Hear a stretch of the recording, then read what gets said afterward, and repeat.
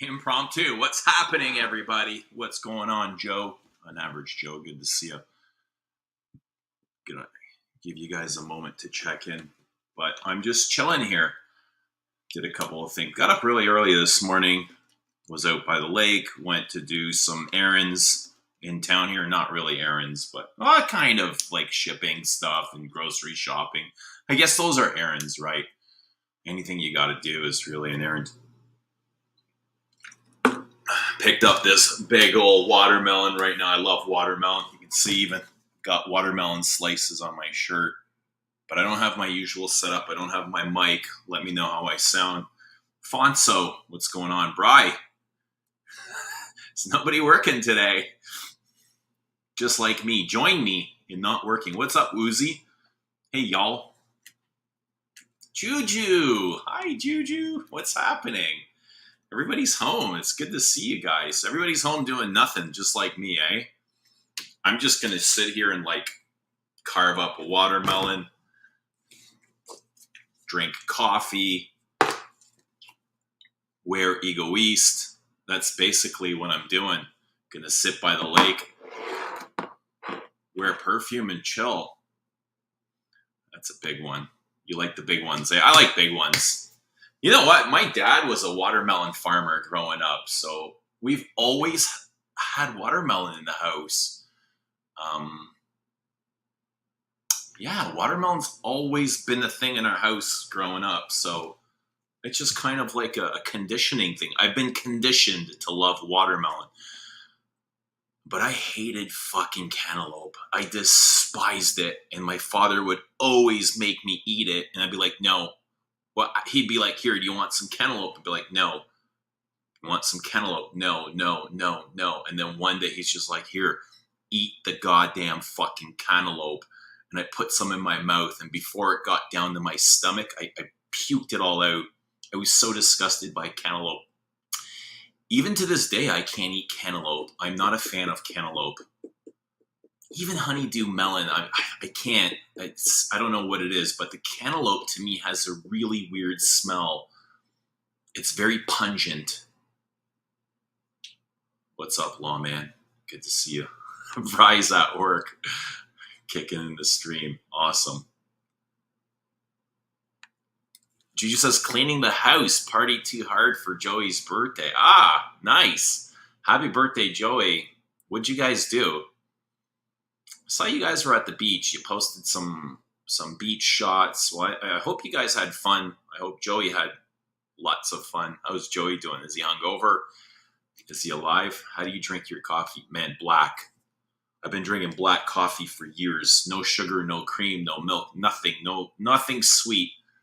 I can't drink sweet coffee. I don't even like sweet drinks. Yeah, watermelon is very refreshing. We usually keep it in the fridge. Siesta on my sofa after work. Where are you from, Afonso? If you're having a siesta already. Well, siesta's like mid-afternoon, isn't it? Midday. I'm currently eating dry dates. Yeah, dry dates and figs were always a thing in our house growing up. My parents always had that. Dried apricots, figs, dates. Serge would be proud of me. Damn right. Serge does dried fruit really good. If anything, sometimes a little bit too sweet. Cantaloupe can sometimes smell rotten. Probably. Do you think a cantaloupe fragrance would be something you enjoy? I don't think so. I don't like cantaloupe. I don't know why. I just don't like it.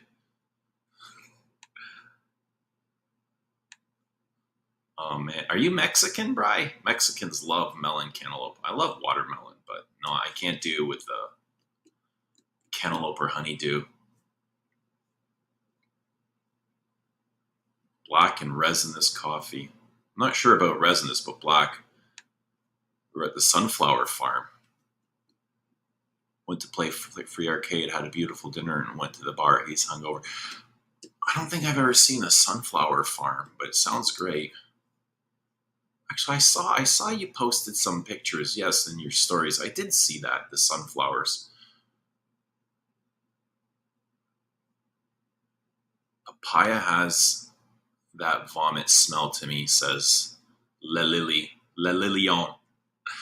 Le Lily, we're done. We're over. It can't work. It can never be. Floral says she does not like Le Lion. It's over.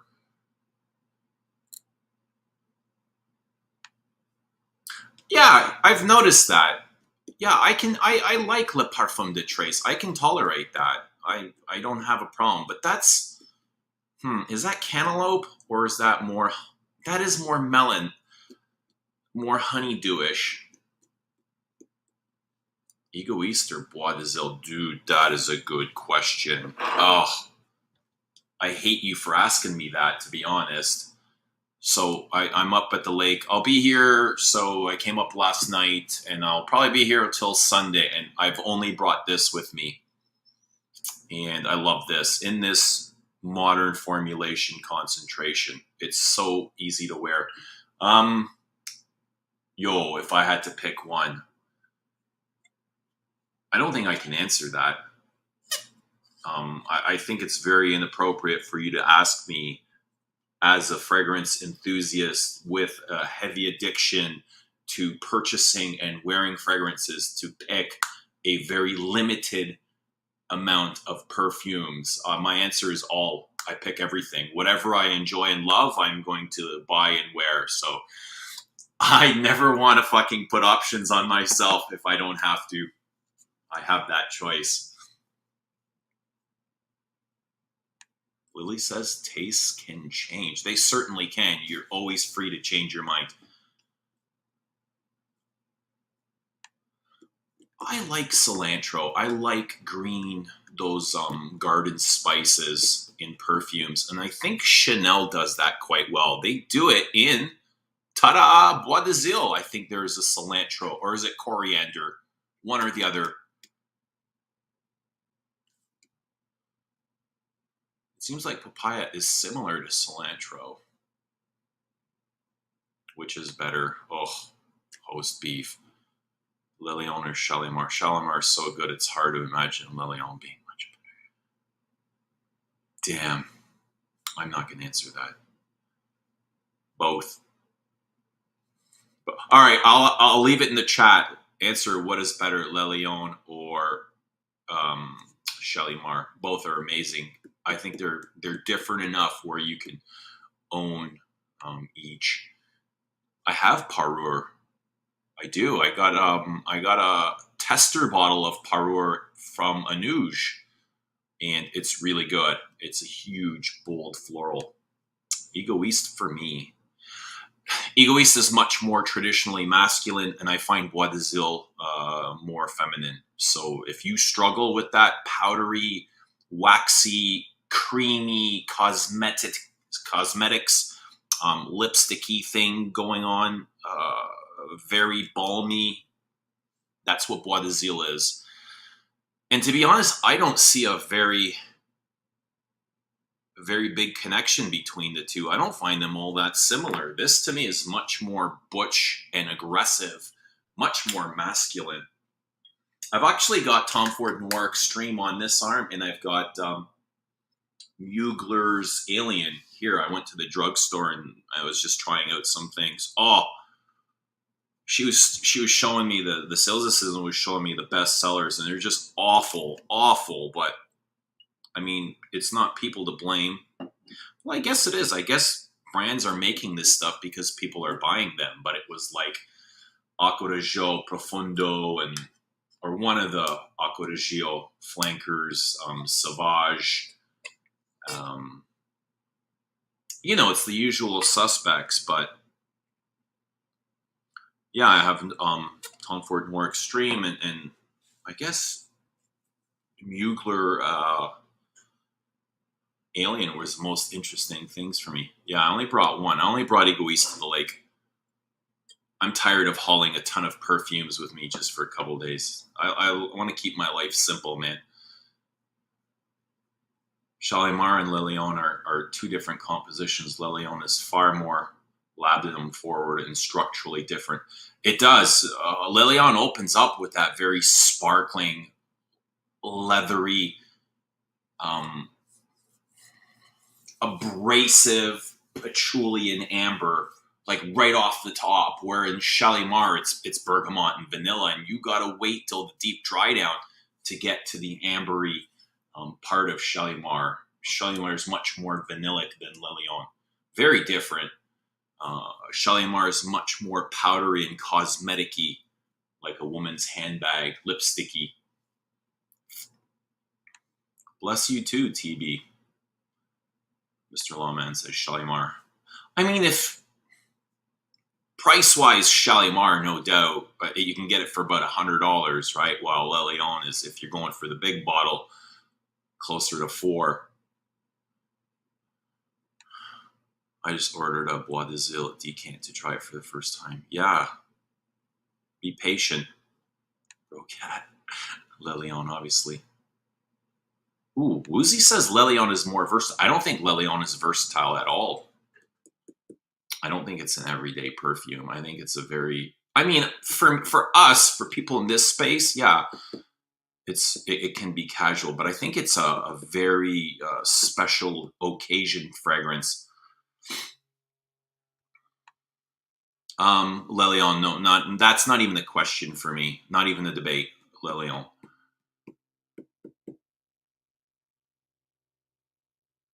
Yeah, but Shalimar is very special considering it's 100 years before everything else. Daniel, what's happening, man? Good to see you wearing Leather Oud by Dior.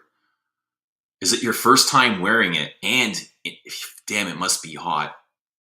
I would never consider wearing that in this time of year.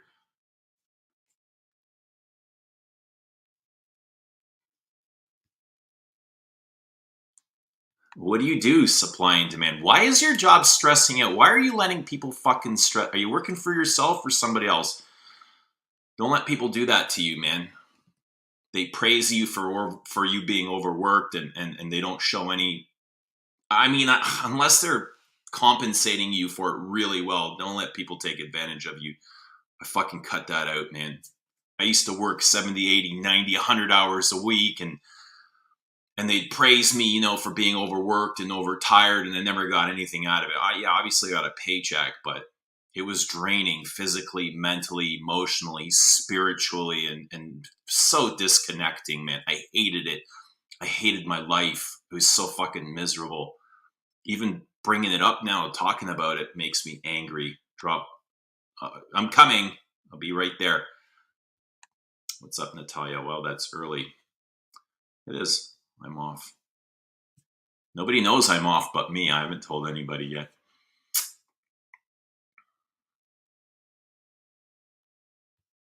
Synthetic Jungle's gorgeous. I love it. Sauvage or Bleu? Tough call, man. Tough call. Sauvage is a #1 seller. She said, the sales assistant said, like, it sells like hotcakes. It's overselling everything by a mile.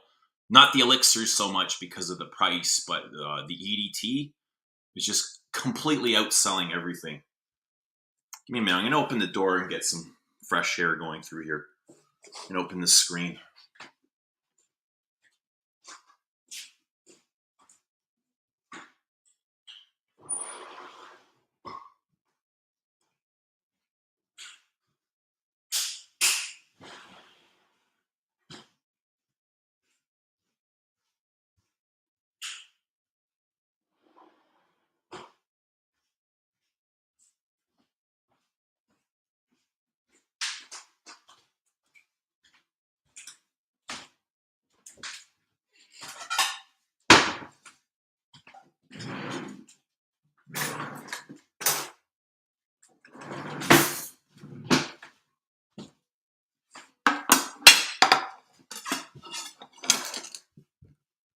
What's up, Omar? Good to see you. I've never worn Neroli Portofino, to be honest. What's up, Rizzard? You find Himalaya similar to... You find Egoist and Himalaya similar? Himalaya was fresh, I remember.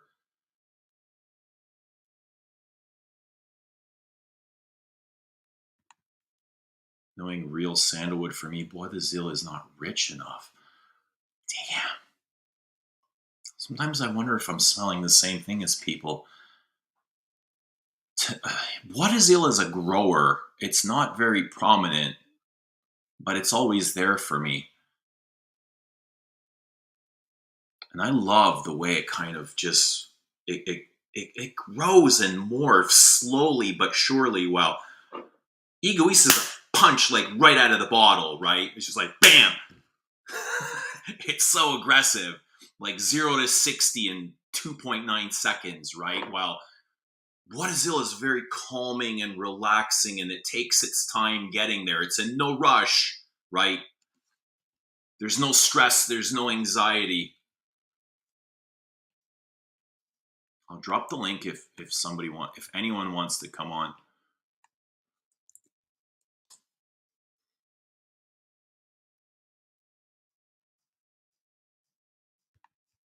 Bryce says I got Santo Paurosa and really like it on first impression once I start wearing it, but I can tell I'll love it. It's like once, yeah. To me, it's like a better version, a better crafted Santal 33, a more wearable version of Santal 33.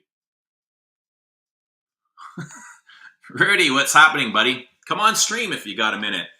Come say hello. Let us know what you're wearing.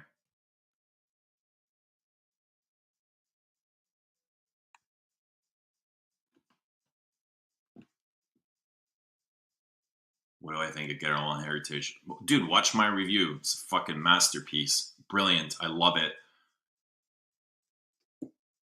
Arby, hello. I am taking that as a sign. Taking what as a sign? Maybe I'm missing some comments. Oh, are you talking about overworked? Damn, don't let people abuse you. All the usual suspects here. What's up, Hills? Good to see you. Brocat says, blow over Savage. It's been a while since I wore the Moon. I won't wear Moon in this time of year. I will save Moon for the colder months. Who wants to come for watermelon? How do you guys chop watermelon? Do you chop it this way in half, or everybody's got their own way?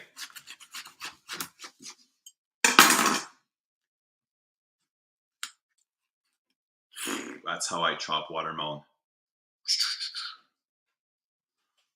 And who likes watermelon? I think watermelon's a masterpiece.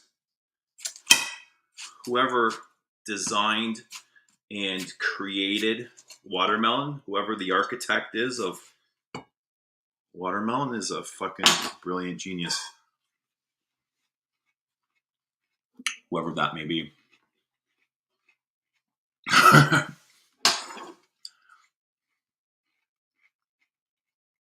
Hello from Lithuania.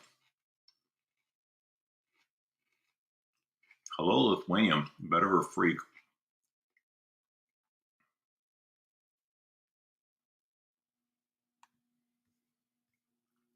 Dude, they need you just as much as you do, right? Especially today. People don't want to work today anymore. We can't even find, like, agency workers.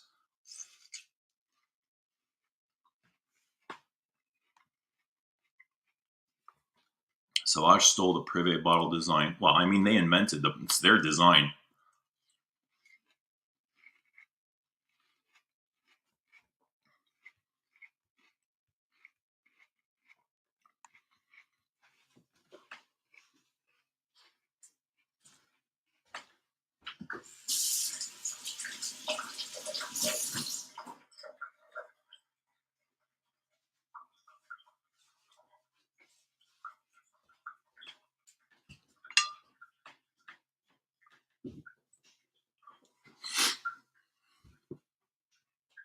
Yeah, I'll try and appease everybody. Don't worry. Did you pick up Reform? No, I haven't seen them yet. And I have Au Noir. and I have Bois d'Argent, so there's no need for me to get the new ones. I don't have Cologne Blanche, but if it's good and I like it, I wouldn't mind getting it. Listen, I'm not the anti-reformulation guy. I'm very much okay with current formulation. I love this. Is it as rich and deep as a vintage Egoist? Hell no, it's not even close, but not everybody wants to smell like that. You know, I this works for me, right? It's not as big and pungent as the vintage, but I can still wear this and I enjoy it very much.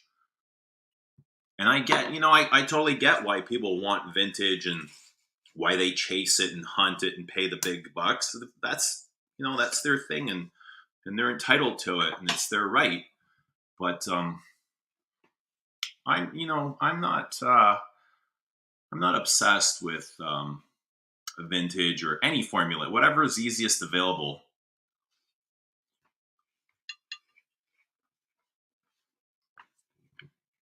Whatever is easier to find. Hell, listen, I wouldn't go and pay double or triple the amount of money for a vintage of this, right? That's just me, though. I mean, some things are worth it. There are some pieces that are definitely worth it.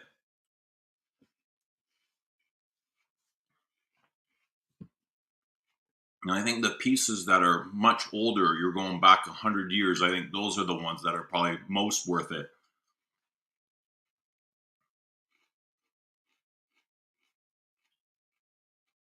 I'm going to pin this.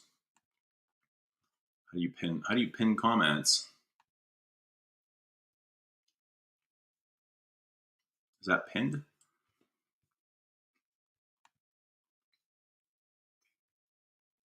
Let me see.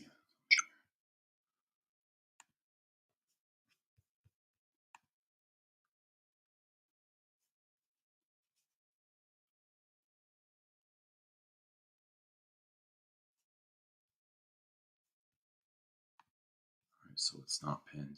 I'm not sure how to pin comments. What's up, Shiva?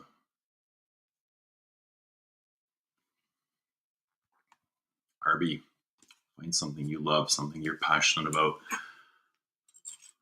You're an intelligent, bright person. I'm sure you'll figure it out. Unless you're working for yourself.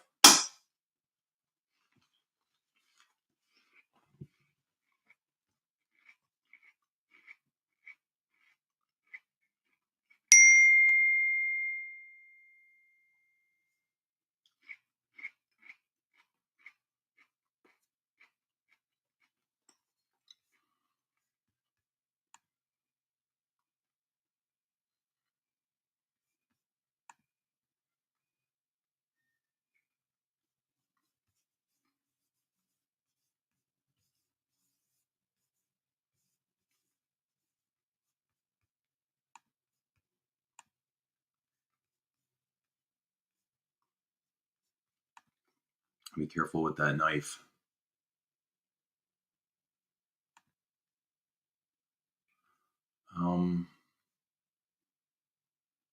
Yeah, I find Chanel on a different level altogether too. Stylistically, craftsmanship, the materials, just like uncomparable.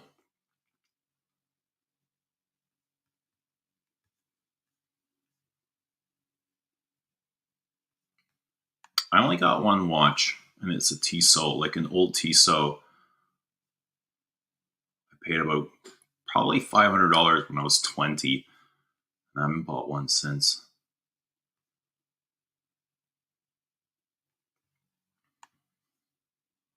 I think Rich just got no, Rich got Dawn, the Night and the Moon. What's up, Craigie boy? Good to see you.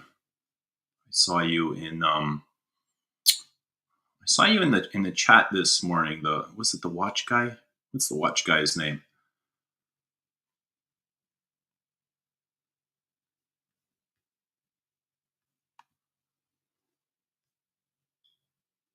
Daniel, I've only got this. I've only got Ego East with me. So that's the only perfume I brought.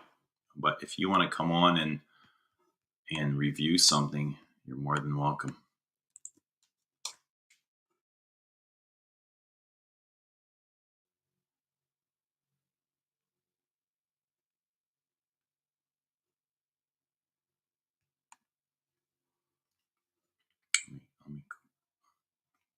I want to smell these, the cherry ouds. There's 3 new Guerlain ouds. I'm not expecting much, but I do want to smell them. I'm curious. And I want to know, like, they must think that they have something new to offer to come out with some more ouds, considering they have a Middle Eastern line dedicated to oud and Santal Pauroso. Their last Arts and Materials perfume has oud listed in the note. So it's all very strange.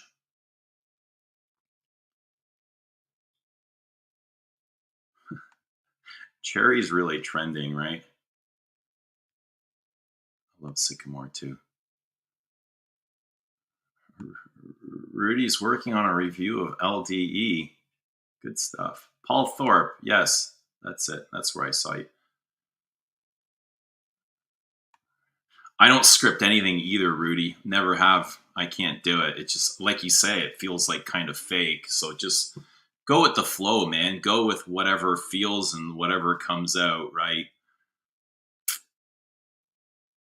Off the dome. Follow your heart. Absolutely. Follow intuition. It's just more authentic.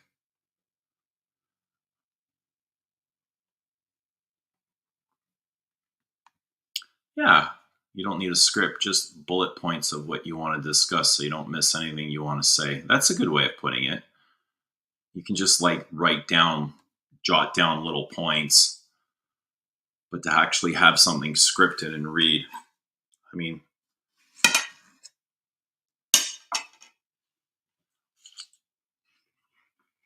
what's everybody wearing?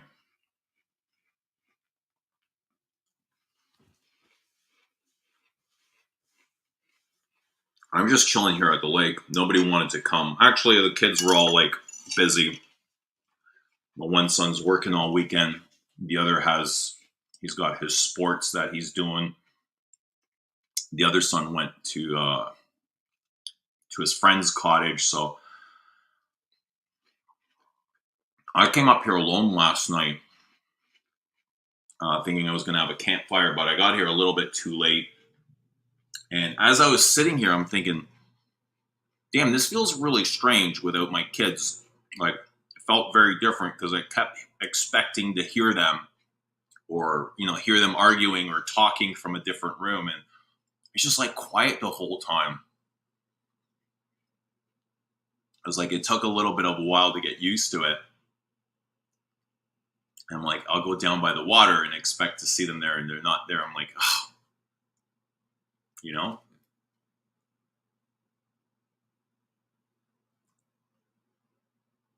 What's up, Phil Stevens? Greggy, I've not tried Trumper Sandalwood. Do you like it?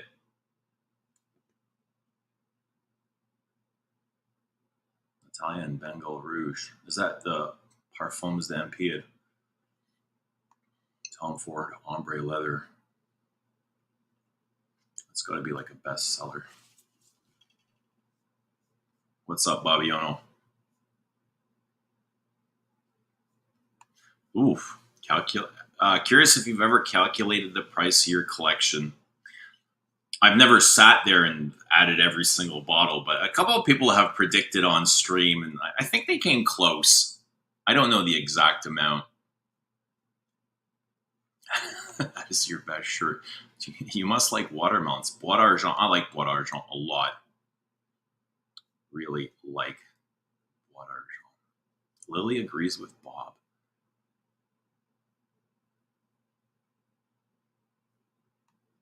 Mm.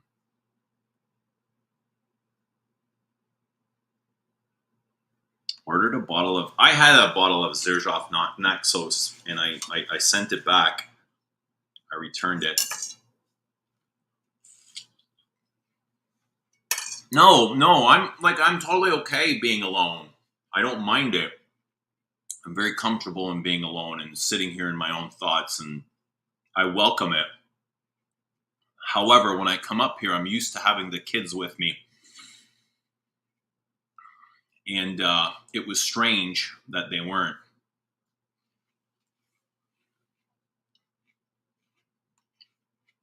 Mr. Smelly, I am at the lake. There's a lake right behind me here. Right back there, through the window. That's the lake. This is the lake house. I'm here. I was on Smelly's live stream yesterday for a little bit. Thanks for having me on.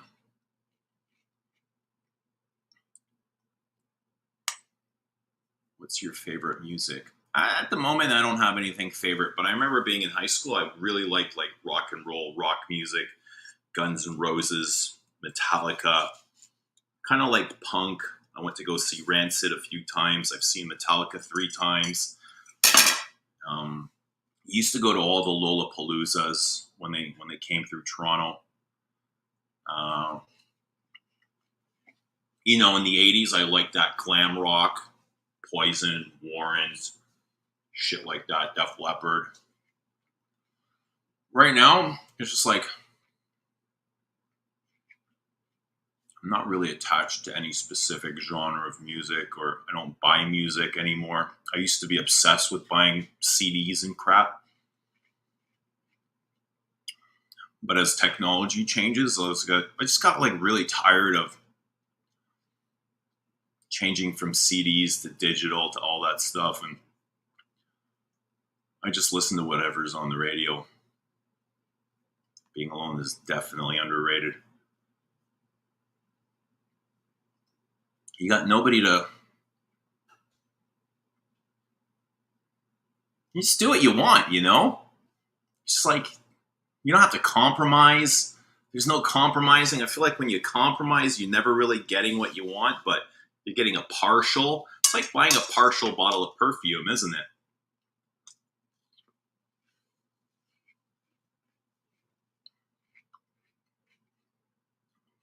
You can learn a lot about yourself just being alone. No distractions. Nobody else kind of conditioning you with their beliefs, their ideologies, their thoughts. That's the beauty of it.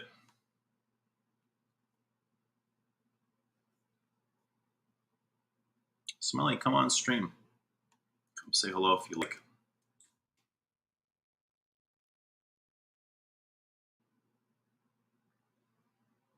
I'm not the guy to ask for,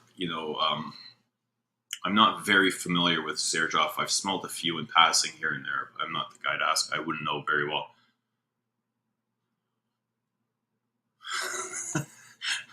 No one to annoy you.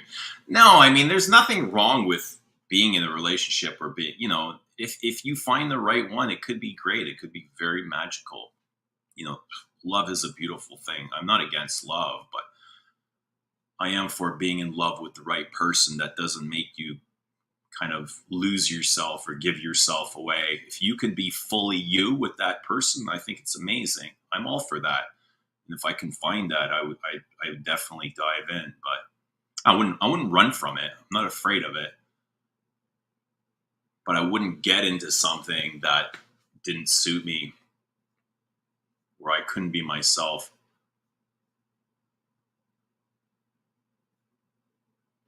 Ooh, we have something going on here, back and forth between Rudy and Lily. I feel like that's very directed, Rudy. Towards what? Barbearded Tangier. I have Barbearded Tangier.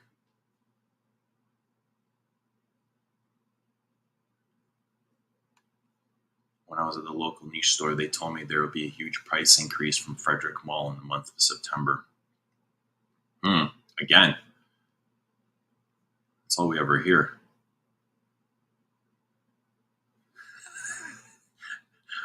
Do you think Dan wears a bow tie with his pajamas? I can imagine it.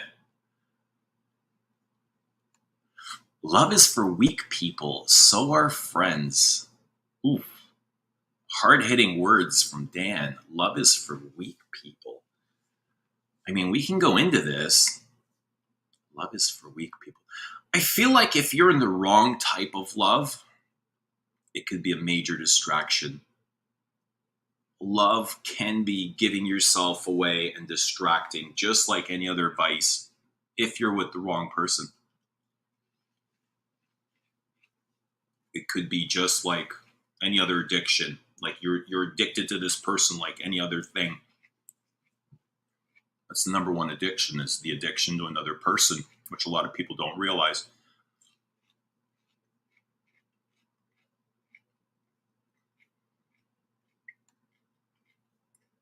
It is Dan being Dan.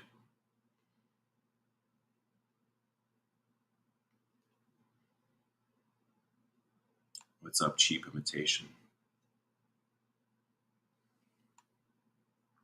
Catherine's in superstitious. Nice. Nice aldehydic floral.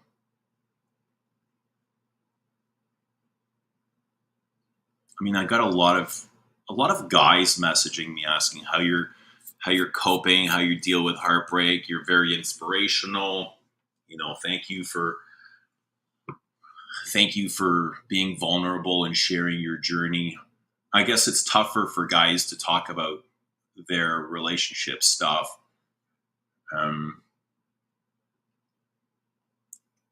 For me, it's been part of my healing journey, right? Which makes it all easier.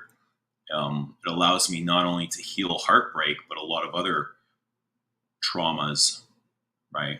And when I say trauma, I don't mean anything like deranged has happened to me. It's just like normal everyday shit. But you start to take these on as beliefs, as if they're true, and they stick with you. So it is tougher for men to talk about that sort of thing. Some people like Dan want to ignore it altogether just to avoid the pain. Kidding, sort of.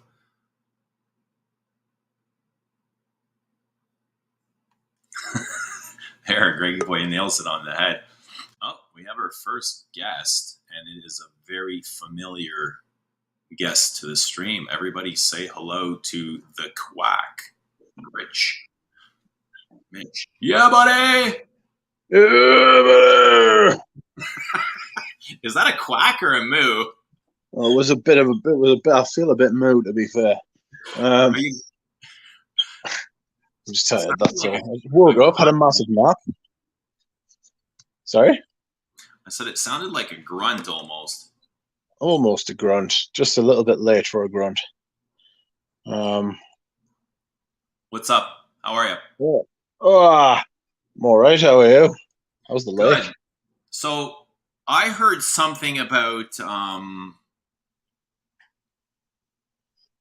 discontinuing your hauls.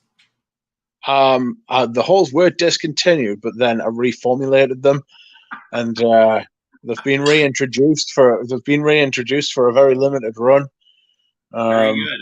Very good. Very limited run. I was presented with an opportunity that could not be passed up. Two fragrances I've wanted for a very long time, and then one fragrance which was outrageous. Mm. I Um, always say, like, if I say something today, I can say the complete opposite thing tomorrow, and it still be very true. Sort of. I can try if I'm Mm. trying to project the future. If I'm trying to project the future, I can try. But sometimes, like, shit's too good to be true. You know, especially when you're presented with something like you've always wanted. You know, Yeah. um, and at prices that cannot be beat. Um, I paid like a third of what these are like going for on eBay, so I'm pretty chuffed to finally have them. Like, Are you happy with what you got? actually, really delighted. Like, it's like, do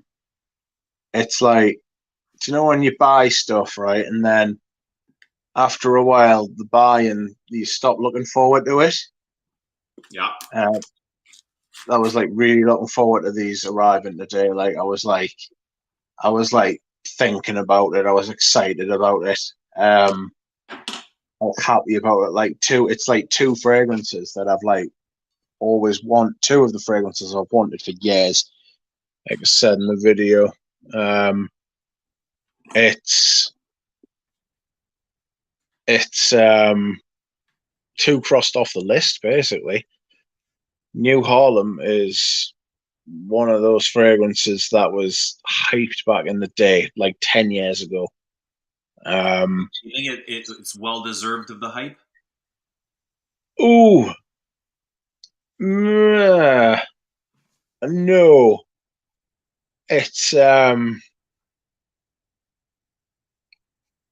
it's it's not worthy of massive hype, but it's something I've always wanted. I got a sample of Greggy Boy like years ago,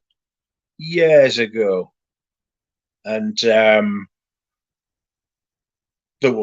was fucking great. Like, I mean, it's definitely the best fragrance from the house. I haven't tried the Andy Warhol ones. Just Bond number 9 shit. Oh, opinions of Um, Mitch. sorry. Those are the opinions of Rich Mitch and not of the live stream. I haven't tried the. Yeah, I know you don't want to get your channel taken down. Absolutely Uh, not. no, absolutely not. Bond number 9, the militant little shits. Oh, Um, not opinion of the stream or the channel. she's gonna come and get you. She's dangerously close. Never Um, knew. I love Bond number 9. no, God, no, you don't. Uh, I mean, I remember Houdini's story. Do you remember Houdini's story about when he was in New York and he was like, "Oh, like I bought a Bond number 9 because it was that like the thing to do when you were in New York. Like it's a New Yeah. York brand, and I got carried away and I had money in my pocket and I bought it. And he's like, now I'm stuck with this absolutely awful bottle of total shit. Do you know what I mean? Yeah. It's like I've had a long time to consider this, so my offense is probably worse. Um, You but know, when no, I that, first entered this space, Bond number 9 was all the rage. Like they had the fancy bottles, the fancy packaging. You know, the bottles were something special at that time. The shape, the star shape. Um, yeah, Everybody on YouTube was talking about Bond number 9. Like you had to own a Bond number 9 back then to fit in, to be part of the club, yeah, because they were harder to find, they were exclusive, they were niche, they were expensive, they were flashy and sparkly and kind of new at the same time. But yeah. They as had this, like they were different. That's what everyone was crying out for, wasn't it? The fact that like shit was different. yeah, Um, especially that like I remember Red Essence when Red Essence used to do his reviews. Do you know how he had the big unit. He had a big like wall unit behind him with all these fragrances on the shelves, and right. like the ones that would always catch your eye were when he had the Bond number 9s. You know, they really do stand out. The shape, the big colors. You know, Mm, the the big big colors colors, like yeah, yeah, absolutely. They were they were very bright. bold. They stood out like Bleecker Street. Look at the bottle of Bleecker. It's a beautiful bottle, Yeah, beautiful packaging. yeah, very distinctive. Um, it's just what goes into them. I mean, one of the worst fragrances I've ever. It's not the worst fragrance. I mean, it's not even close to the worst fragrance I've ever smelled. But I got Cooper Square, and I was Mm. like, "What is this?" I ended up selling it to Richie G because I'm a bad friend. You know, so I was like, "Richie G, do you want to buy this?" And he was like, "Yeah, yeah, yeah." I would Um, say so. it was it was it was pretty funny, but I eventually got some of my money back for it, so I was delighted with that. But almost everything I've smelled by Bond number 9, I've thought was complete pants. You know, I don't it was, I mean, yeah, I started my journey with Chanel and going into the department store seeking out Bond number 9. I smelled them. I'm like, oh man, all right, I'll give it to them. They smell more interesting, but the quality of materials is a yeah, downgrade from designer level Chanel's. And I was really disappointed at that time after hearing all the hype about Bond number 9. Like, yeah. it was a major disappointment. It's it was it. Hmm. it's you say that they're less quality than Chanel's designer stuff. That they're less quality than almost all designer stuff. Like like most Versace fragrances smell uh better than most Versace smell better than like Bond Number 9. You know what I mean? Yeah. Um, like oh, just on that topic of like worst fragrances I've ever smelled, right? What is the worst fragrance you've ever smelled? Like, Oh. do you have one that stands out? Because I've got one that stands out like by quite some distance. Are we talking niche? Are we talking modern designers? I mean, there's Just so many. any just anything that like really stands out as being absolutely awful.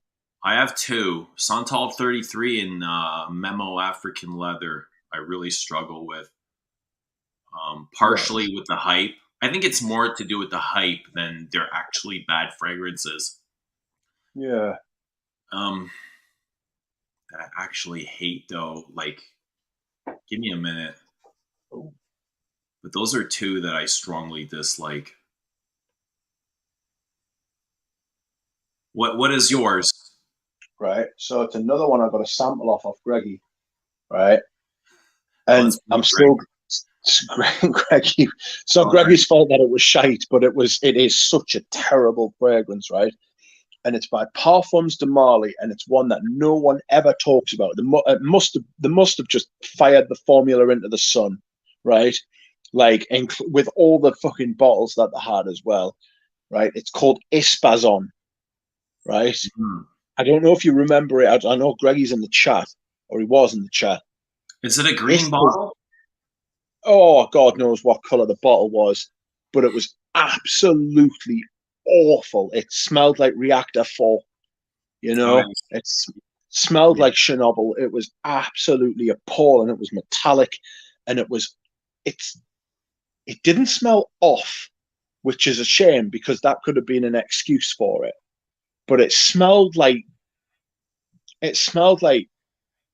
putting your tongue on a battery, right? But Right. the battery had like full charge, and it was a big battery, you know, Very, like a car battery. It very. had power, and it was Mm. vicious. It was awful. Like, I don't know if anyone else has smelled it. I wouldn't be surprised if they hadn't, because you never hear about it. There's like, I don't know if there's anybody talking about it, but it was like, I don't like Platinum Egoist as it is, but it was like Platinum Egoist gone wrong, you know? Like, I really don't like Platinum Egoist because of that metallic sort of like anger, you know? It's got this kind of like real strength and like sharpness. But even way back when, I thought like, I was like, wow, that's poor, you know? It So was, so now that you say that, you said Parfums de Marly. I remember it was probably 2 years ago. I had blind bought in one of the Parfum de Marly, and I think it was either Habdan or Hamdani, and it was yeah, it was a blind buy. And on first spray, I thought it was the most horrible thing I've ever smelled in my life, and absolutely the worst perfume in my entire collection. And I don't sell many perfumes or swap many things, but I needed to get this out of my house. I was yeah, just absolutely disgusted with it. For some reason, I think it was Habdan. It came in a black bottle. I'm looking at it right now. And I ended up swapping it for um, Diptyque's Eau de Mint, okay. right? Which You weren't huge on that either, were you? not when it first came out, but I can tolerate it now. Like I wear it when I come home from work and just lounge around the house. But Habdan to me was that like that dry woody ambers, very synthetic, very cloying, screechy as fuck, like nothing smooth or palatable about it. There's nothing in it that I could find enjoyable. Yeah. Absolutely despised every breath of it. oh, it's awful when it happens, isn't it? It's it's funny that two of our worst fragrances are parfums de Marley's. Um, but this I'm looking at the notes, right? It came out in 2010, so it was one of like it was an early release from the brand. Don't know how long Parfums de Marley's been around, but 2010 feels early for me.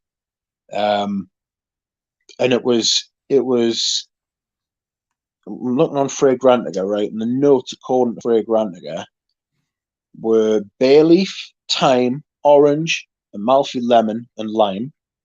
Middle notes were Virginia cedar and lily of the valley.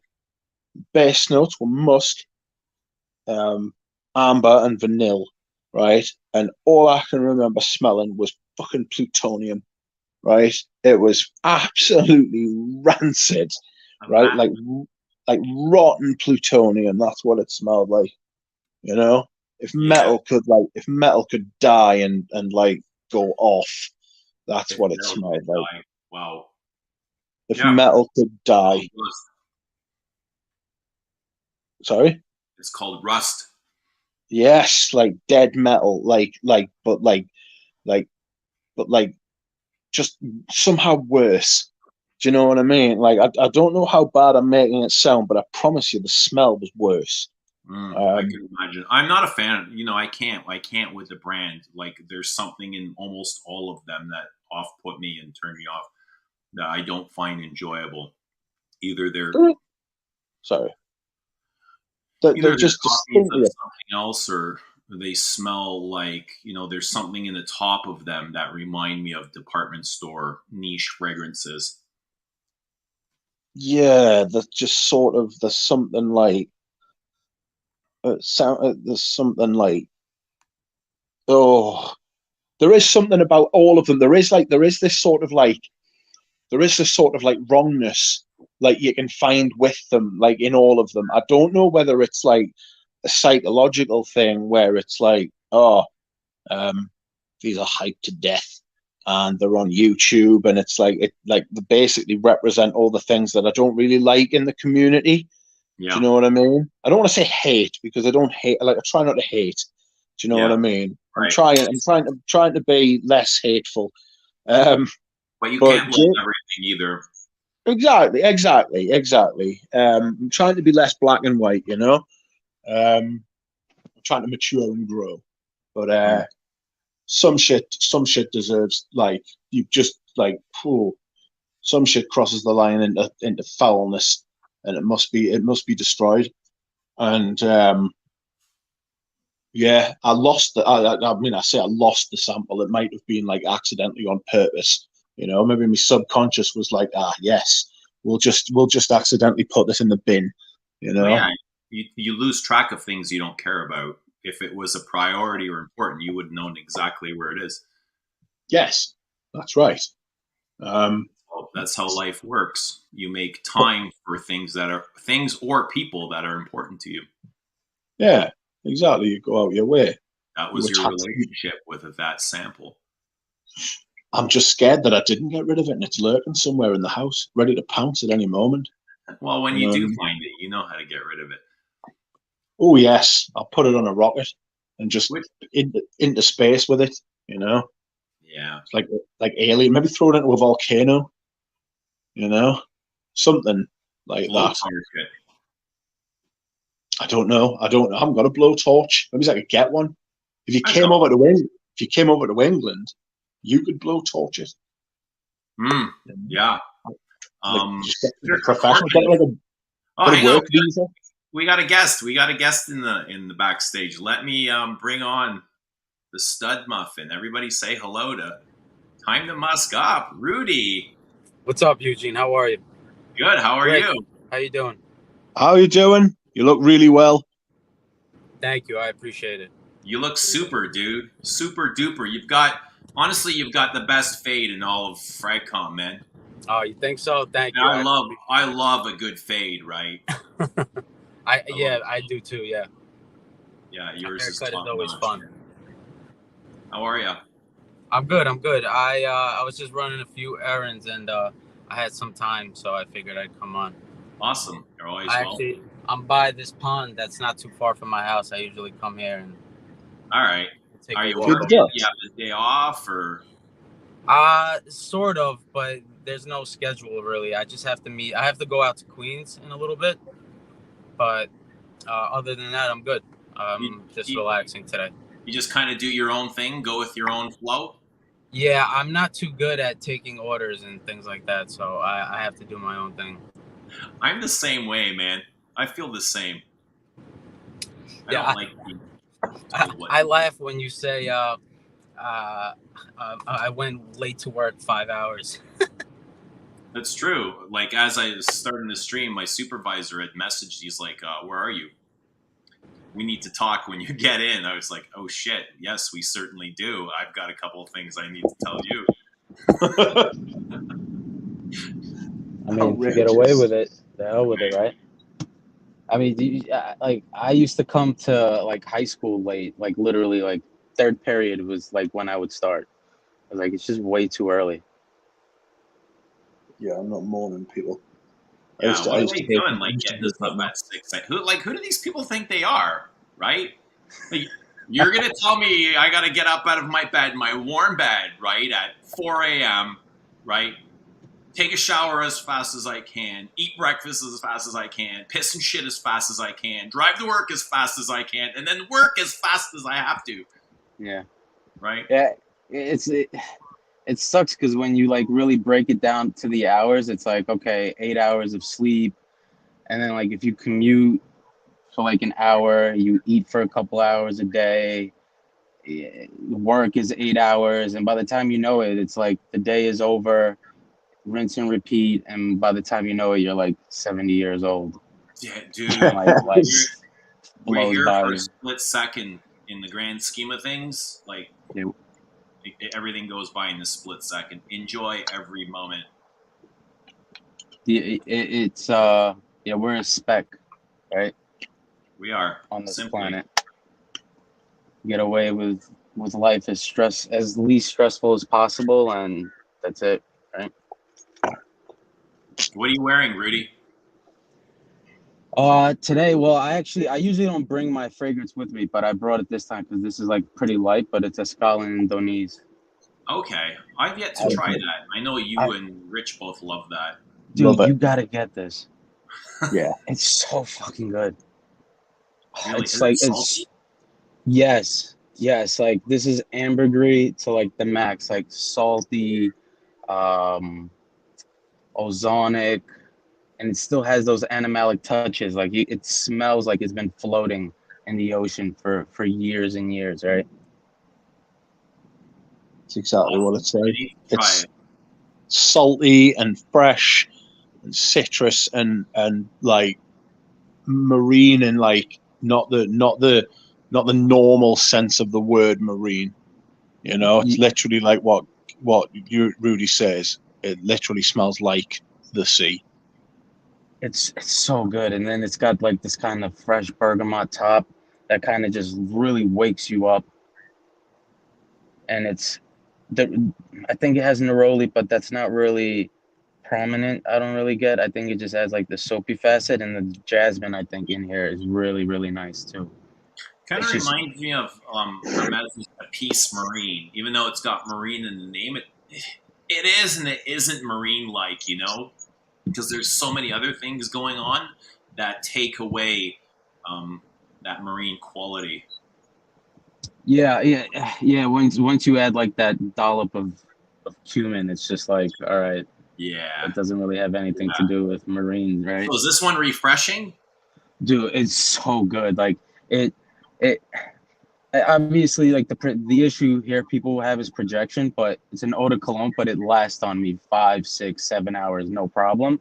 Mm. But like I I said, bet it's you it very lasts close to the longer. skin. You just kind of get a nosmic to it, right? If Yeah, somebody were to come up to you, they'd be able to smell it. yeah, possibly. Listen, for I think I paid from it was the store in Ohio. I forgot the name, but she does like 10% off. She always gives me like 10% off on all the Les Indomables that she carries. And I paid like $100 for this. I'm like Wow. real ambergris, 100 ml for $100 is unheard of. Mm. Like this is stuff that you can have like 10 bottles of easily and just spray the hell out of and enjoy. Like this is like this would go in a grave with me. That's how good it is. Yeah, you've been talking about that forever. Both you and Rich. Yeah, I know, fabulous. I know you have both talked about it in your videos. And there's 2 colognes, right? Which one is this? Horn Dog's asking which one is Rudy talking about? Escal and Indonese. I mean, it's through my face. Hold on.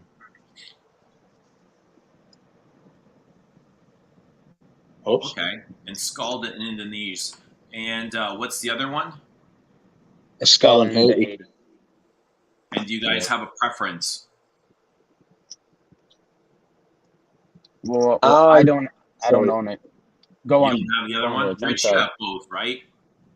Yeah, I've got both. Personally, I like the Escal and Haiti, but I like the way the Vetiver's done. You know how Vetiver can be quite thick and goopy, right? But what he's managed to do in this, he's managed to give the vetiver some of that sort of substance, like that, viscosity. It feels like a thicker vetiver, right? But it's also bright. It's very clever how he's done it. I mean, we know Antoine Lee and how good he is and stuff like that. But the way the vetiver, I think it's got, that's the one with juniper in it, isn't it? The Escal and Haiti, and the vetiver gives it this kind of fizz. Not the vetiver, the juniper gives it this kind of fizz. I always associate juniper with fizz and like an effervescent kind of vibe. And it's light, but it's still got this kind of viscosity to it as well. Like it's very close. You know those drinks you see where there's like layers to the drink. Like there's like a blue layer and there's a green layer and there's like a red layer and stuff like that. It feels like that. It feels as though, and each layer's got like a different viscosity to it. It's really, really good. For me though, the Escal and Indonesi, like when I say it's simply a matter of preference. It's not necessarily a matter of like quality, you know. Like it's a matter of taste. Like Do they share any characteristics? Are they both salty? Escal and Haiti, is it salty? Give us a second. It's just over here. They're right Is one next to each fresher other. than the other? Sorry? Is one fresher than the other? I think the Indonesian. I think the vetiver one, Escal and Haiti's a little bit fresher, but that might be my association with the juniper. See, I'm smelling the Indonesian now, and that's got this kind of like marine salty freshness too. And it's got this bergamot. It's like Rudy says, it's got this bergamot, and that gives like this like uber brightness, you know? Like it's got that kind of like he says, it wakes you up, you know? It wakes you up. You really could like choose either of them. I'm glad I've got both. And for the price that you get them for, like you just go through bottles of this, no problem. And you can just reapply. You can just reapply it anytime. You can't overspray this. Yeah, exactly. There's so much like that you can't overspray it. Literally, you put a bit on, and you'll be fine. I love those types of fragrances. Put on 50 sprays and they won't give you a headache. Yeah, there's no headache. There's nothing to induce headache. They're very natural smelling as well. I know they've got synthetics in and stuff like that, but they don't smell synthetic in any way. You know, it's so natural smelling. Like even the vetiver, like it just smells so realistic. Like you just literally ripped vetiver out of the ground. Like it just has this dryness. Okay. It has textures. It's gorgeous. Like, and they both have this transparency to them. yes. Are they weightless? Yes. Yeah. I would say Escal and Haiti, like I was saying about the vetiver. The vetiver's got a little bit of heft, but it's just balanced just perfectly, just right. Like you'll know what I mean if you smell it. It's got this sort of green. It's not syrup. It's like, it feels like it's like, how can I put it? do you know how Coca-Cola is like? Do you know how Coca-Cola is based on like a syrup, right? Yeah, But when you right. drink it, you don't feel like you're drinking syrup, right? No. You feel as though you're drinking something fizzy and something light, but that it contains it within it. Yeah. That's what it's like. It's got some. Okay. It's got a little bit of heft. Yeah, it's got a little bit of heft, but it's nothing so hefty that like you couldn't wear it in the highest of high heat. And I wore a Scala Indonesia on the hottest day in Britain ever. So like that shows you what that's like. That it literally smells like fresh. Would you say they're as transparent as Chanel's Lizzo? Ooh, I've got two of those here.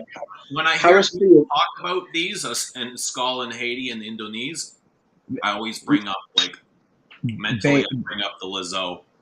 Deauville and Beirut, yes. Mm. I think they're very, very close. But then when you're talking about Venice, It's a little like bit heavier. It's got more Edinburgh, I think is the heaviest one out of all of them. Mm. I almost enjoy it more in the fall than I do in the summer and spring. Yeah, just because of that dryness, and it reminds me of dry leaves and things like that. But Beirut and Deauville, I would say it's like in line with them. I know they say it's an EDT, but those feel like eau de colognes. I think I heard a story that they were supposed to come out as eau de colognes, but then Chanel, I guess, thought, we can up the price if we call them EDTs. I think I don't have a problem with their price. I think they're great fragrances, those Lizzos.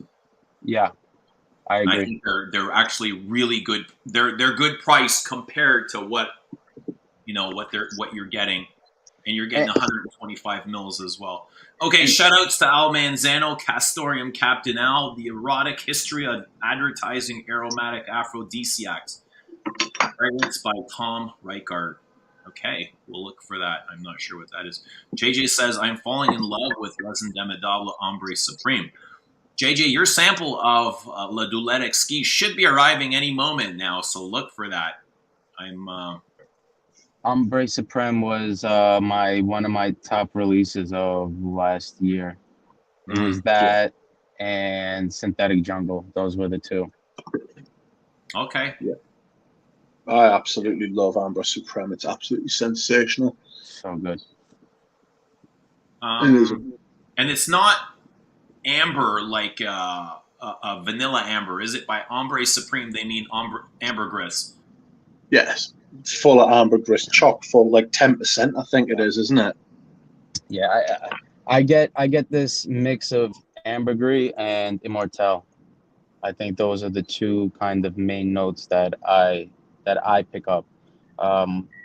Some florals in there. It's really, really nice, and it gets stronger as you wear it. I kind of said that it reminded me of a mix of Mitsuko and Number 5. Ombre Supreme? Yeah. Yeah, Number 5 came to mind slightly as well. But Number 5's got a good dose of, I think it's synthetic ambergris. Yeah, but it gave me that kind of that ylang kind of smell, and then for some reason there's some fruitiness in Ombre Supreme. I don't know where it's coming from, but I'm picking up on a fruitiness which reminded me of the Mitsuko. And there's oak moss listed on there, or tree moss, one of the two. So it has this kind of mossy, also dry as well. Very good. All right. Yeah, very floral. Yeah, I've got the Resin Demidable. I would recommend that discovery set to anybody. It's good value. You get 3 ml samples. They're not the shitty samples that like most companies use with like the crap spray. These ones have got a good spray. And man in quack. There's I would recommend them, but you've got to ask them to put the colognes in as well, or they don't. So I would recommend the colognes to you, Eugene. I think you would love them. You would love them, without a doubt. I can almost imagine, like, by your descriptions, what they're going to smell like or feel like. I don't know. You have to get Cuir de Chine. Yeah. Yeah, there's a couple. I want to try the Fougere Emeraude. Beautiful, but it wasn't for me. The two, it's a big tuberose. Beautiful tuberose, but I like tuberose. Very green tuberose. I'm a white Nice. floral lover. Even though they're sometimes hard to wear and they turn my stomach, I still enjoy them. Tuberose is difficult for me. Cardinal flower is one of the ones that I don't mind. Number 22. But it's interesting that they made a Fougere out of tuberose. It is. Have you tried the Naomi Goodser tuberose, the Noita Battlelight? No. I did. I've got nowhere to try Naomi Goodser here. I think you would really enjoy it. I'm going to get a sample set for you and send you. I don't know if they do a sample set, to be fair, but I've got some samples. Like, I could send you them. I don't know how long it would take for them to get there, but they're really good stuff. I don't think they've got they've got fragrances I don't like. Eau de Sorel is so sweet. It's almost Parfum de Marly-esque, but the rest of them are really good. One of them, Cuir Velours, I think, was it Cuir Velours, or was it one of them's got like Hyraceum in it, or like a really strong saffron note in it, and it really reminded. No, it's not. It's Corpus Equus. Corpus Equus has got this sort of. It smells horsey, right? Like literally, it smells like horsey. It's got like leather, and then it's got a bit of like horses have got like that hair. It's got that hair kind of vibe, like sweaty hair. I get horse from Clear to Russie. Horse? Like hair, sweats, saddle, hay. Yeah. Yeah. Corpus, I was kind of like, I kind of like recoiled when I smelled that a little bit. It was like really furry, fuzzy, like it's like you said. No. Corpus Equus. It felt like a horse's hair. Like it was really realistic. It was crazy. Did you enjoy it? Did I? It wasn't for me. Like I couldn't wear it. Like I don't know. Some fragrances like get like furry and hot kind of, and it kind of turns like burnt on my skin, like Mus Kubla Khan. Like I wore it one time and like I had to scrub it off after an hour. It was dreadful. Yeah, it's not for everybody. It's an acquired taste, right? You need to spend more time with them. I mean, if you're willing to. I know someone's gonna say you got to try the vintage one, but it's like fuck off. It's not gonna be that big of a difference. It's gonna be the same fucking thing. Not gonna change your mind. Yeah, I'm not gonna spend $300 for those old bottles. For 50 mLs, yeah. Woozy says Corpus Equus loses its animalic side over time. Yeah, I found this good for Zing. I really love the opening of Zing and the animalic aspects, but to me it was like the best part of the fragrance was in the opening, and it just went downhill from there. It lost like all of its character. Like before you even get halfway through, it's like, all right, the ride is over. Let's get off. You know, like a little bit disappointing, to be honest. Yeah, there's something in Corpus Equus that's also in Hyrax by Zoologist, like that sort of zingy, tangy sort of quite like it's either a saffron or like a leather note, but it's got maybe it's the Hyraceum that gives it this sort of like foul, almost fecal, but like I don't know what you would have had to have eaten to like shit that out. Like it's got this crazy, like, what? How can I describe it? Have you smelled Oud 27 by Le Labo ever? Yes, but I don't remember it. So smell it again if you can and compare it to Hyrax. They both have that damp, dirty cloth that's been used to rub down alcohol at a bar. Yes. All night. It has that sour, damp, alcoholic, like, funky smell. Yes, that's what I mean. Like a tangy, like a twang, like I know exactly what you mean. Yeah. Yes. It's crazy. It's it shocked us. I bought Hyrax I bought Hyrax because I remember the first time I smelled Tuscan leather, and it was like, what is this? This is totally different to anything I've ever smelled in a perfume. How dare you make something so mad? And like, but I couldn't stop smelling it. I kept going back to it and had the same experience with Hyrax. I'm gonna try. I haven't even attempted to wear it yet, but I'm gonna try and wear it once the autumn actually officially arrives. Yeah, and you shouldn't like it, but you do. You shouldn't. There's lots of perfumes we shouldn't like, but we do. Fosco, do you get any Shalimar from Zing? I remember Shalimar always comes to mind when I wear Zing. Not for me.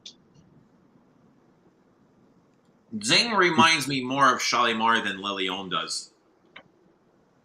Okay. People keep bringing up Le Leon and Shalimar. It's not. It came to mind a few times. I was like, oh, Shalimar. But that's quickly gone and passed, and it's been a while since I've thought of Shalimar. But I remember the last time wearing Zing, and I was like, why does Shalimar keep coming to my mind for? Yeah. Yes, Eugene, I'm gonna go. I've got to go and eat. So Yeah, thanks for having us on. Rudy, nice to see you. Rich, take care. Good to see you too. All right, buddy. Thanks. We'll talk to you, man. Thanks for See coming you on. soon. Cheers. Cheers, lads. Try. Yeah.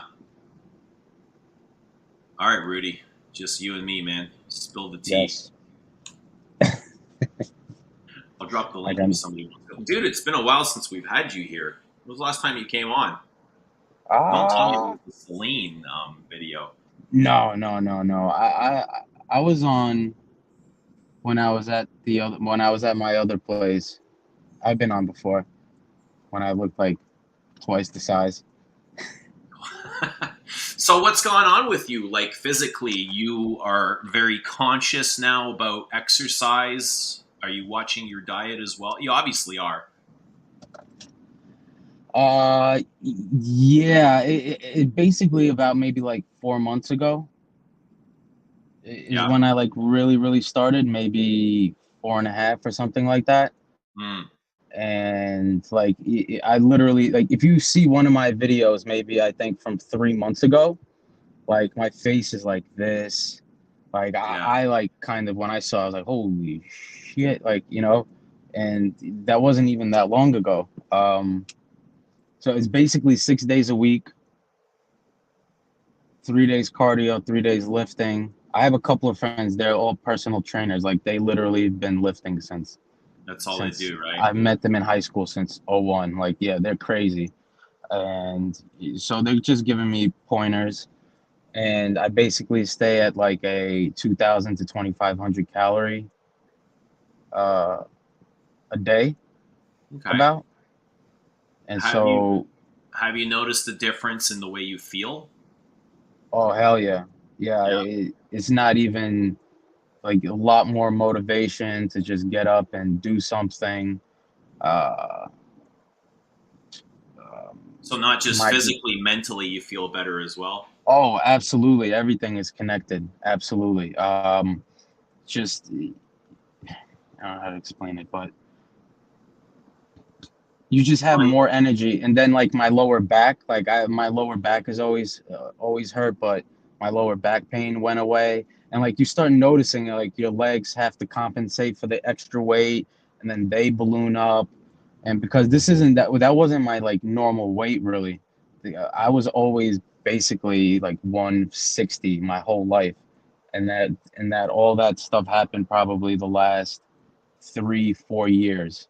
This is even before the C word, so I can't even blame that. And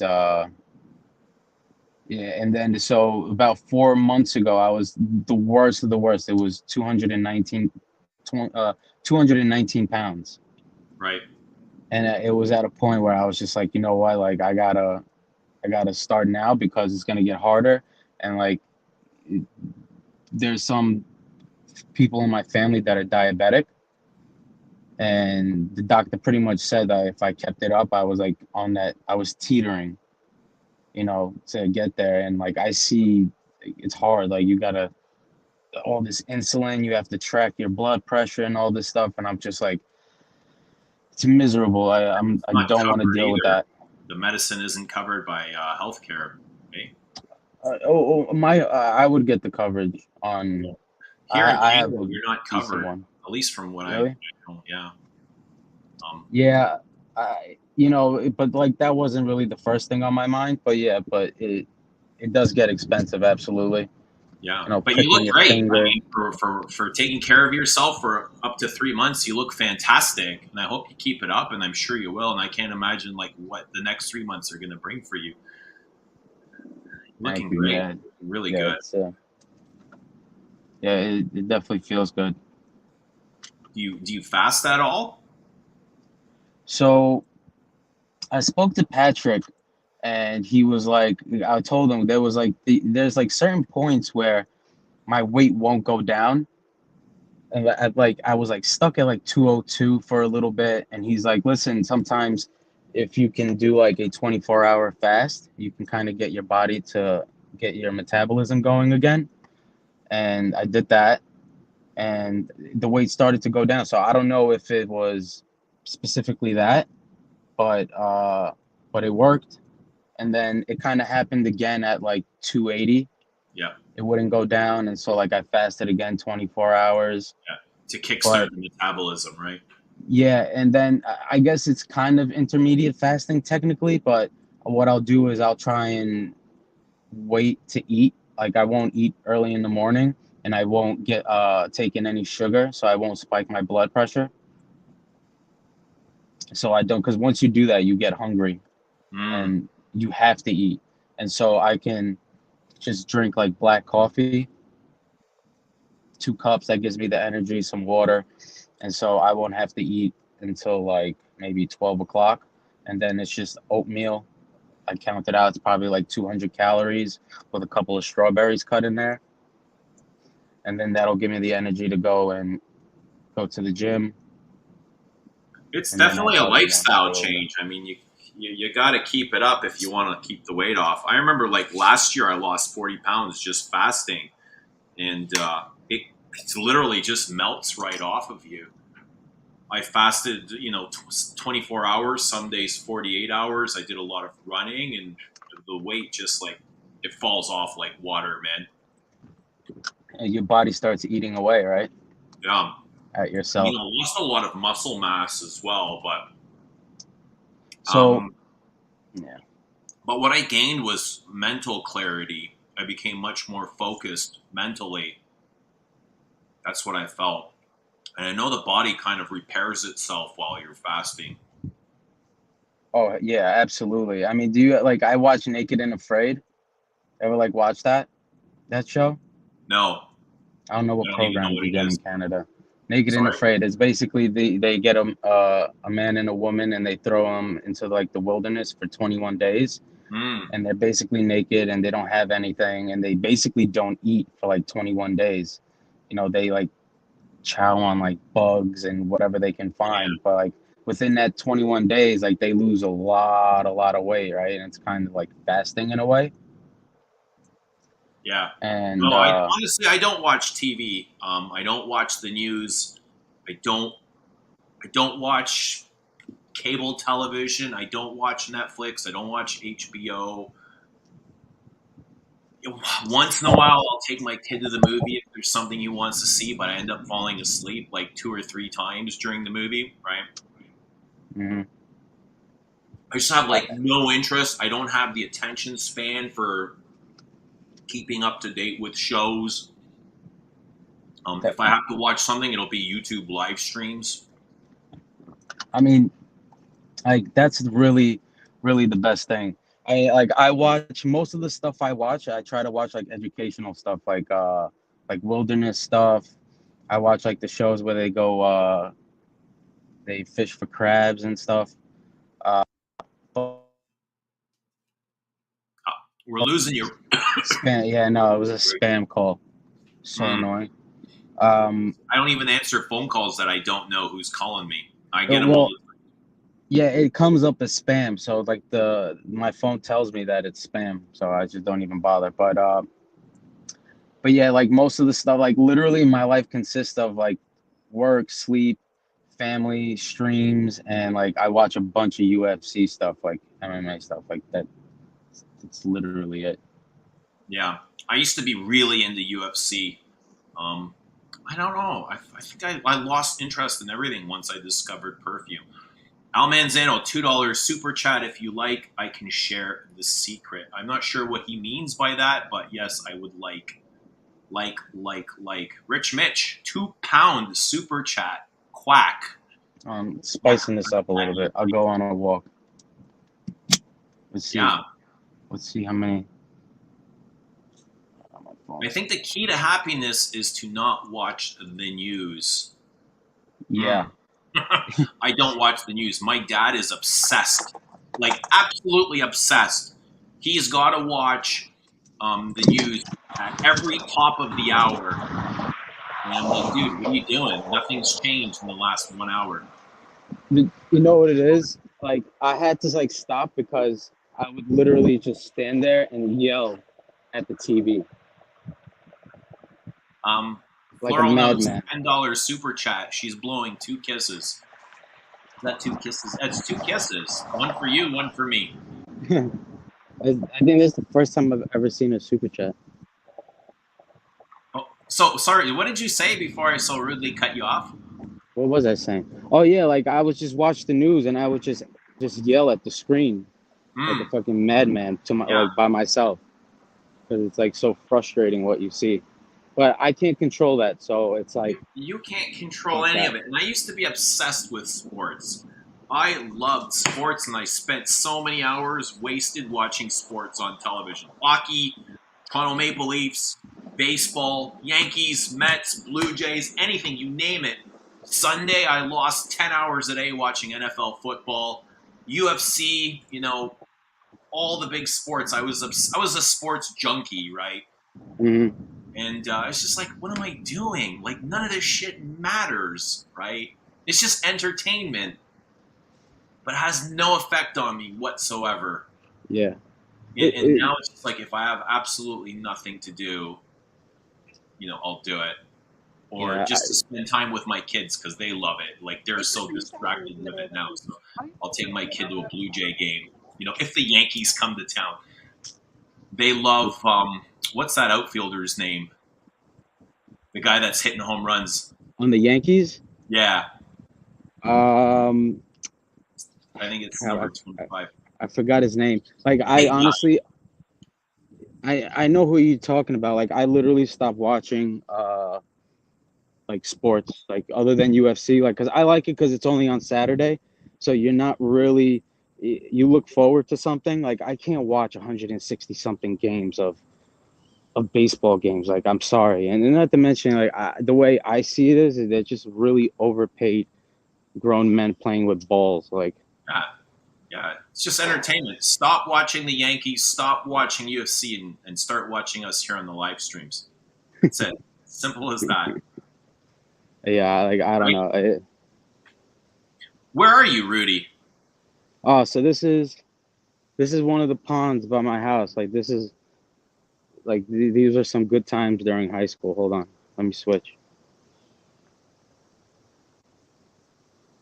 All right, so you got a little path there. I love this kind of stuff. See, this is where I spend my time now, in green spaces. And I find it so meditative, so connecting.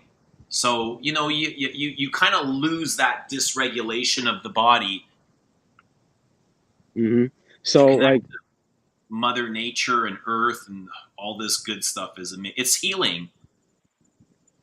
It's relaxing as fuck. I mean, the only problem is, man, this pond, like, has really gotten bad. Like, if I could try and, there's a bridge I'll be able to show you, but there's just stuff growing out of the pond. Like, it's insane. I actually used to fish here, maybe like, I don't know, 18 years ago or something. Aaron Judge, that's it. Aaron Judge, yes, yeah, there it is.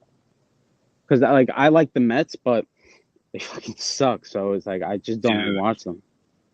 I was a massive Mets fan. Like, I went to New York to watch the Mets when they played in Shea Stadium. I was obsessed with, like, Darryl Strawberry and Dwight Gooden and Lenny Dykstra and Gary Carter, right? Oh, Just it was my team before Toronto.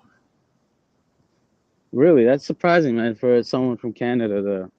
Dude, I loved the Mets. Like loved. I worship Billy Too, Buckner, man. but they suck. So it's just like, you know what my issue is? Like the owner of the Mets just doesn't really care. Like he knows he's making money regardless, and so I'm not going to help him. I'm not going to give him any money until he gets serious, right? And but it's nice. Like I would just go with my nephew to the Mets game. I do miss Shea Stadium. City Field is beautiful, but I do miss it. When Lenny Dykstra went to the Phillies, it was heartbreaking for me. I was so depressed. I was like, oh my God. Like you see, Yeah, that's nice. like it's just like it's really dirty. There's just stuff growing all over the place. Shit. You can't swim in there then, eh? No, hell no. You do not swim in there. I mean, that, like even the fish that I caught, you just throw them back. Like you don't eat them. Al Manzano says if you're going to spend your whole life in the grandstand just watching what goes on, in my opinion, you're wasting your life. Jackie Robinson quote. $5 super chat. Thank you, Al, for that. Yeah, I like that. I like that quote. I think you should be doing. It's okay to enjoy, some things, but do stuff that inspires you. Lenny Dykstra is a genius. Lenny Dykstra opened up didn't he open like a topless car wash after he retired? I don't remember. I know Patrick Ewing and Charles Oakley. They have some car washes in Brooklyn. What is it with the car washes that these guys go to? It's money, man. It's money. It's very hard to get. Is it that But it's good? very hard to open them now. Yeah, I mean, people always need, cars are always going to be dirty. But nowadays, there isn't really that many car washes because nowadays it's very hard to get approval for the water. Water, yeah, and the real estate must be really expensive in New York as well. Oh God, it's absolutely ridiculous. I think rent went up in New York City. I think it might be probably like averaging like $6,000 a month.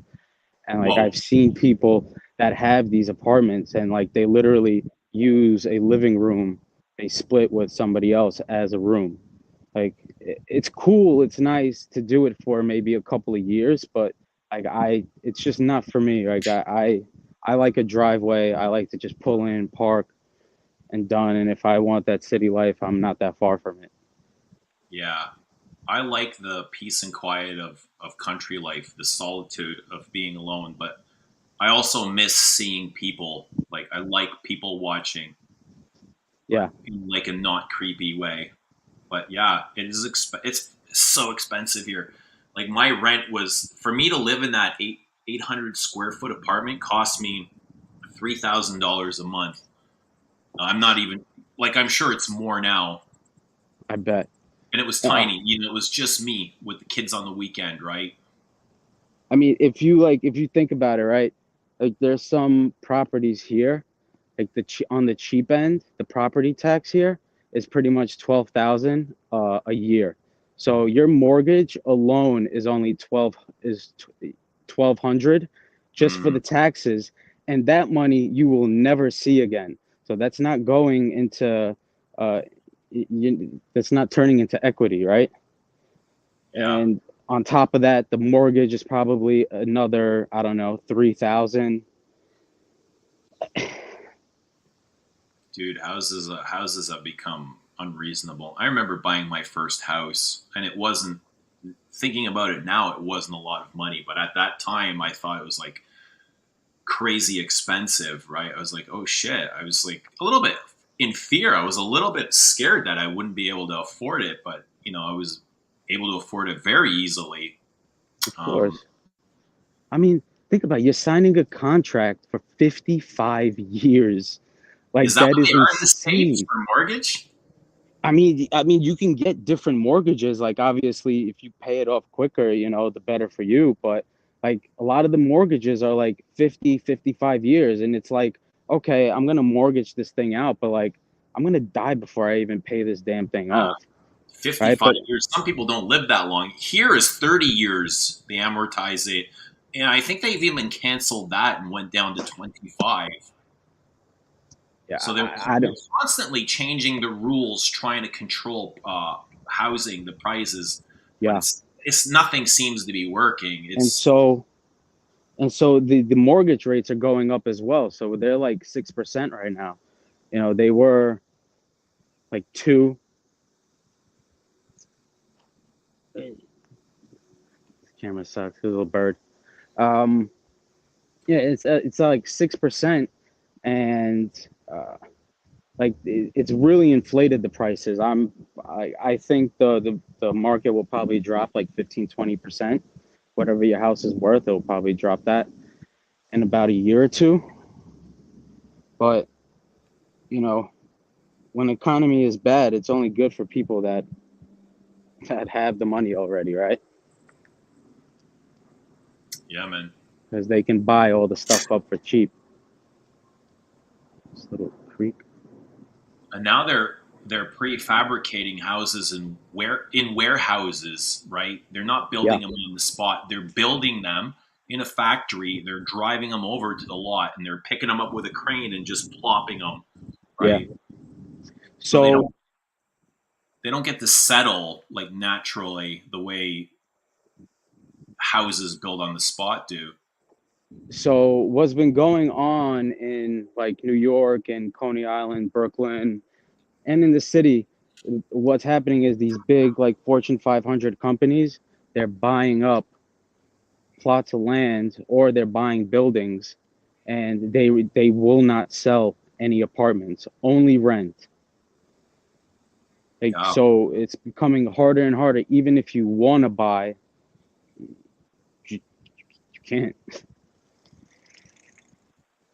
What's up, Anuj? Good to see you, man. Yeah, properties are getting smaller and smaller. Apartments are getting smaller and smaller. Living spaces are getting smaller and smaller. Taxation is getting bigger and bigger. Bills are getting bigger and bigger. Wages are not changing, right? Yeah, yeah, no. Like I'm basically, they say like 8%, but I'm seeing like 40% inflation, easy, Yeah, 30%. Like things that I used to get charged fees for, have all these fees have gone up 40%. dude. I just went to the grocery store this morning. I picked up a watermelon, a case of water. I grabbed a couple of tomatoes, and I don't know. I walked out with some cookies and some egg muffins, and it's $100, right? For Mm-hmm. basically nothing. And I remember, like, I would be able to complete a whole shopping for almost a week for $100.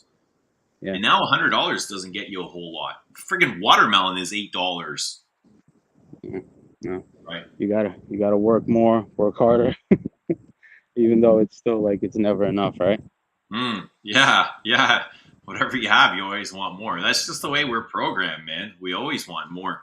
And that's kind of Yeah, it's the never. illusion I want to get away from. Yeah, Just be content and happy. and it's annoying. Like in the neighborhood, like they keep cutting down trees, and like you could just notice like everything is getting more and more bare in the neighborhood. What does Plain watermelon cost in the UK or in in the the States? What do watermelons go for? States, Yeah. like a nice size watermelon, it's probably around there. It's Eight probably, yeah. dollars? It's what about, yeah, like $6. Yeah. Waka waka waka. It's the Pac-Man. Yeah, it's raining. You started to rain. See, I see any fish? What do you got there? Is it like koi fish or something? No, there's no fish here. It's just branches in the water. Ah, You see fish here. does it smell? Smells like the top of French lover. Oh, no way. Very wet. Yeah, I A know little, that smell. a Almost little like bit. fungal. Very rooty. Yeah, yeah, yeah, yeah. Damn, it just started raining. Fuck. I was planning on spending the day outside. But yeah, I was asking if it smells because I had washed my shirt and left it outside to dry, and when I picked it up, it had this really weird smell to it. I was like, "What is this coming?" Like, I like this smell of dried clothes from outside, but when it leaves a fresh smell. But this is like, I almost want to change my shirt. It's like, it's not fresh. It smells weird. It's got Yeah. almost like an Oud 27 smell to it. You know, like that stale dampness. Yeah, yeah, yeah. $8 is the new $4. I remember the day of $4 watermelons. Dude, I used to, when I was a kid, I would go out at like 12 years old. I would be in the streets in like Brooklyn, and $5 was enough for me for like the whole day. Like Dude. I would buy like chicken wings from the Chinese food store for like $1. Then I would buy like 4 bags of David sunflower seeds for $1. I get like 2 grenade waters for like 50 cents. And you I get, have enough to buy for your friends too. I would like another $1 would go towards like arcades at Yeah. the local like sports memorabilia store, and like I was happy with that. Do you remember it Easily. cost $0.25 to play an arcade game? Yeah. You Oh take man, $5 out of your mom's purse and you can hang out at the arcade all day. dude. So like one of my best memories was when I would have like a spelling bee test, and my dad was like, if you get 100 every 100 you get, I'm gonna take you to Toys R Us and you could pick out a toy. And then there, right next door, was an arcade place, and like he would literally give me $5. I'd put it into the machine, a bunch of quarters would come out, and I would just freaking have a ball. I'd play like the snowboarding game, this Cruising USA, Yeah, and totally. like of course, like now all those things are gone now. We had Frogger, Pac-Man, Centipede, Galaga. I Yeah, much yeah, prefer those than what they're playing today. If I watch my kid playing it, I get a migraine right away. Like everything moves so fast. It's 3D. It's just like it's bizarre for me. I can't get into it. yeah. You're a little behind me. I used to play like Tekken, Mortal Kombat, Street Fighter. Even Mortal Kombat is like doable, but the stuff they're like Fortnite, I can't, or Nah, yeah. I just can't. I was addicted to Call of Duty at one point, but then I was just like, I can't spend hours doing this. Like it's just, I was Totally. younger, obviously. Like things change. Bobby O, you want to come on stream? Are you a fan of Bobby O's videos, Rudy? I love Babo. I Mm, gotta head over to Hawaii, man. yes. Yeah, we talked about that. I think that we should plan something out. Yeah, I'm down anytime. We got to crash Bobby O's place. We're not renting. We're staying with Bob O. Oh We want hell yeah, we want we're gonna breakfast in bed, we're and gonna then we're going to destroy that spoon place. Bob. We're gonna destroy that place. Oh yeah, totally, totally. Bob O's going to cook for us. Going to make us martinis. Yeah, I want to go fishing, get some Going to wear fucking. all his perfume. Hey, Yeah. what would we wear first? What would I Probably a take with Sauvage. me? I'd spray all his Sauvage. Oh, fucking Savage. I'm throwing it off his balcony. Throw it into the ocean. And we'll wear his Gris Montaigne. Oh, actually, I think he has Lamal, so I might Oh, have to chuck that thing. you know what the sales rep at Shoppers Drug Mart said this morning? I was talking to her for a bit, and she says that a lot of women buy Lamal for themselves. Of course they do. Yeah, I, because of the sweetness. like I said, I sprayed it in a blotter and I had to get it out of my house. I crumpled it up and I threw it into the street. I had to get it the hell away. It's horrendous. Bobo, get your ass on here. People like what they like. Bobo's got the best YouTube channel in all of Fricom. Don't worry, Bob. I'll clean it for you. Too dirty here. It looks spotless, your place. I don't know what you're talking about, man. I'll come with my Swiffer.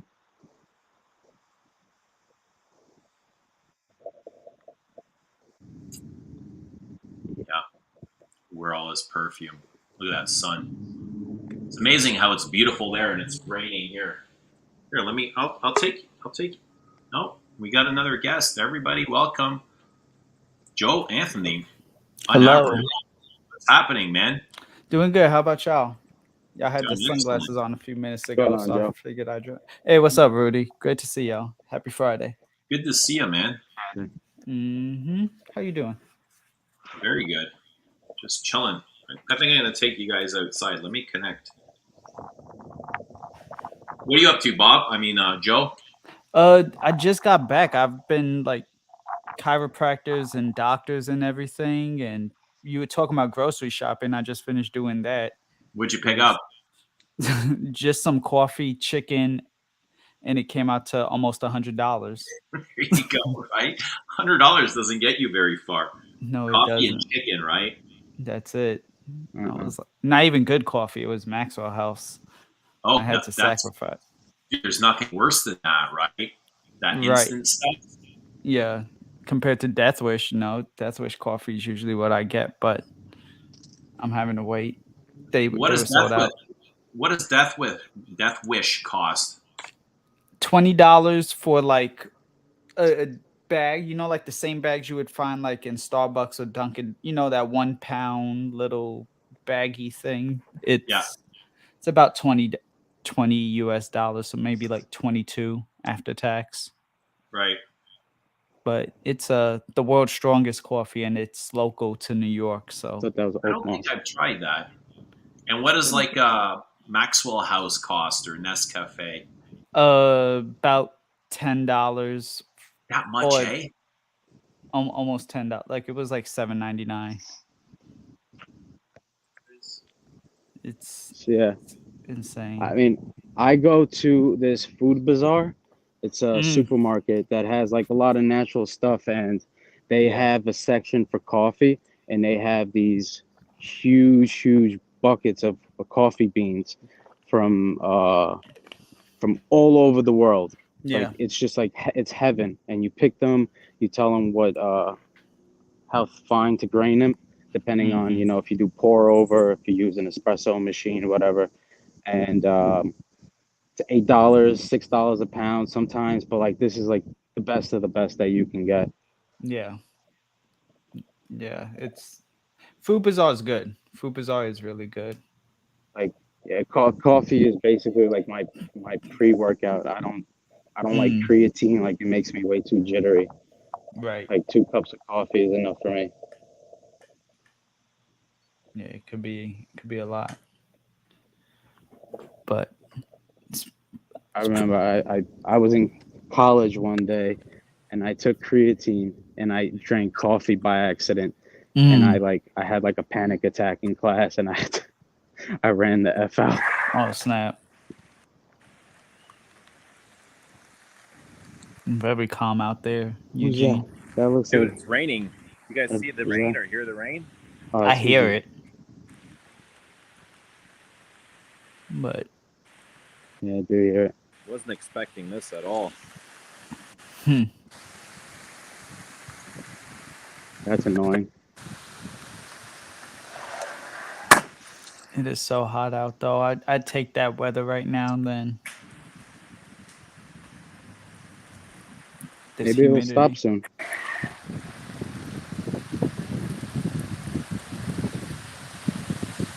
It's coming down. You see that? Yeah. Yeah. I gotta close the door. It's coming inside. Wind is relentless.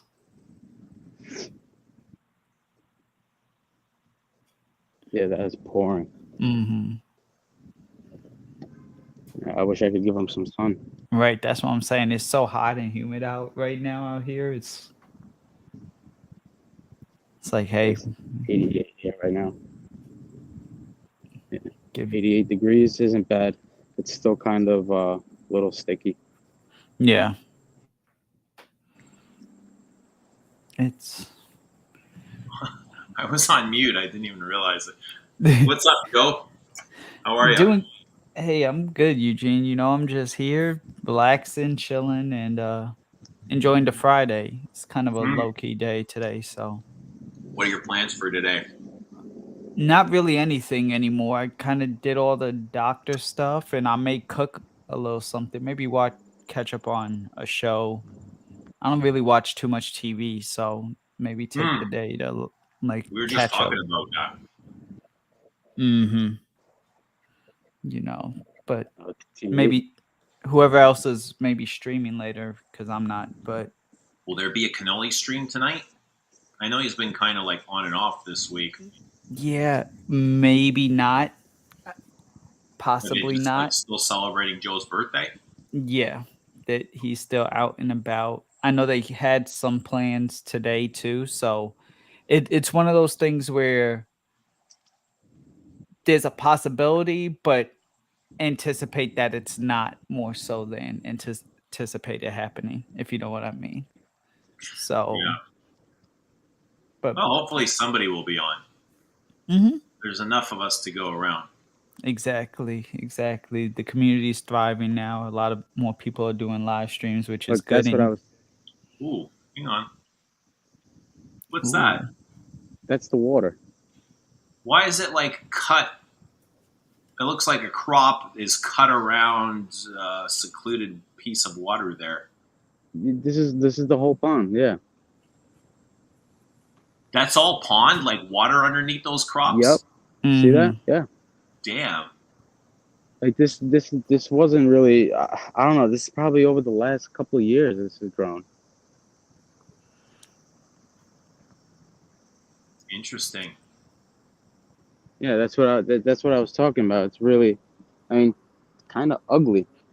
Right. What the hell are you gonna do? Yeah, what are you going to do, man? Mother Nature is undefeated. Here You she can't is. fuck with time or Mother Nature or God, man. Kick No. your Yep. ass every time. You can't.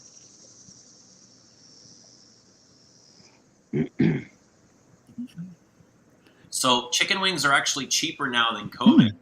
Who loves chicken wings? Me. Are Not you in New York comfortable though. eating chicken wings in front of anybody? Oh Because yeah. you know they get quite messy, right? And there's a Yeah. saying something about you're good friends if you can eat chicken wings in front of someone. Yeah. Get the sauce and everything. Nah. Chicken wings I don't mind. Ironically enough, I have a problem eating like nachos in public. Why is that? Like it's just harder to like manage, and the toppings, the guac, you got to be careful. Sometimes something always because it gets soggy. At least the chicken wing, like it's gonna stay intact as you eat Yeah. it. So you just gotta make sure I you I don't get find some crazy. of those nachos or those vegetal chips, Mm-hmm.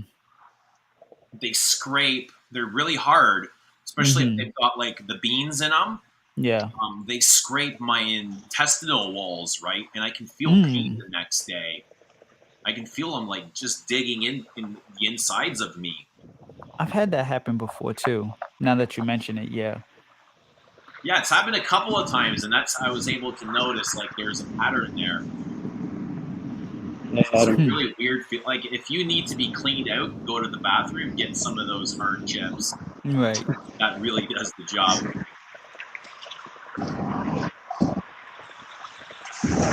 Oh, All right. That was 92 calories. Not bad. hey, There you go. pretty Bit solid by walk. bit, little by little, moment by moment. That's right. That's where Rudy Never dumps the ends. corpses. What do you Yeah. dump back there, Rudy? We don't talk about that on stream. Okay. Rudy's a made man.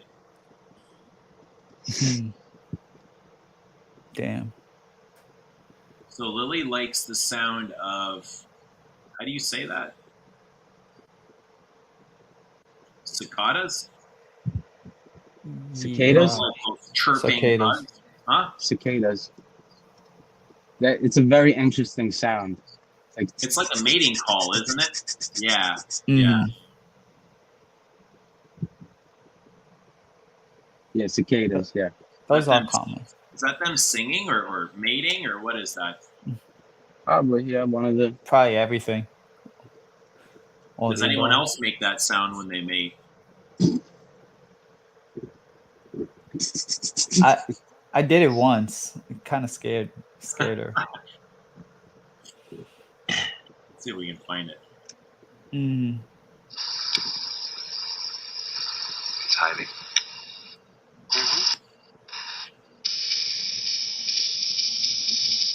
Almost like a rattler in its tail, like a rattlesnake. Mm. You guys hear that? Mm-hmm. Sound like a rattle.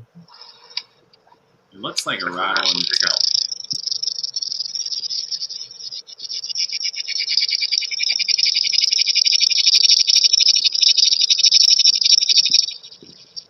Yeah, I don't mind that in the morning. Right. Hearing that. I don't mind it in the morning as long as it's after 8 though. Like I don't want to hear it at 6 a.m. No, I do find it comforting and soothing, just like rain. You guys hear the rain? Mm-hmm. It's so damn loud, man. Should I close this? I don't even hear it. I hear a little bit like faintly, only because I know it's rain. Do I hear it in the background? Well, there go my plans. I was thinking about being outdoors all day, like out by the sun, by the dock, but friggin' hell, not anymore. Right. Like These pissing. are the J-Bone asked what? These are the Power Beats Pro. Uh-huh. Yep, same ones. I can't deal with the iPad. My ears aren't built for them. Plus, for Yeah. working out, it's perfect. They won't fall out. They I don't wrap know. around the ear. Yeah, I typically don't really use headphones. I don't use any of that Bluetooth headphones. I don't own one. I think I got one with the last cell phone I bought, but I don't even know where those are. I just can't get into that stuff, all that technology. There's so much to keep up with. Mm-hmm. Yeah, there is. And it's always outdated. Yeah, Yeah. and then you got to get like the latest update or the newest one. It's like fuck. Yeah, you can never keep up. Absolutely. All right, Eugene, I gotta fall back into the chat a little bit. I gotta take care of some things. But Eugene, thank you for having me. Yeah, man. Anytime. Thanks for coming on, buddy. It's good to see you. You look great. Keep it up. Thank you. I appreciate it. Joe, good to see you too. Yeah, Good thank to you. see you too. Come Yeah, back. you- Update Yeah, us. yeah, I'll have a little video coming hopefully Yeah, soon. man. Whenever you're ready. Whenever you're, your own pace, man. Your own pace. Yeah. But I look forward to seeing it. Awesome. All right, well, have a good day, everyone. And a good All right. weekend, everyone in Yeah, the you chat as too. well. All right, take care. Thank you, Bye. buddy. Mm-hmm. Yeah, always So- great to see Rudy. It is. It is, especially when he does like those nature walks and everything. Yeah, I love that too. It's weird because we are like close to each other, yet he's finding places that like even I don't know about. So that's why I don't mind. I'm like, wait, that's by us? How close That's is it? there? About 10 minutes, 10, 15 minutes. That's super close. Yeah, no, like really, if I got really desperate and really wanted to, I could just walk to his house and it'll take me about 2 hours just walking to his house. But it's a little too hot for that right now, so I'm not going to do that. But Yeah, it's nice to get out and walk. Smelly Mhm. Security says that he's unblocked.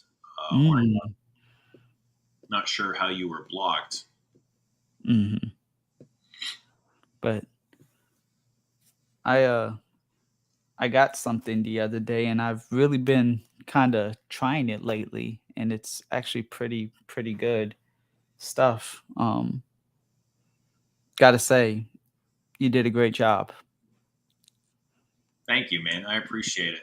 You did a really good job. I don't even like you put castoreum in it, right? Or was it civet? No, it's Castorium, yeah. You put castoreum in it, and I don't even like castoreum. Mm. And this one is just like really done effortlessly. I don't get the pole comparison. Right. I do not get it at all. Yeah. But that rose. Yeah. No, I appreciate it. I mean, it wasn't me. It was Antoine. I just kind of told him what I wanted, and he filled the role. He filled the job. Yeah, well, yeah, of course. It's ultimately like Antoine, and I mean, Crystal Noir is my favorite fragrance, probably that he's made. Even though it's not for me, it's for women. I prefer it like on a woman, and it's my favorite fragrance. But just as a whole, the collaboration, because I'm sure there were different versions, right? Yeah, there were many versions. So the fact that you went with this, just You know, it's interesting. Like he sent me some really good versions, and I'd wear them, and I'd be like, "This is really good," but it doesn't make sense to me. Like it's not playing out the way. Like it's almost like it's skipping an order or a beat or something. I mhm. remember telling him like, "I really like this, but it's something quite not right about it, and I can't figure out what it is." And he's like, all right, no problem. If you feel that way, we'll try one more thing. We'll try another revision.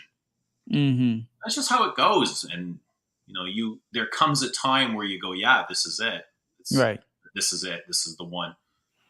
And I think the last three he sent me three at once, and any one of those could have been it. But Got you.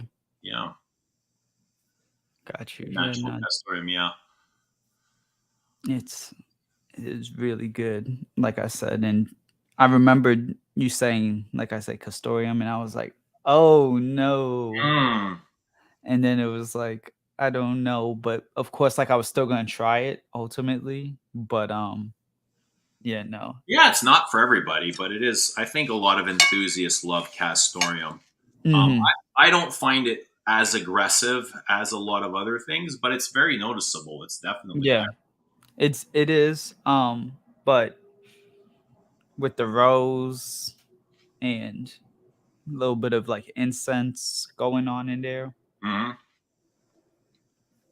it's really good. It's really Thanks, man. I appreciate it. mhm.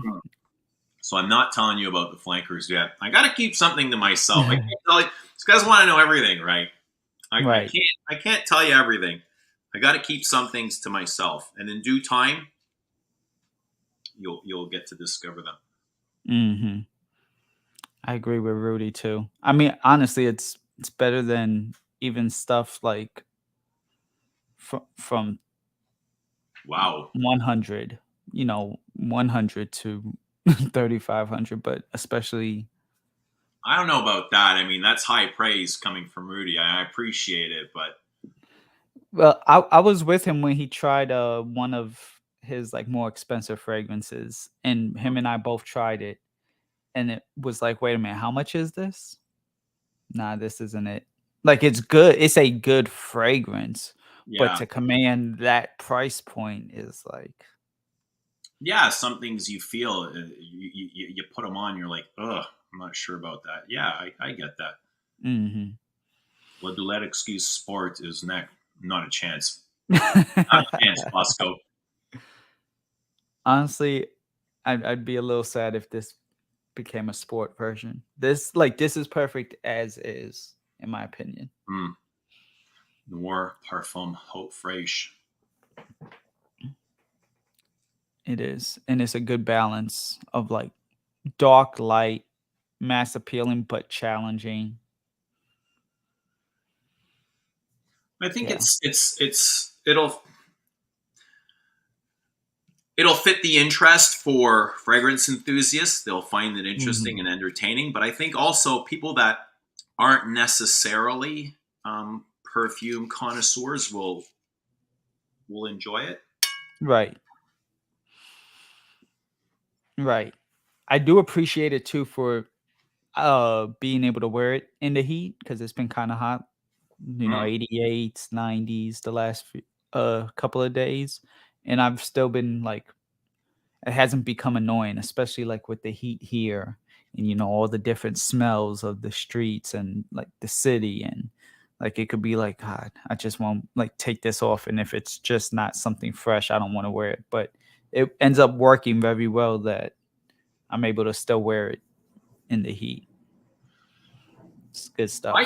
You know what? I can't really get on with fresh perfumes. I don't know what it is. Like, Me neither. yes, I have some and I can enjoy them, but our summers here are so short, right? Mm-hmm. And there's not a whole lot of time to enjoy them.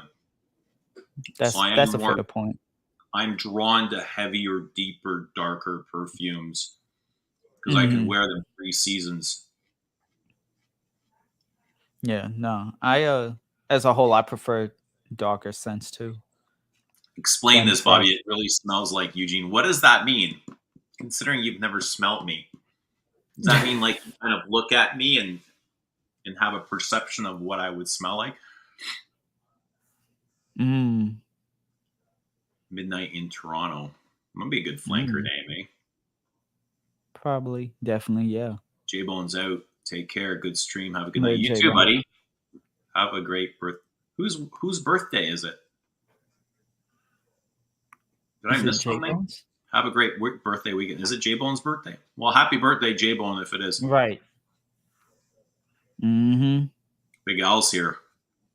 Shout outs to Al. Shout outs to you, buddy. Good to see you, man. Glad Good you to got see your you. sample. Mm-hmm. Yeah, nah, this. It smells like how you look and act. That's interesting.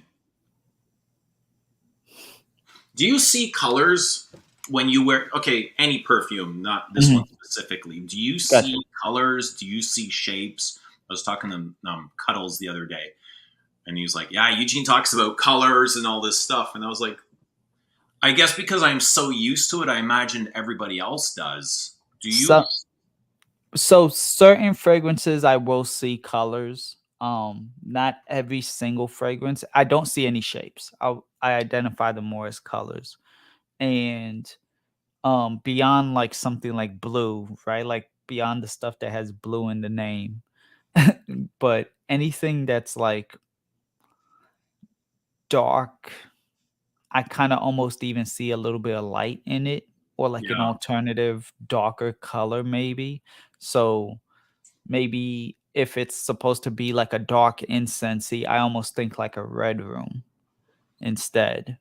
That usually ends up being like one thing. Like when I wear Prada Amber Pour Homme Intense, I'll see more of like almost like a red room with like slight black shadows and stuff, but as a whole it's like just one big red room.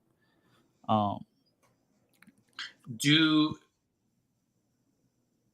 you think bottle presentation has an effect, like the color of the bottle, It can. on what you smell or perceive? It can, and I try not to let it do that, but yes, it definitely can, especially when it's something like Armani Code Absolute is like a champagne, so immediately after spraying it I want to think like It's just got like champagne, a and then gold it's like, bottle, right? yeah, gold with like black trimming, and I'm like, no, I have to like, I almost have to close my eyes and like almost meditate on it to make sure that I don't just associate the champagne connotations with it. Like, No. let's say Baccarat Rouge 540. Do you see red when you wear it because of the red bottle? Like, does it condition us?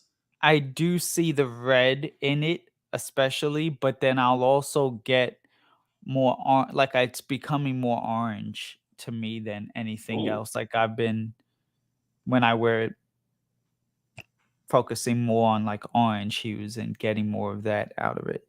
Yeah. It's weird. I mean, I definitely think it's part of a marketing strategy, especially like if they have it in the name, or especially the bottles. They're like almost like this is what the bottle needs to represent, you know. But then you get something like 1 million. I don't see gold. I see like red or even green. I don't It's a very see. heavy perfume, right? Yeah. Yeah, Okay. I get more musks and furs than I do colors with 1 million. Leathers, I get that massive tangerine in the top. Right. And that's kind of how I also like start to realize some of the additional notes in it too. I feel shapes, lines, images. Yeah, I get lots of sharp lines, triangles. It sounds bizarre, but that's literally what I see. Um, Sometimes circles, right? Hmm. I see, like, let's say with Le Leon, I see like just dots. I see a lot of dots, almost like sprinkled powder. Hmm. Still gotta try that one. Phosphosis, I get red from Baccarat Rouge because it smells like Hawaiian punch. Mm. But I Yeah. think that all goes into play, right? I think there's purpose and intention Hmm. behind that marketing. Yeah. And it's almost like they're leading the horse to water. It's almost like the ink blot test type of thing. When they hold up that picture and like, what do you see Yeah, out of what do it? you see? Well, you only see your past experientions, right? That's what they're trying Exactly. to get at you. It's like a trick almost. You're like, Hmm. I see nothing. I Hmm. remember I went to my therapist once and he's like, here, fill out these forms. And I looked at it and I was like, yeah, no, I'd rather not. Right. I'm good on this. No thanks. So you're gonna put me behind bars or something. Fuck that. Exactly. Oh, you got the answer wrong. Well, Yeah, that means nope, you got to go away now. It's I'm like, no, good. no, no. No, no, no, no, no. But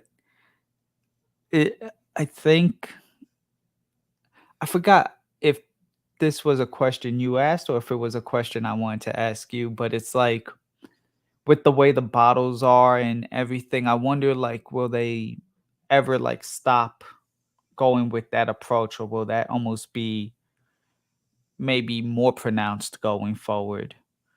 And like will the trends continue? Oh, that's what it was cuz you were asking when the stream started, do people control what the market puts out?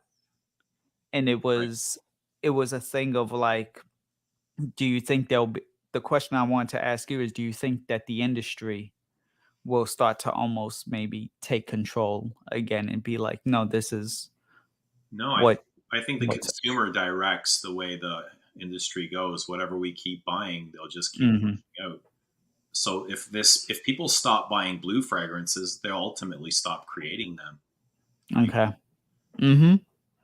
But they'll try new things always. They'll keep pushing blue, but they'll slightly alter and change them. And if people are purchasing them, they'll just continue along that way. At least that's what I think.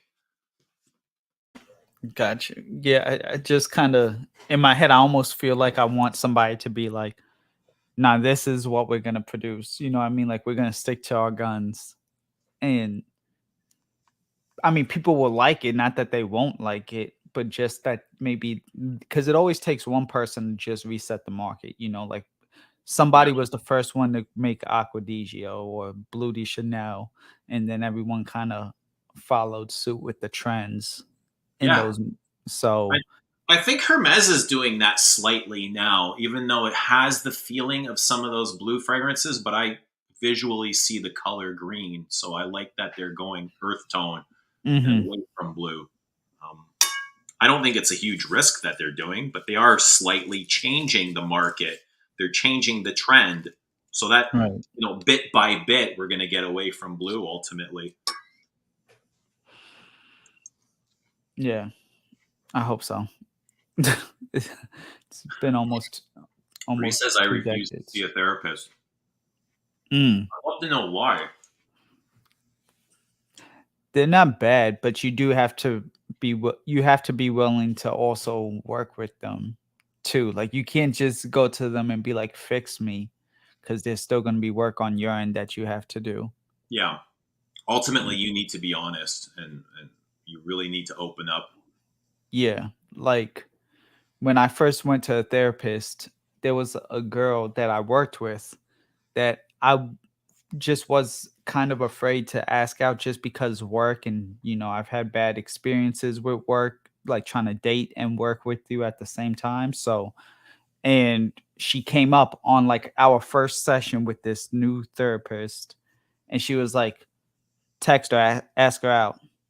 ask her out or get out. That was basically so. Like ultimately, it was, well, do I want to keep seeing this therapist, or am I gonna, you know, That's really strange for a therapist to do. it? But it worked ultimately, and it kind of like almost gave me like a new lease on life, Really? and like, yeah, I became less recluse, less hesitant, Hmm. because then it's like, well, the worst, it's almost like, what's the worst they could say, what's the worst thing that could be said? What's Yeah, no. they can say no and that's it. And you, Right, right. Hey John, great to see you. Jonathan, what's happening? All right, I'll take you guys outside for a little bit. It stopped raining. Let's see if we can connect. There we go. Show you guys the lake. Oh, Yara's here. What's up, Yara? Yara and Jonathan. I guess Hills is not far behind. Yeah, Hills is always there too. One is always with the other.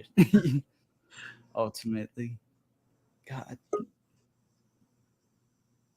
they were so great when I met them.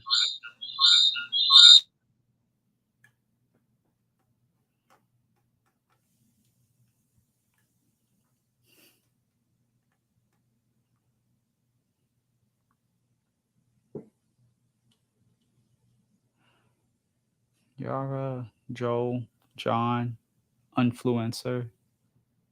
Hey everybody, Adam D, Darren, JJ. Happy Friday, everybody.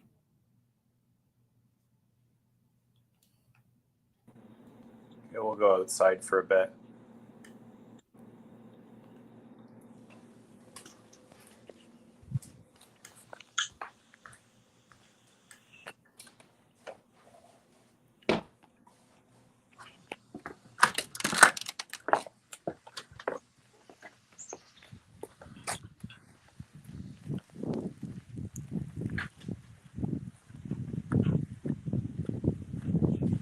It's still raining. There's my loaner chair. Are you there, Joe? Yeah, I'm here. Right here. Ooh, that's that dock.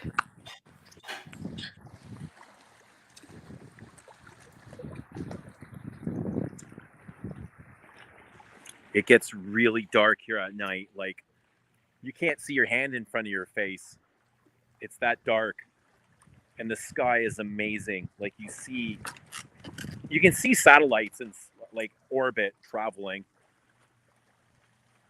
The sky is absolutely gorgeous. Looks like there's a storm going on. You can see that, eh? You see the rain right there? Oh yeah, you see, I could tell from the clouds. Those, Yeah. yeesh.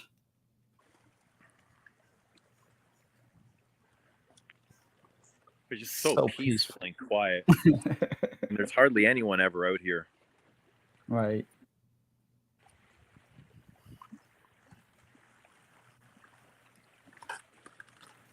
Oh man, it's so calm. I'm calm and I'm not even there. It gets shady like at around 4 o'clock. These trees, they cover the shade. So you can just sit here. You know, you're not melting, you're not burning by the sun either. Right. Here, I burnt the grass with a campfire. Just scorched it. And this is birch tar, right? This is a birch tree. And this is what I use to start fires, is I peel some of this stuff off. Right? A little bit of Ventus action with the birch. This stuff burns really good. This stuff burns better than paper. Mm-hmm.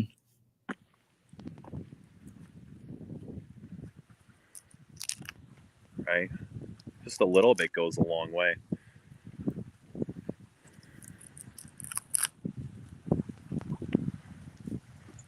There's oak moss. Tree moss.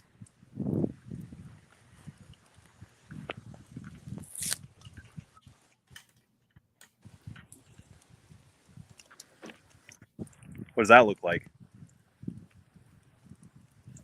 That looks like ooh, Looks like a warped something.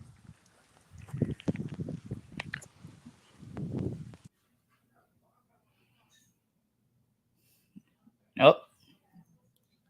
Ladies and gentlemen, we have lost Eugene. But if you hear me, you are listening to the unaverage voice of You Smells Good here on YouTube. Hope you're doing well, everyone. Happy Friday. Eugene is on mute. I'm here. I said There it's you so go. wet and cold outside. There you go. There you go. Birch tar bark is the number one fire starter. Dude, it lights instantaneously. It burns better than paper. Mm-hmm. It's like a tree flashlight. Yeah, it does.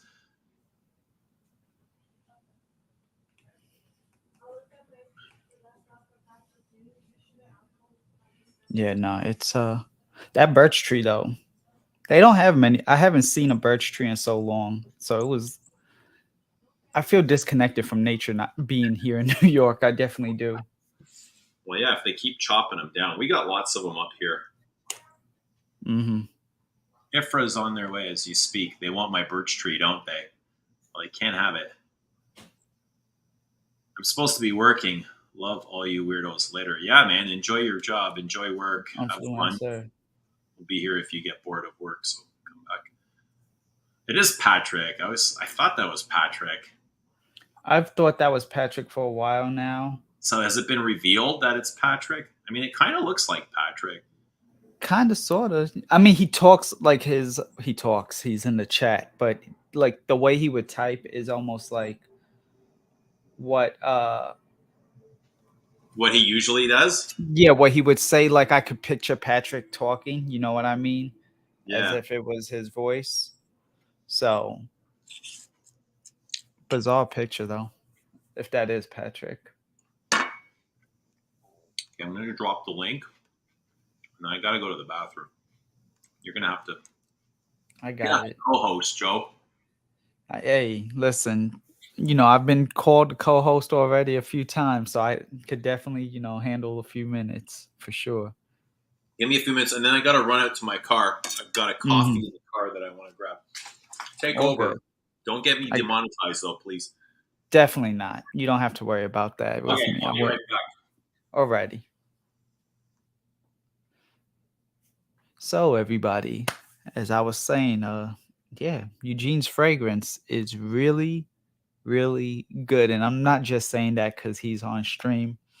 I'm saying that because I truly feel that way. I mean, it's slightly buttery, dark, rose. How many people like rose here? That's the real thing. One of my favorite fragrances with rose in it is rosé. It is the one that is right there underneath Orange Hawkeye. And that is just a really, really great fragrance. It is him. It looks like him. He looks like DDLD. He's so pissed now. Yo, Rudy. Everyone leans on Joey. Listen, nobody leans on Joey. Joey is just there for everybody. I'm here to have a good time. I'm here to enjoy, make memories. I was gone for a few years, so it's all about, making up for lost time, if you will. You need to try LDE. Yes, it is. Rose is one of JJ's favorite notes. JJ, what's one of your favorite rose fragrances? Another one of mine was Towers Un Rose de Kandahar, Dior Mitza, which is a really good incense rose. Kind of ambery too, just a little ambery, but as a whole, like rose, incense, cinnamon, spicy. Let's go Mets, Bobby. No, no, no. It's Yankees town over here. I appreciate that, Omar. These are Pit Vipers. Trying to get my bro Joey Cannoli sponsored. He's the Pit Viper fanatic. He's the guy. So out of support, because I like to support my friends, just like gonna support Eugene when the bottle is made. Sergio, great to see you. Portugal in the house. Awesome. Hope you're good. Hope you're well. Eugene will be back in a few moments. This is just an unaverage intermission.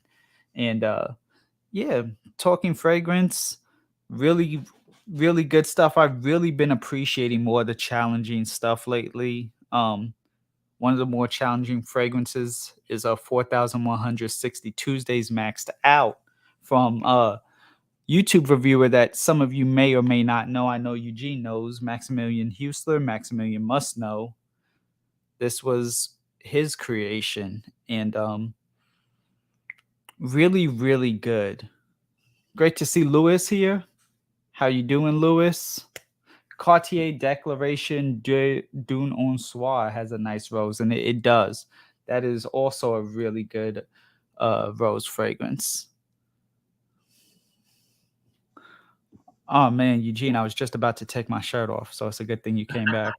Go ahead, man. Don't let me stop you. Nah, I'm good. I'm good. But I'm messing around. Have you tried Maxed Out? I have Maxed Out. Max Husler's? Yeah. I tried it once and I thought it was really good. Nice and spicy. Yeah, no, I mean, especially for the time, like this was at the time when only Kerosene had a fragrance out with YouTubers when he really, like it was even before Office and all the other brands to, you know what I mean? Like he was like one of the first people to do it. And I think he did an amazing job. I still keep in contact with Max, even though he's off the grid on YouTube. Him and I do a fantasy football league together with a lot of the other older YouTube reviewers. So is he still wearing Perfume? Yeah, he's still wearing it. He's just, as far as like the reviewing to like, because when you're reviewing, you almost in a way have to keep up in some capacity with the Joneses. Yeah. If you're gonna be making reviews like that, and so, or at least constantly buying, but his focus has shifted to other things too. He like does a lot of cooking now and making cocktails and almost being like, not that he is a bartender, but just learning how to craft different drinks and beverages and like putting the recipes up on like Facebook and everything.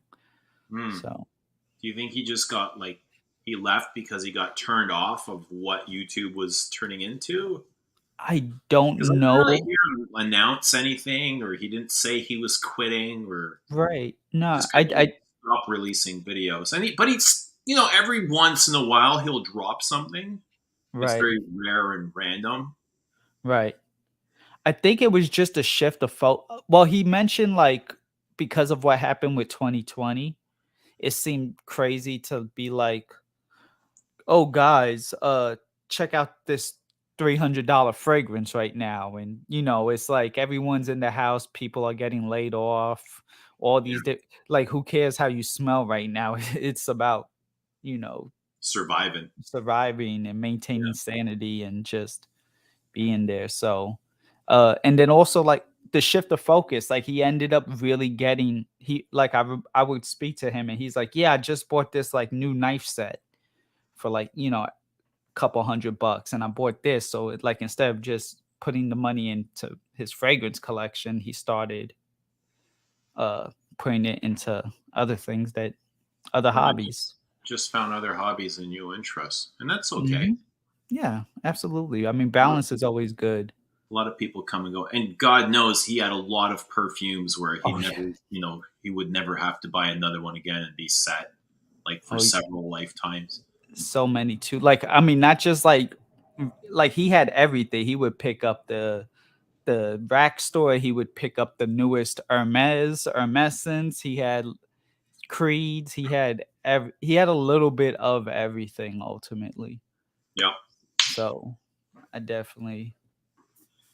But your opinion about the 2 new Hermes scents, which I know there's a new Hermescence, the exclusive violet something. I think it's like a leather perfume. I'm excited for that. I don't know what's is he talking about Ogrive? Ogrive? He hasn't said. He just said 2 new Hermes. So it could be Terre de Hermes Au Givre Givre, however you Yeah. say it. But I'm excited for Hermescence. Is there anything that you're excited for? Anything new?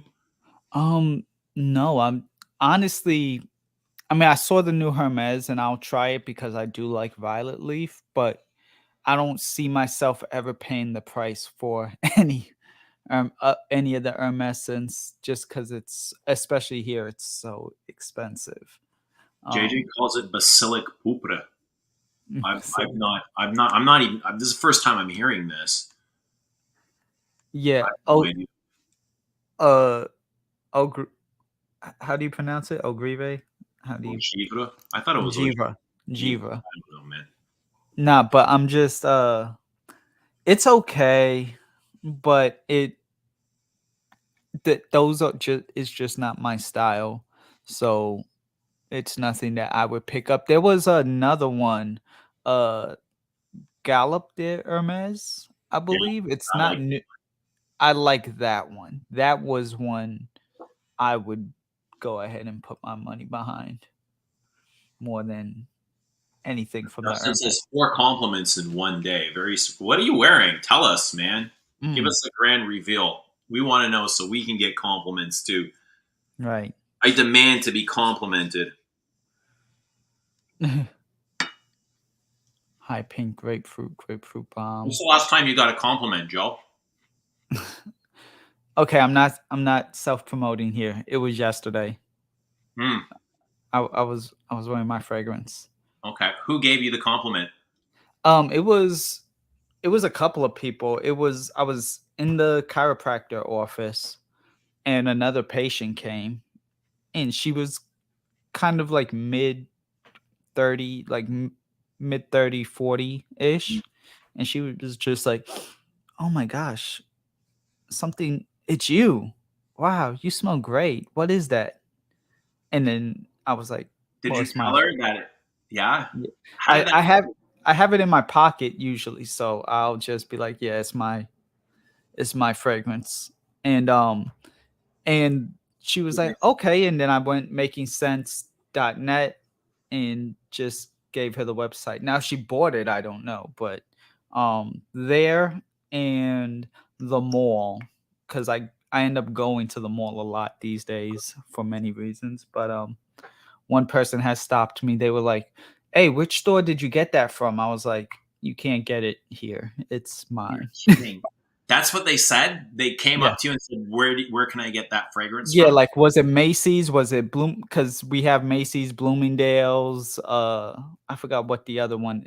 We have three of the department stores here, and so Neiman's. And then I was like, "You're not gonna get it in any of these three. You have to go online." Online, yeah. So, Is online the only place you can get it? yeah, for through Mike's website, Making sense. makingsense.net. All right. We've Yeah. got another special guest here. And it's been a while Ooh, since we've seen JJ Colbert, but everybody say hello and welcome. JJ. Good to see you, man. I'm actually, pardon me, I'm actually on the clock, so this is pretty risky business. I'm Well, working. hopefully none of your coworkers watch the You Smells Good channel. I would venture to guess that no coworkers watch any of these. I don't think any of them have even the slightest enthusiasm for fragrance at all. It's just an unusually slow Friday, so I had the opportunity to jump on, and I was just listening in. And you were talking about a bit of the Hermes fragrances, the newer releases. I was interested in the Basilica Pourpre, which is supposed to be a purple basil scent. But I heard some mixed reviews on it, which is usual for some Christine Nagel fragrances. I find to be really hit or miss. Sometimes I think something that she does is absolutely brilliant. And then other times I feel like she falls very short of what my expectations would be for her. So I'd be interested in trying that one. Let me cut you off. What would you consider brilliant in the gel? Well, Joe actually mentioned one. Galop d'Hermes is really breathtakingly beautiful. I love that one. Mm-hmm. That one is excellent. I think that one of her contributions to Hermescence, Cèdre Sambac, is really a gorgeous scent as well. Is that And your these are favorite of her hermescence so far of the three? by far, by far. I think the other two are competent. They're fine. For me personally, I just found them to be a little redundant for my taste. Not that they weren't well done, but I think that a lot of the other contributions she's made have been. I mean, the ones that she did for the Le Jardin, I'm not too impressed with. What did you think about Agari Ben? Agari Ben. A lot of people know that I am really persnickety when it comes to oud and agarwood as it is. Not that I dislike it, but I hold very high standards for it in a fragrance. It didn't really move me. It's just not something that I would gravitate to. I agree. Yeah. I really dislike that style of oud, and that's like my biggest complaint. Right. Gallup is the best thing she's made. It's probably one of my favorite things as well. Woozy says her only major miss was Citron Noir. Citron Noir. That one's too. But I keep going back to it, and I think I kind of like it. It's that very smoky, dark bergamot. Who's that dinging? That's my son. He's texting me saying he's in town. He's just around the corner. I'm not sure if he's coming by. I don't know how to turn the text off on my laptop. Give me a moment. But yeah. Do you like Citron Noir? I like the dry down. It's unique. Not enough for me to go full bottle with it. I have to draw the line somewhere. But the sample that I had, I thought it was pleasant. I also liked, and I think she did this one, Eau de Rhubarbe Éclate. I like that from the opening, but it's such a precipitous decline from there. It just goes. It's beautiful for those first 20 minutes, and then it's like, now you see it, now you don't. Which sometimes I don't mind, but in that one, I felt like there could have been a little bit more of a backbone to it. Rhubarb is a very sharp scent, so I feel like it could have carried on for a little bit longer. But yeah. What was the one that I reviewed recently that I thought was really well done? Because she's done some stuff outside of obviously Hermes that I thought that were quite good. There was a review that I did recently, and my work has me mentally tapped out, so I actually have to look at my own Instagram to see which one it was that I recently reviewed. Is it Lalique White? That one is really impressive considering it's a Lalique. And then there was one other one that she did that I reviewed a while back, and it comes in sort of like concentric rectangles. It's like a clear bottle. Hommage L'Homme. I thought that was really impressive for a Lalique. So there's some that I really like from her. It's sort of hit or miss though. What'd you think of Rosie Kibana? Rose is one of my favorite notes. It's nice, but nice doesn't get me shelling out the money. It doesn't get me pulling out the wallet and saying, I got to have this. I have a sample of it though. I like it. Have you tried the things she's done for Guerlain in those Charnel Elixir line?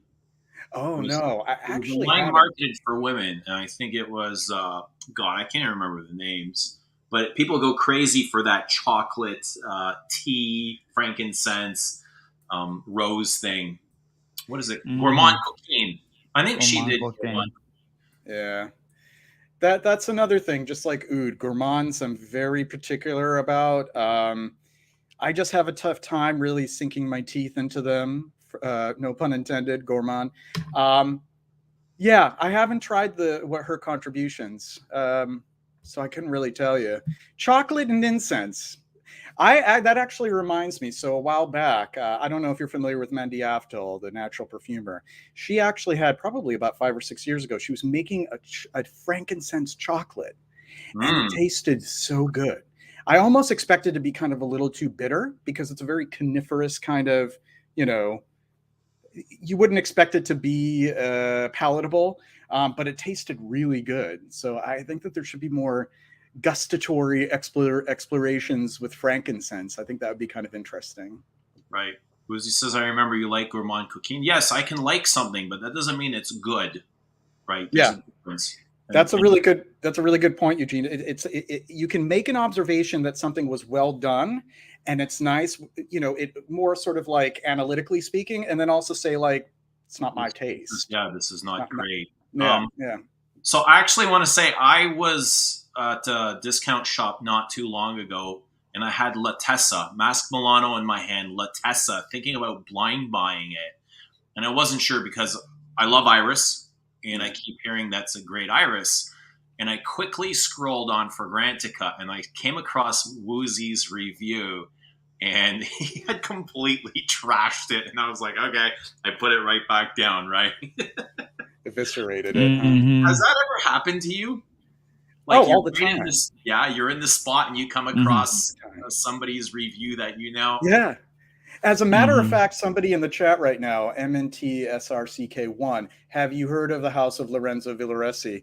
I love Lorenzo Villoresi. And you know who does not love Lorenzo Villoresi is Luca Turin. He absolutely trashes him. Every one of his fragrances, thinks he's an abomination to perfumery. And I happen to love his work. So that's a perfect example of it. Yeah. He just trashes him. Why is that? What doesn't he like?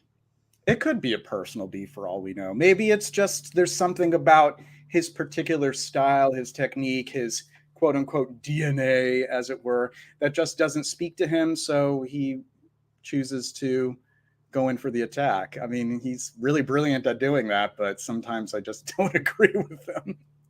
Okay. Have either of you guys tried La Tessa? I actually haven't. Not. No, not yet.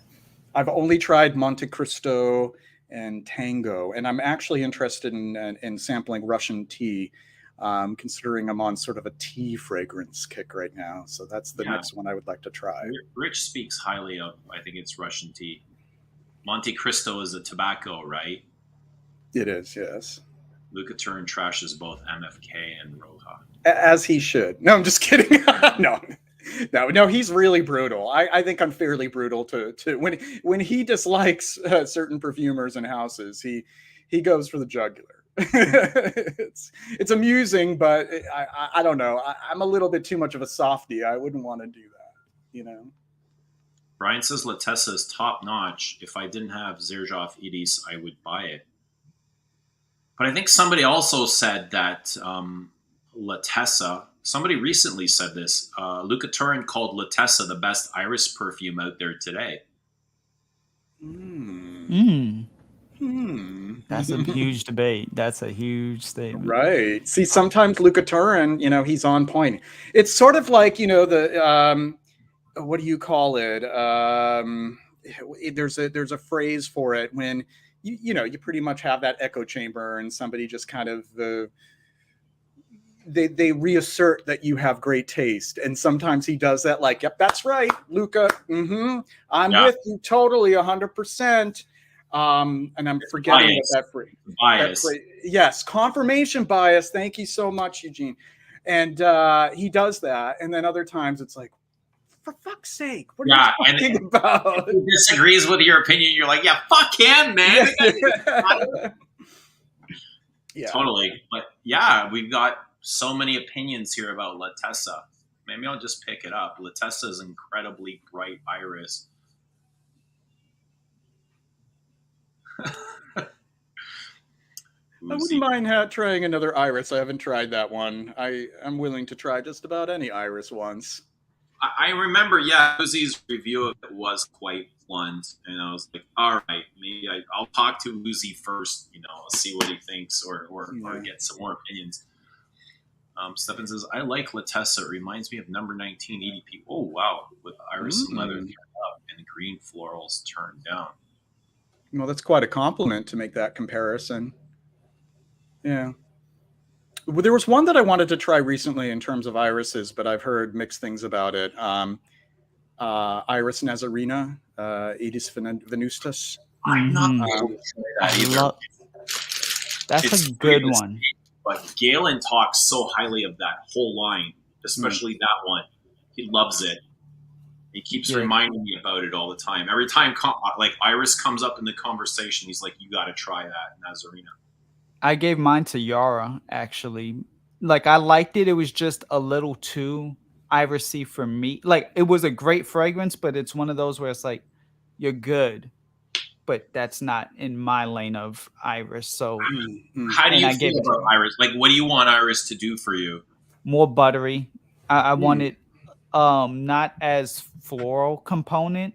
I want more of the texture of the iris as Woody opposed Iris? to something like a woody iris. There's plenty of those. Yeah. Yeah, I like irises that are woodier green. I don't mind florals, but I've never been into the cacao iris combination that everybody goes head over heels over. It's nice, but it doesn't. I like when iris is a little bit more aloof and steely and kind of that green bluish kind of feel that comes from iris, orris root. And then my standard bearer, and I'm sure some people would argue otherwise that it's overrated, but my standard bearer for it would always end up being Iris Silver Mist, because that was like one of my first introductions to like what would be considered an Iris Soliflor or Iris Solano. So, Iris Silver Mist, like, it is very bold. Like, it's a huge perfume, massive. Do you find it wearable? Yes, I do. I do, but I feel like it is a temperamental type of fragrance, and that even though I don't ascribe to having to wear certain fragrances in certain places and certain seasons, that one I think is much more appropriate in the springtime before it gets too hot, or in autumn. Yeah, when it's sort of like a temp. What would you call it? Like a mild temperature. In the middle of winter, it would be depressing. Yeah. I think I really like, for a Soliflor, either Hiris or 28 La Pausa. Either La Pausa. Yeah. I think Hiris is one of my favorites. It is beautiful. It really highlights, like, without any sweetness, right. Just the powdery aspects, the vegetal aspects, the rootiness. And it's quite moody too. It is. It's not a dark perfume, but it kind of takes you to this darkness, to this contemplation. I kind of like fragrances like that, I have to admit. I think it takes a certain sort of ability to confront things that are difficult. And if a fragrance can help facilitate that, all the better. And I don't think that's for everyone. I think certain people, if they feel like the least bit kind of like uncomfortable, or even like a scent association might remind them of an experience in their past that makes them uncomfortable, they're just like, no, it's too much for me to handle. But I love it. I love when fragrances can be like that. Sad. Yeah, there's Après L'Onde. Okay. Even like Rudy mentioned earlier, French Lover. I get that from the top of French Lover. Very moody, and it is kind of that wet vegetal earth tones. Very wet and almost moldy, pungent. Yes. We were just talking about that, Loud. You were watching, or had you joined us last night talking about that? There a certain moldy, musty quality to fragrances that, to the average person, they'd be like, why on earth would you want to wear a fragrance that smells like that? But I think for us who really get into scent on a deeper level, we kind of understand it's more sort of like a romanticized notion of that, sort of like these stone walls and cold basements and old churches and old wooden pews and that kind of thing. I love that kind of feel in certain fragrances. Iris Torrefi. Have you tried that? That's another one I have not tried. That's like Iris and coffee. Okay. That's another one. Coffee. I have a tough time with coffee and fragrance, because I have such an association with coffee being the palate cleanser to fragrance. Right. Not that really necessarily works, but it's like, I don't want to smell so much like coffee that I literally smell like I've been drinking it or I spilled it on myself. So coffee to me would have to be sort of like a supporting note. If it's too forward, it's like, I can't do that. I agree. Yeah. It feels like it's also very trendy. Yeah, totally. Intense it's not cafe. something you would see just 10 years or 20 years ago, right? Has there ever been a coffee note, before 2000? I can't. There actually was. So, and I believe Jean-Claude Elena had actually worked with the gentleman, and his name escapes me. I'm sure somebody in the chat can refresh my memory. The gentleman who had started L'Artisan Parfumeur, L'Eau de Navigateur, was actually composed and released in 1982 and has a coffee note in it. So that was quite a long time ago. And that is a perfect example of where coffee is a supporting note, not a note that is, the centerpiece of the fragrance. And I think it's very well done there. It's sort of like, the coffee is part of the scene, not the everything. But this is one of my favorite L'Artisans. They discontinued it recently, unfortunately. Mm-hmm. Did that one take off, the coffee? Did it take off as far as popularity? It was always sort of a slow burner. It always was sort of like a consistent part of the L'Artisan line. It was never a huge seller, but it was part of their line for 35 years, and then they decided to phase it out. I think it just, they wanted to. They wanted to discontinue it. It wasn't probably wasn't worth it for them to continue producing it. Right. Yeah. Iris and leather is a big thing too, isn't it? Indeed. There's a lot of examples of the two of them together. And I like that. They can complement each other very well. Trying to think of an example off the top of my head. Wait, does Clé d'Ange? I don't think Clé d'Ange has iris. No. It's not listed, but I'm certain there's iris in there. It feels like it. Mm-hmm. Yeah, absolutely. The earthy, rooty qualities of it are in there. Right. And they call it violet, but I'm sure, violet's always paired with iris, right? Mm-hmm. They go together. It's like two peas in the pod. Right. Do you like 31 Rue Cambon? Oh, I love it. And I want to thank Rudy for encouraging me to look into, would that be 31 Rue Cambon? 31 Rue Cambon is gorgeous. That is a great iris note in it for sure. And that ylang ylang too. That's a great example of an ylang ylang note that isn't too obtrusive. It's like it's just very well blended for sure. Chanel's iris is gorgeous, especially in those Les exclusives. It's amazing. Like you can get the iris in Bois de Zille, and it's the same iris they use in 31 Rue Cambon, and it's just it's so buttery and warm and creamy and powdery and lipsticky and wax. Like iris is everything, right? It's everything. Mm-hmm. It's even like you get fungal qualities from it, where it smells mushroomy. Like I haven't come across that yet. You can kind of squeeze like this, and it'll just pop back into shape. Yeah, it's rubbery.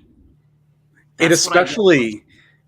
I find that especially comes out if there's a combination of iris and patchouli, because you can imagine patchouli already has sort of this, it's this undercurrent that's kind of musty if you dose it a certain way, and then add the iris, you could definitely get that kind of mushroomy quality from it for sure.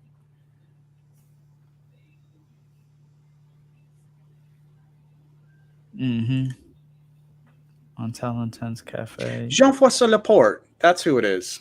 It just popped into my head. Sorry, people. He founded L'Artisan, and also he branched off to Mita Perfume Gantier, which also has an iris as well. Iris bleu gris, or bleu gris, iris bleu gris, which to me is nice. It's a very masculine iris. It kind of reminds me of a better blended gray flannel. I'll appreciate this. Okay. Flannel's a little bit butch, isn't it? It is. And I'm one of the controversial few who actually appreciate newer formulations of it. Even though it's argued not to smell like it used to smell, there is like this Narcissus Accord in it that's sort of like, it's so batshit. It's like, what? And I kind of love it. It's just so like bombastically green for like the first hour or so. Yeah. But I know the purists are like, oh, don't get the Don't get the most recent formulations; they're garbage. I like it. Yeah, you'll hear that. Everybody has their own opinion. We're all Yeah. allowed to do what we like. But I think, yeah, like we're getting a lot of talk. I love the exclusives. It's one of my favorite. I think it's, to me, the best line in all of Perfume. It's what I am most drawn and connected to. And I think because you get iris in every single one, and there's something about it, it's very contemplative. Like, to me, every Les exclusive is an entertainer. And it's like, you know, I feel the exact same way wearing a Les exclusive as I do sitting on the dock, just staring out in the abyss. Right? It's I don't know. It's just, they're just magical. They're great for that contemplative quality to them. Yeah, they for put sure. me in that Yeah, mood. And I think it all goes back to that moody iris. Mm-hmm. And also, just technically speaking, in perfume, iris is a great blender. It's a great. It sort of pulls everything together. There are a few different materials that do that the way that iris do. Benzyl salicylate, when not overdosed, that is like a jasmine aroma chem. That kind of pulls things together, particularly florals. But iris is a great blender, so it comes as no surprise that you could find a whole line where there is this current running through all of it that uses that iris as a signature. And I think it's brilliant. I think iris, like the powdery iris, is a great way of rounding out a fragrance, kind of washing away those sharp corners, those edges. Do you like sharp perfumes, corners, sharp lines, or do you like more rounded things? Like, let's say, like Bois d'Azil. I think I can appreciate both. It's kind of like, you know, when you appreciate different types of painting, you know, you want something that's a little bit more contemplative, like a Rothko, and or if you want something that's a bit more explosive, like a Jackson Pollock. It's just kind of the same idea with fragrance. Yeah. Like sometimes I do want sort of those jagged edges and something that's just like pow, that's like explosive. Yeah. Pow kind of reminds me of like Roy Lichtenstein. There was like it's you know, pow in a bubble, or like sort of like a little explosive thing. I don't know if you're familiar with his sort of like comic strip based artwork, Roy Lichtenstein, but kind of like that. Yeah, I definitely like both, and there's always room for everything in my collection. But if I had to choose one, I like rounded. Yeah, I would say if I had to choose between the two, if faced with the difficult decision of choosing between the two, if the two were the only two options, then yeah. I like smooth opposed to rough, jagged, butch. I can definitely wear both and appreciate. I love everything, right? But you can appreciate. I think Bois d'Azil is one of the greatest examples of a round perfume. Round, powdery, creamy. It's like there's not an edge anywhere along the lines. It just flows so effortlessly. It doesn't even flow. You know how some perfumes, they kind of play out like music notes? This is more like a bubble around you, a cloud. And it reveals itself by taking one layer, almost like removing an item of clothing. Yes. And then another shirt, and then another shirt. So it comes out like that. Development is such a fascinating part of fragrance. Whether a fragrance chooses to be, or a perfumer chooses to have a fragrance be a little bit more linear, or if there's dramatic developments in a fragrance, I just find that so cool how it just develops over time. It's an amazing process if you think about it. Now, do you think that has to do with the skills of a perfumer or the materials being used, the notes that are in the perfume, and just kind of a result of all these things mixed together? Like, can a perfumer take the exact same notes and make it round and reveal itself like that? And take, using that same palette, make it play out like that line of music. From my experience, just with my own rudimentary blending, which I still think after doing it for like 6 or 7 years is still rudimentary. It depends on the reductive process or the additive process. So it's like you have like a series of notes that you have in mind, or a chord or chords. You have to be careful with how the shape, if you will, is going to change if you add something or remove something. And I think with that, to respond to your question, it does involve skill. And it can be very easy to make a mistake or push Mhm. things in a direction where you lose some of that shape, or it becomes a different shape than what you intended. So Right. yes, I think that some of it does have to do with skill. And you have the master perfumers. Some of them have more of a mastery than others. And often, what I find interesting is with independent perfumers, even though their level of quote unquote, and I like to put in quotes, mastery is not there, they have these happy accidents and end up having these really cool compositions because of that. And that's why I do appreciate a lot of indie perfumers. Mm. Yeah, I'm sure there's a Yeah. lot of accidents that end up being, good perfumes. Oh yeah, Mhm. totally. Yeah, that's what happened. I mean, a lot of these Wasn't examples. Shalimar the result of an accident? Like, Yeah, he that dropped, was. like, spilling Jiki into a vat of, like, vanillin, and that's how Shalimar came. Or that's at least, like, the storied rumor. Yeah. I'm not sure if it's just a legend, but it's very whimsical to think that was how Mm. we ended up with Shalimar. Yeah, it probably wasn't the final formula, but it was an idea, right, Right. that led to what we now have known as Shalimar. Right. It could have very well have been this little kernel, and oh wow, we could build upon this and make something really beautiful. And I think that probably does happen a lot. Is that you find that little happy accident, like, oh, I didn't intend to do that, but wow, this smells damn good. Like, who would have thought that adding A to B causes this when I didn't mean to do that? And I'm sure Mhm. some of the most brilliant fragrances of our time were a result of these little uh, incidents in the workspace where a perfumer just realizes, wow, I should just kind of go with this rather than my original idea. No. Accidents are for, it's a space for us to learn from. There's nothing wrong with that. Now, there's that guy, there's a perfumer, like an indie perfumer and an editor from Fragrantica, Miguel Matos. And Yes. I think he has a perfume that is a result of all his fuck ups or something along that line, or he's mixed a bunch of leftover ingredients that he had. Are you aware of that one?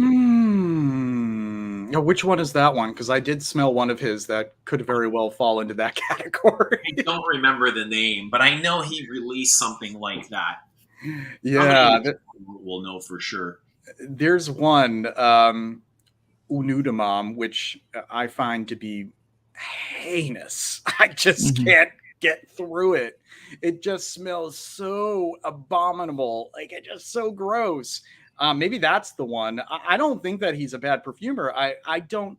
His style is not really my thing, though. I haven't found something of his where I feel like, yeah, this is I'm responding to this. I think that it's an ambitious thing to do, to say, like, okay, Mhm. I threw a bunch of things, flung a bunch of things on the wall, and And let's see just what let them fits, kind of thing. fall where they may. I think it's risky, but who knows? There is the probability that it would turn out to be something that's No, that worthy. just came to mind as we're getting into this discussion Yeah. of Right. mistakes and accents. God knows I tried that a number of times when I was doing my blending, and I was never successful with that. No How way. difficult or easy is it to blend a perfume? Oh, it's really tough. It's really tough. You Mhm. really have to spend a lot of time getting familiar with the materials, Trial really and having error. a true understanding of how they behave. And not Mm. only how they behave in isolation, but how they behave with others Right. or misbehave. Because certain things, I remember when I was doing, I had this little kick where I was like, I'm going to do bespoke. And people would ask me what they want their fragrance to have in it. And early on, they would give me this list of notes, and I'd be like, well, let's see if this works out. And that is how I learned how things may not go well together. This is before I really had a better understanding of structure in fragrance. So I think that it involves a lot of trial and error and a lot of discipline. It's not easy. And I say this time and again, there are a lot of people who are really enthusiastic about becoming a perfumer, being self-taught, and just going out there and bringing forth to the consumer a product without really developing the chops. Those are really, really important. So what would you recommend to like a self-taught perfumer that wants to get there? Where would you send them for training or to gain knowledge? Find mentors. Find as many mentors as you can. Be a team player. Be a good sport, and get to know other independent perfumers. Exchange notes. Share ideas. Yeah. And be really patient. Like, I've known people who are like, I got my line on, like, oh, I got my, my fragrances, $300 a pop. And they've only been studying for, I don't know, 18 months. And the end product is rough around the edges. I think that being patient and getting out of your comfort zone is really important, and understanding that while you want to be this revolutionary artist, look at many of the most famous artists. We'll take, for example, the analog of painters and other fine arts, that they do study the classics and they pay attention to what other artists have been doing. There's this thing also like, oh, I don't want to pay attention to what other artists are doing. That's going to affect my work. But I think on the contrary, it's really important, because you get really a better foundation of the discipline. Right. Yeah. Yeah, just to educate yourself. Yeah. And smell as many things as possible. Oh, yeah. Yeah. That's what I decided to do. Like I realized, you know what? This is about 4 or 5 years ago. Like, I haven't smelled some of these classics. Like, what do I know about the history of perfume? I got to smell Shalimar at least once, or, Diorella, or, you name it. Chanel Rochefort and Eau de Hermes. Right. Yeah, exactly. And I think that's where it was lacking for me. I had the ambition and the enthusiasm and the knowledge, but I didn't have that kind of foundation. It's kind of like when people, they study art, they take art history, Yeah. I remember when I started getting into perfumes, and I wanted to learn as many things as I quickly, not to perfume. I never have the desire to create my own for whatever reason. Yeah. I just went around smelling everything. I'd pick up these water bottle caps and smell the plastic, or anything that I came in contact with, I would just smell, out in public. Yeah, that's really important too, is paying attention to smells out there in nature. And that doesn't necessarily need to be natural smells, which is, that's a whole other debate, but just smells out there in the environment. Don't be self-conscious about smelling flowers. The worst that could happen is somebody thinks that you're really into flowers. Just put your nose into a plant, into flowers, and get an understanding of how they are in actuality. If you don't have the means of creating the headspace, you don't have access to that technology, just smell everything. I'd take my clothes up off the floor and I'd smell them. I'd smell clothes out of my hamper. I'd smell my armpits. I'd smell my underwear. Everything, like anything I know it sounds gross, but it's a smell. It's a created smell, right? We all came from nature. It's a smell created by nature. So I think you have, Eugene, I think you have the courage to admit that you do that. I think a lot of us do those things and would not want to admit to it because of these social perceptions of doing things like that as gross or unacceptable or inappropriate. But we all have that curiosity. And I think that, you should even have more of a curiosity with those things when you're developing fragrance, especially if you're trying to understand that je ne sais quoi in fragrance that lends a very human Element. erogenous character to it. You know? Yeah, man. Smell everything. Mhm. You know, when I had partners, I would stick my nose in the weirdest places. I wanted to smell everything, like it's like the everywhere, man. The feet, whatever I can find, like the stinkiest parts of them, I wanted to discover. Here Those comes Oda Jerks. They're gonna take this part of the video and put it. I was obsessed with smelling everything. Underwear, I'd pull underwear out of the hamper and just give it a good tug, right? I mean, with my nose. But yeah, there's nothing wrong with that. I mean, there are far worse things that you could do, honestly. I think that to be open about that is kind of like a cool thing. It's like it doesn't mean you're like a pervert or anything, you know? Mhm. yeah, I that's think that childish. Go and grab like a handful of soil, right? Dig up some soil, some earth, and give it a good whiff. Right? Channel 69 reformulated got their cut. Right. Ramsey just said. But yeah. Well, that's part of it, you know. I mean, even when food smells What do you think? bad, Perfumers don't do that stuff? of You think course they don't they know what an do. Of underwear course they smells? do. Everybody knows what underwear smells like. Who are you fooling? We Well, all know remember, what underwear smells like. You know, people Right. don't want to see it. right? Well, you remember the Halston miniseries where Halston throws the jock strap at the perfumer, which just so happened to be actually Bernard Chant. They chose a woman for the miniseries, but he throws a jock strap at her, and she just breathes it all in. She takes it all in, and she says, "I know where I need to begin." There you go. Yep. Didn't Tom Ford make a scent to replicate the smell of a man's crotch? I don't doubt it. I don't doubt it. And that's fine, you know? That's throughout Dude, we're history. sexual beings, man. Get over it. Right. Sexual I mean, beings. this isn't the Victorian age. You know, like people want to go back to, oh, it was so great back in the 50s. Fuck that. My God. Mm. I want all the armpits, man. Yeah. Mhm. Well, it's fascinating how the smell of body odor can vary, you know, between genders, between certain body types, skin types, and stuff. Yeah, the pH levels and everything.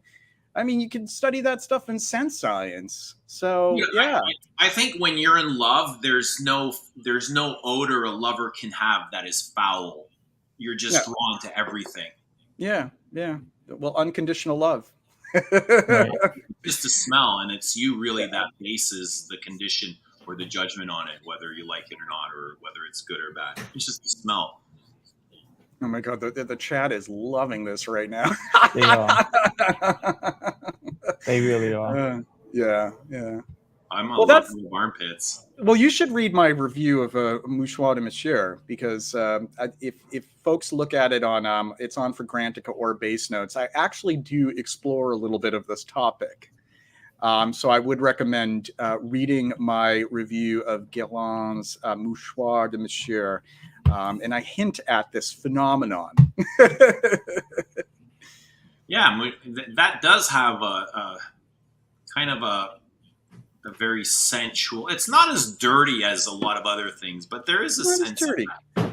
There's a little touch. A just a touch. And little bit. even Frederick Mull talked about it with his release of Synthetic Jungle, that Yeah. you know, the classic perfumes, they all had like a touch of vulgarity to them. Yeah. And I love that. You know, that sounds like music to me. I look at the pillars of fragrance history, and almost every one of them have this little touch of vulgarity. It's kind of like when you're painting, and I did this. I used the same analogy on a review that I did today for Bouchon en Pomme. It's sort of like when you add a little bit of white paint to a color, and it's a tint, just a tint to kind of, or a black for a shade. It's like a little bit of something, because if you don't have that, it's kind of like, oh, it's just red, or blue, or yellow. Yeah, add a little bit of that. It doesn't need to be overdosed and a complete skank bomb.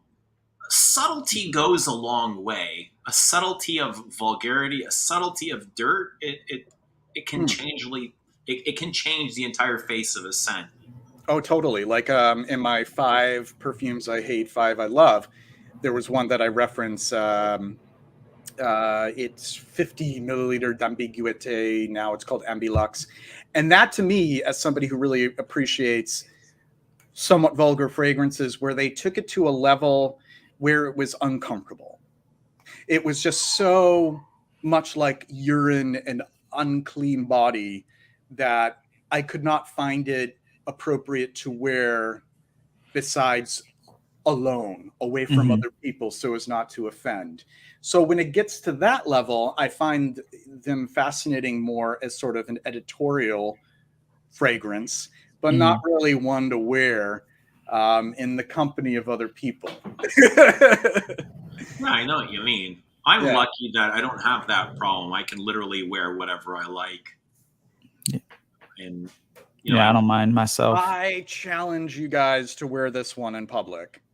5 sprays. I don't know if Ambilux is this. What's the name of it? So it is by a French perfume house, Marlou, and it was formerly named 50 milliliter d'ambiguïté, and they changed the name to Ambilux. So it might be a lot more tame, but when it was the former iteration, I have a sample of it.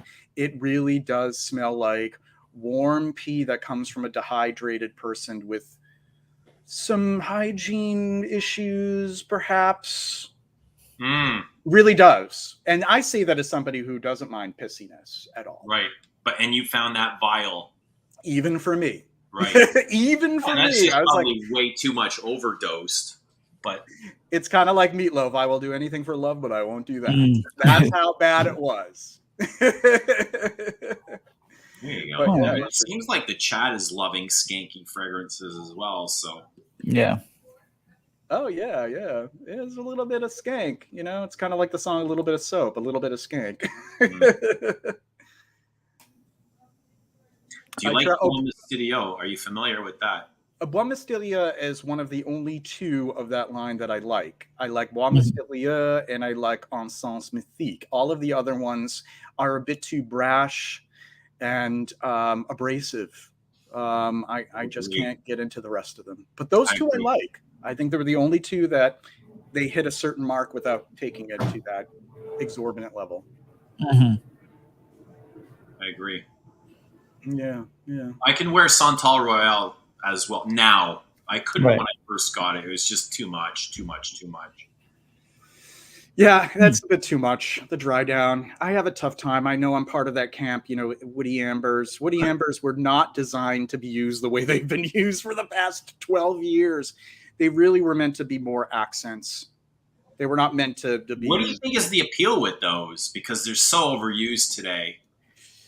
I don't know. It would be interesting to explore that topic of how that really became de rigueur for people to have this very harsh, spiky, almost rubbing alcohol kind of. Actually, so to give you a little context, my partner does not appreciate fragrance, but we somehow make it work out. Yeah. So if I'm wearing something that's a little strong, yeah, it's a shock. Oh my God. How can I even be with this person? I should break up with them right away, right? How can they not? You've got a massive collection too, don't you? We make it work out. That's amazing. So what I do is after a day of wearing stuff, I wash it off. But I actually, before I do, I use rubbing alcohol. But I use a lot of moisturizer because rubbing alcohol is horrible for your skin. So when I use rubbing alcohol, sometimes it's like, wow, this smells like woody ambers. Like it really, like the strong woody ambers have that rubbing alcohol vibe. And when people are walking around, it smells almost like I'm in an emergency room. It's really kind of not pleasant. I don't like it. Yeah. That's not good smell.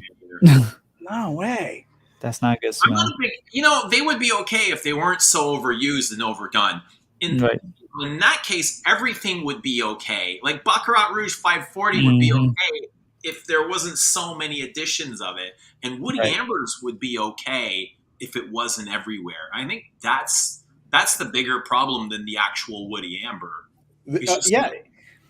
Because in isolation, if you think about these materials, if they're used in nuanced ways, they actually subtlety. can. I think subtlety Yes, is the key. exactly. Then they enhance an amber accord, or they enhance a cedar accord. But the overdosing of it, the extent that they're used, it has pulled away from this nuanced direction to something that seems more for the purpose of um, more for the purpose of having it be present than actually having any sort of olfactory value to it. I don't like it. Just it lingers for way too long. It's just very powerful. lazy It's very perfumery. powerful chemical. Woozy, nail on the head. Woody ambers, they feel like lazy perfumery. You sure do. Exactly. And I keep talking about my dislike for oud, and I don't necessarily dislike oud. Right. I hate norlimbanol. I can't stand Yeah. it. I don't like Because that. that's even more aggressive than woody ambers. I seriously think that for any composition, there should be no more than like 0.1% norlimbanol in a composition. And that will be enough to have an effect. But Right. there are some compositions where it's like 1 to 5%, and it's just too much. Used in small doses, it's amazing. It could be really beautiful and just create this really nice radiance to the perfume. But they fucking overdose it. It's piercing. It's so loud. Ramsey says, I would say love me or leave me. I ain't washing off shite. It's really everybody has it's a fine. It's a testament to love if you're willing to do something like that. That's how relationships work, is compromise. So that's my response to that. We've actually been together for about 11 years. And when we first got together, I wasn't wearing fragrance as much. I actually was not as enthusiastic about it at that time. I sort of walked away from it. So I'm not walking away from him. I'm fine with it. I wouldn't either if you're happy. Of course. Exactly. You know, not all relationships are conventional either. You don't even have to live together if you want. If you don't want to. There's no rules. There's no fucking rules. No way. No way. Especially when it comes to relationships. Absolutely not. That is very true. There's many people you can date. There's only one Kuros. Kuros is king, but I don't want to wear Kuros every day. I have love and appreciation for it, but not every single day. For me, I really have to be in the mood for that. 3 times a year, and I'm satisfied. My bottle will last for life. Yeah. And Woozy says he prefers Cedalox over Ambroxan. Yes, so there, I think, and he may be more apt to correct me because I'm a little rusty, but I think they're 2 different isomers. So isomers, not to get into chemistry too much, it's sort of like just variations on the same kind of material. I do prefer the smoothness of Cedalox over Ambroxan, although Ambroxan can be fun. See, I don't hate him. I like Ambroxan, but again, like dose it. Subtlety is everything. Not too much. Ramsey says, I can compromise on anything but perfume. That's all good, man. It's cool. I also know you probably have a wife who enjoys fragrance, so it's all good. Everybody has their own truth in life, Absolutely. And it can be very different from somebody else's, and both people can be absolutely right and correct. Oh yeah, for sure. That is the truth. Yeah. I mean, it's like there is no truth. Exactly. Truth is relative in one's own personal what's the word I'm looking for, in your own personal experience. So I don't try to lord my truth onto other people. What I find is my truth. And I'm not saying like facts. Facts are different. Facts are facts, but truth is a very different thing. So the way I live my life, I wouldn't try to prescribe that on other people. Like, you have to, say, for example, I was very much a traditionalist. Like, you need to get married, you need to have children, you need to A, B, C, Fuck and all D. that Like, noise, man. Yeah, That's no. just background noise. right. If that's Right. your truth, all the power to you. And if it's not, wonderful as well. Right. It's no one size fits all. It's all I've been there depends on as the person. well. What works for you? Yeah, totally. You got to do Totally. this. You got to do. You can't do that. You know, what will they think? No, you got to go to school. You got to go to university. No, I don't. I don't have to do anything. No. I don't. And that's a big class problem too, because there's this idea that you have to get into higher education in order to be a respectable person in society, which is Right. such an insult to those who are the working class and those who have a trade. And there's something to be said for giving those people dignity and not making them feel as though they are an inferior class because they hadn't happened to go to college. So Right. I'm definitely not the type of person who would want to disparage someone for not going to extra school. That's just going to put them in a lot of fucking debt anyways. Right. Yeah. Aramis Aram asked me what my favorite from the line of Aramis is. That's a tough one. JJ, let me ask you: is it a sin as a perfume lover that I don't love Aramis? No. I am not going to be that type of person. This is one thing about me, and this is why I want to kind of keep harmony in the fragrance community. Who am I to say that somebody isn't enlightened enough as a fragrance enthusiast if they don't happen to like a particular fragrance that has a lot of respect? It's like, no, am I incomplete as far as being an authority discussing fragrance because I don't have particular fragrances in my collection from a certain line, or I'm not crazy about, A, B, or C? I don't like that mentality at all. So my answer to you is there is nothing wrong with it at all. If it doesn't speak to you, whatever. It's all good. I've never been able to. I can admit openly, I'm not the lover of Aramis, and I see so many people put it on a pedestal and praise it, and it's just like, I don't. It doesn't sing to me, It's not something that I would pick to wear. Like I would just pick a million things before it. Yeah, that's fine. And I think that Bernard Chant actually refined those ideas later on with his subsequent compositions anyhow. I mean, I have a soft spot for Aramis because my father, it was one of the fragrances he wore. But it isn't one that I reach for very much at all. I have a bottle for reference, but I don't wear it. I don't think I've worn Aramis in years. But as far as the Aramis line and the Aramis house, which is technically under Estee Lauder, that's a tough one. I love, out of the gentleman's collection as it's been dubbed since 2012, the three that I love the most out of that would be Aramis 900, JHL, and Devon. However, I wore Tuscany Paromo last night. It was my bedtime scent. And I'm impressed that the gentleman's collection version, I wore it to bed and I still smelled it when I woke up. So we're talking about 8 hours. Not that that means much to me, but for all of the noise about how, like, you've got to get a vintage version of it because it's just so much more real oak moss, and it really does smell great in the dry down. It really was like, I love it. I love it. So I would never want to make somebody feel like, okay, you know what? And this is another thing. You do you. It's your truth. That's what you go for. That's fine. But if somebody does not want to spend the money on a vintage of that, it's already kind of getting expensive as the modern version. It's going for like 70 something bucks. Just get the modern version. Yeah. I mean, you already have reformulations. I don't think they really affect longevity. I think it's more the richness and textures that get lost. Yeah. Like, I think, dude, I can, from my entire collection, I can blindly choose any fragrance and spray it on, and I know it's going to last me all day, and I'll be able to pick it up 8 to 10 hours later. Any single one. Most fragrances are designed to last.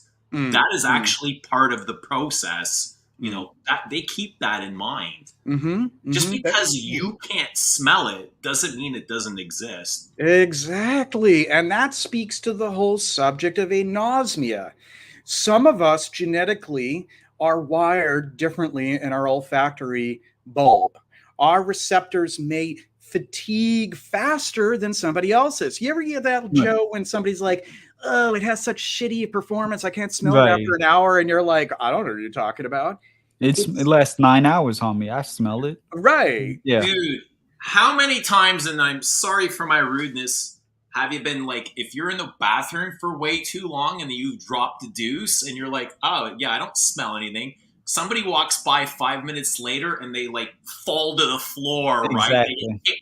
And you're like, I don't smell, right? So your nose it's designed in a way to protect you from smell. Exactly. That's the biology of the nose.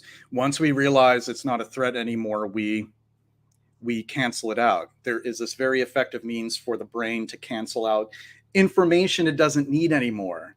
So why do you want to have constant information being thrown at your brain when it needs that space to take in other information? Trust that it's there, appreciate it while you can detect it, and don't quibble over whether or not you can still smell it 6, 7, 8, 9, 10, 24 fucking hours later. Like, it's just crazy. I mean, I don't want to tell people how to appreciate their fragrance hobby, but the only thing that I ask of people is don't come to me and expect me to satisfy you with an answer you want to hear about performance, because that's not what I'm again, about. we're going back to the confirmation bias, right? Right. People want to be confirmed. But I think today, because people are spending so much money on perfume, they want to be able to smell themselves for 10, 12, 18 hours. And that's where we're losing fragrance today, because they're putting so much crap in there to push. And that's why a lot of it smells as synthetic as it does. All filler. There's so much filler in there. Yeah. No, and the filler is there to.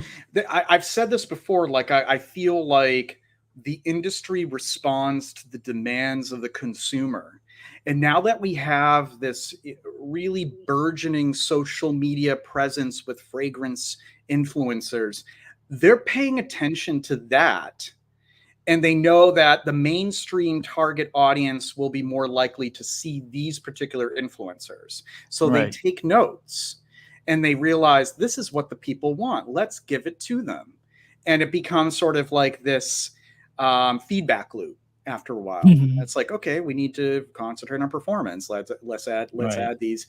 And I think that's really what's happening with some of the releases. It's like, give them what they want. This is what they want. Give it to them. That's exactly. They're creating for the market demand. We were talking about that earlier. Going to shit. Yeah. But I think also younger and younger people are wearing fragrance than ever before. Yeah.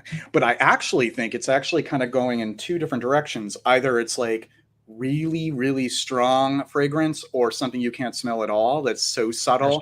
For like this whole offensive clean living movement where it's like fragrance is unacceptable. If you're going to wear something, it has to be a light skin scent. It needs to be sort of a body spray kind of thing. So I'm seeing those two things happening right now in the industry. Yeah.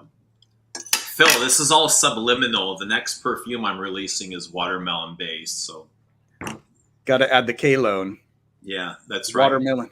Watermelon ketone. If somebody wants to jump on, anyone. I see Smelly is here, Aram V, Jonathan, anybody. Ramsey. I don't care who. If you want to talk about perfume, you're more than welcome. Can you guys take over for a minute? Of course. Yeah. I'm used to it. Let's go. You're used to it as a co-host. Yeah, as a co-host. Right, exactly. But nah, it's I mean, that's why I really appreciate these streams. I'm learning more of the actual breakdowns. Hearing you talk, hearing Eugene talk, go back and forth, it's definitely and I think it's also important when you're sharing information and knowledge and stuff to just meet people where they are too, and not expect them to already have it all figured out. Like, oh my God, you don't know what that means. Like, I don't like that kind Exactly. of, like that sort of snotty kind of attitude, which Right. you can get that in certain pockets. Thankfully, it's more the exception than the rule. So I think we can all learn from each other. We're having like an Exactly. open dialogue. I think that's super important. Yeah, it's like a big potluck of like, okay, so I know this in regards to this much information, you got that, and then we just kind of swap and just exchange, and that's how everything builds. That's how everything grows. That's Mhm. how proper, healthy communities thrive ultimately. Yeah, definitely. You know, but I'm still. I had sprayed his fragrance almost like 2 hours ago, and I'm still like, it's still doing enough to like bring me in, bring me back, and so good. And I'm just getting used to civet, castoreum, both Yes, really. civet is a. It's tough for those who maybe they were just so accustomed to modern perfumery where they really distance themselves from the idea of having a civet accord. Hmm. Um, but over time, as you sort of introduce yourself slowly to it with fragrances that might have like a little bit of it, Right. in some cases you may end up finding that you're looking for it after a while. It's like it's interesting how civet does these really remarkable things with these floral accords. It doesn't need to be like a bombastic kind of like civet in your face. Right. Even if it's like what I was saying earlier, like a little bit of civet is really fascinating in a fragrance. Yeah. No. It's. I mean, I'm still very much stay away from me, but however it was blended here, it works. Like I was willing to try it just because. Okay, Eugene, I'm willing to try it, and it actually works here. It Yeah, really does. yeah.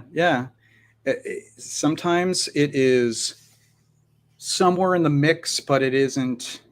It isn't. It isn't. It's just a little meow. It's not a. It's not a snarl. It's not. Full raw.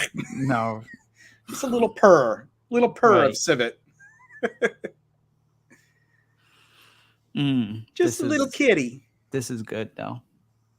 People don't smoke anymore. I really think that's why people are more drawn to clean and fresh. I don't even like the clean movement. I think there's a problem even calling it clean because that's kind of like an insult to people who can't afford things that are clean. Like the whole like it doesn't have any of these additives or chemicals or synthetics and uh, there are people who really can't afford to spend that kind of money, and Mhm. I just don't like that whole clean living principle. Yeah. You Nah, know? I can't. I mean, I did that for the hospital, for the ER, working in the ER for as long as I did, and I wanted to run myself through the wall every single day. Like I'm like, I can't just wear these clean fragrances. Oh So yeah, that yeah. so then I Having to revved it be up. Hmm. antiseptic, Right, completely sterile. Not. right? I found a happy middle ground, thankfully, ultimately, but I legitimately almost lost it. Mm, mm. Yeah, that could I'm be not a tough. big fan of clean either. I have the Fresh. luxury of working from home, so I don't have to answer to anyone. Right now, I do. Now that's me. But for 8 years, it was, oh, you have to be clean. You have to very light. We can't smell it. I was like, okay, yeah, whatever. I'd rather smell like a dirty clothes hamper. Exactly. Mm. You guys should try L'air de Rien. Try what? Miller Harris L'air de Rien, the air of nothing. It has a little bit of that dirty clothes hamper kind of going on in it because of the Costas Accord. It's one of my all-time favorite fragrances.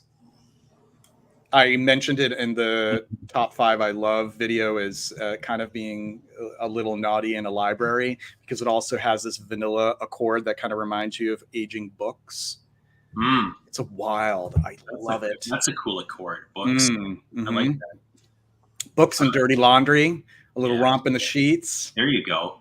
Galen, get your ass on here. I saw Galen in the comments. Let's go. It's been a while since we've had Galen on.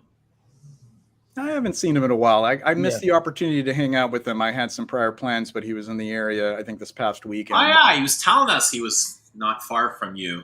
Yeah. We met last summer. He visits a town right next to where I live.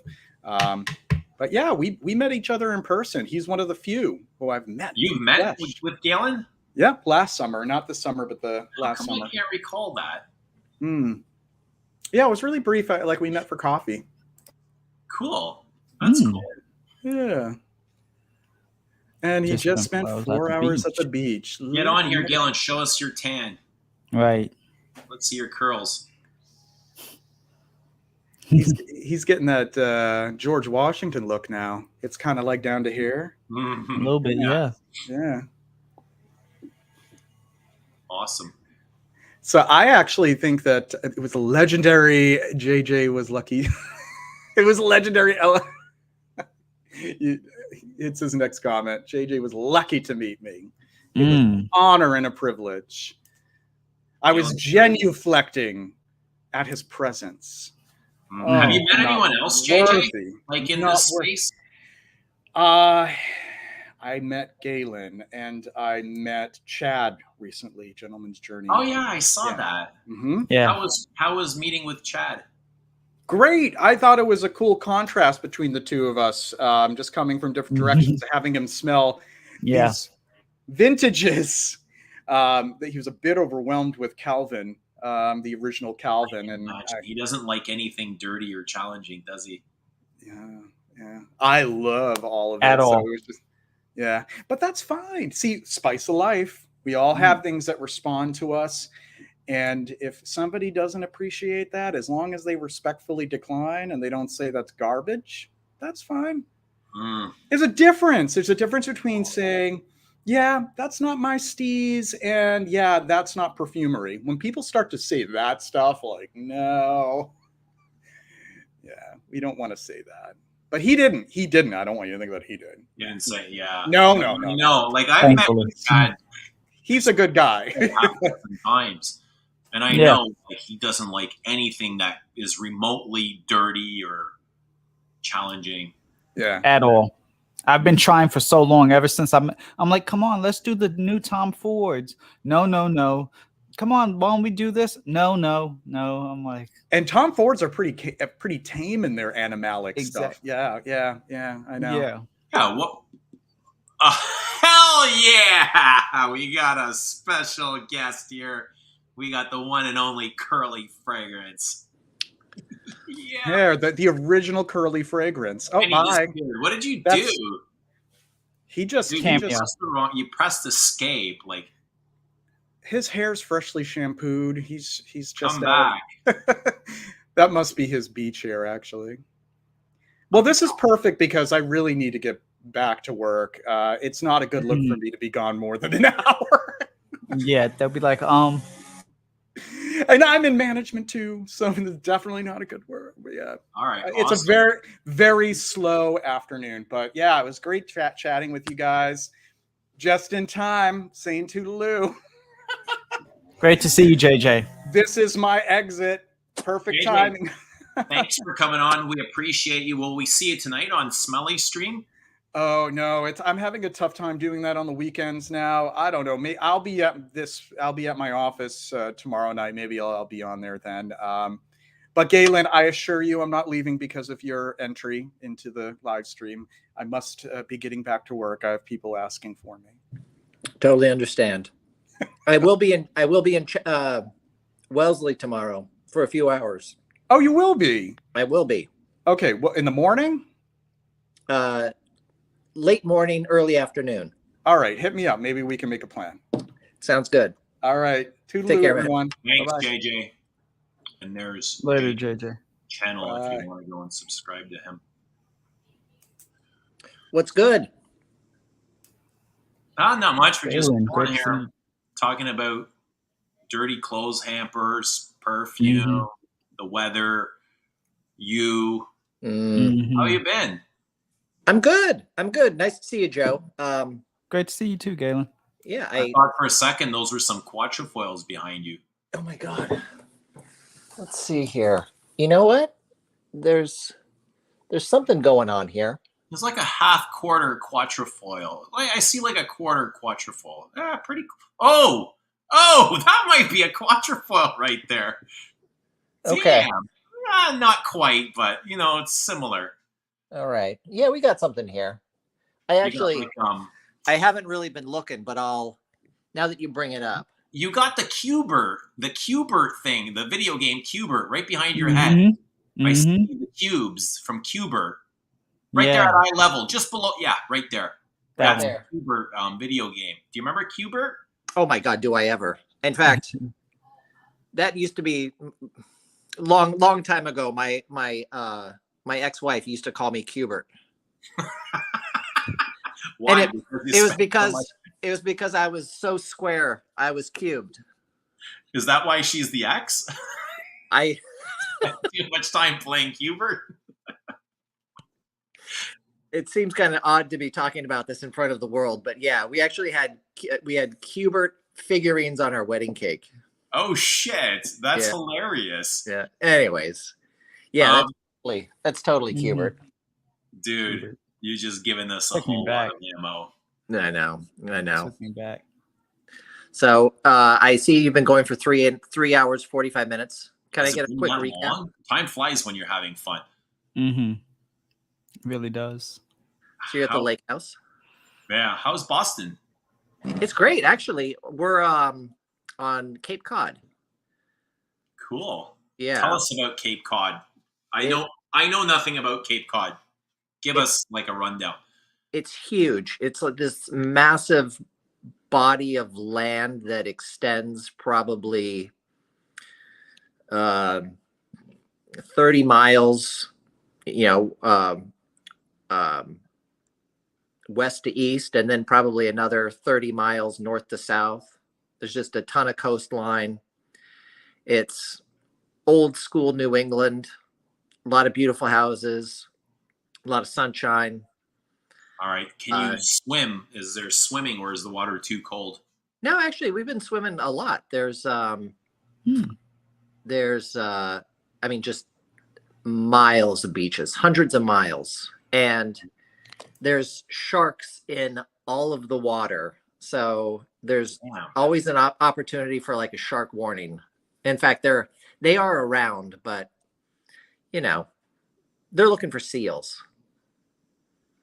They're looking for blubber, right? They're looking for blubber. I mean, I got a little bit. Yeah. So a lot of tourists there? Yeah, this is the last week of tourist season. So before kids go back to school and summer's over. Yeah, it's So we're packing up tonight, heading out tomorrow. I'm looking forward to getting home. Cool. It's been nice though. Do you have family out there? I don't, but my better half, they spend a week here every year. All right. Yeah. So I just tag them. It's good to see you. Like you're traveling quite a bit, I see lately. You're always like going back and forth. When can we expect to see you up here in Toronto? I don't know. I would love to. I know we were an invitation, or I don't know. I probably not. I know I've looked at plane tickets before. Okay. But I guess I just haven't pulled the trigger. We're gonna have to pull that trigger soon. I agree. Yeah. Weren't you talking about traveling recently? I think on yesterday's live stream you were talking about, Antoine and Remy kind of talking about getting you to like France or to other places. Yeah, I want to go to France. I definitely want to go to France. And then, I'm talking to Rich Mitch every day, and he's like, if you're going to France, like while you're up here and you're so close, you might as well just come to England and I'll meet you somewhere. And he's talked about somebody else from here going. I don't know if they want to be known, but planning a vacation to go, and maybe we can go at the same time. And I know you and I have spoken about going up there at one point, so maybe we can just kind of organize like a group tour. Those are the best. I have not left the States I haven't left the North American continent in easily a decade. Wow. So I think I'm probably due. Rudy, I actually was. The running joke was, every 24 hours, I would say that I've been here for 24, 48, 72 hours, and that I haven't found any ambergris yet. Hmm. And that it was total bullshit. He says, join us. Joe, do you do a whole lot of traveling, Joe? Oh yeah. Not in the last 2 years. I've been in more accidents to prevent me from traveling, unfortunately. But prior to that, yeah, no. I would travel mostly stateside, not country. But I do have my passport, and now that I'm like fully active, my sister's a little older, so I don't have to like fully raise and worry about her day to day. She's 18, about to be 19. So I can kind of like do my own thing again. You know, she's going off to college, and I'm gonna look to like do some like different countries and things for sure. Nice. Mm-hmm. Yeah.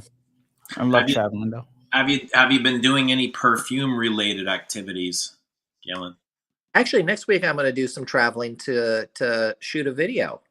If everything kind of works out, which seems to be falling into place, I'll be going up to Seattle. Can you reveal any details? There's like 3 perfumers in Seattle, so you can probably guess. Out. Yeah. I'll just nobody cares. Olympic. How there in Boston?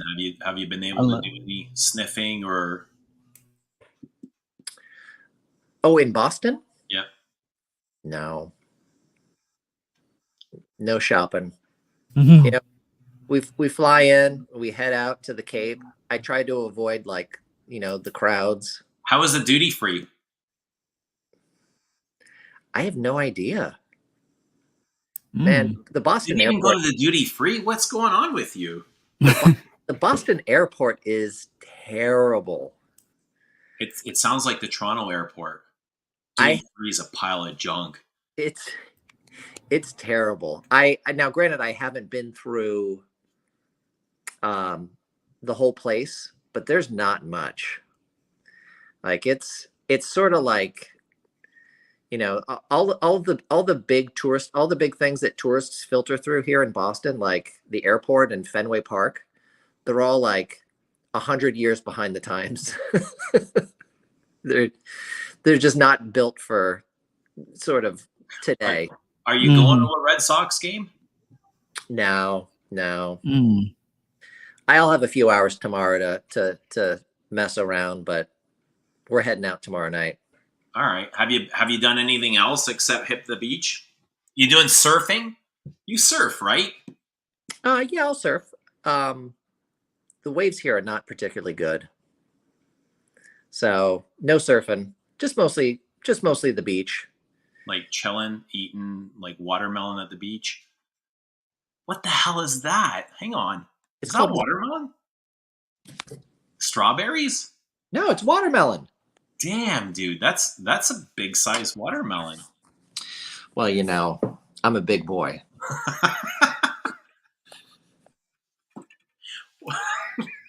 Oh shit.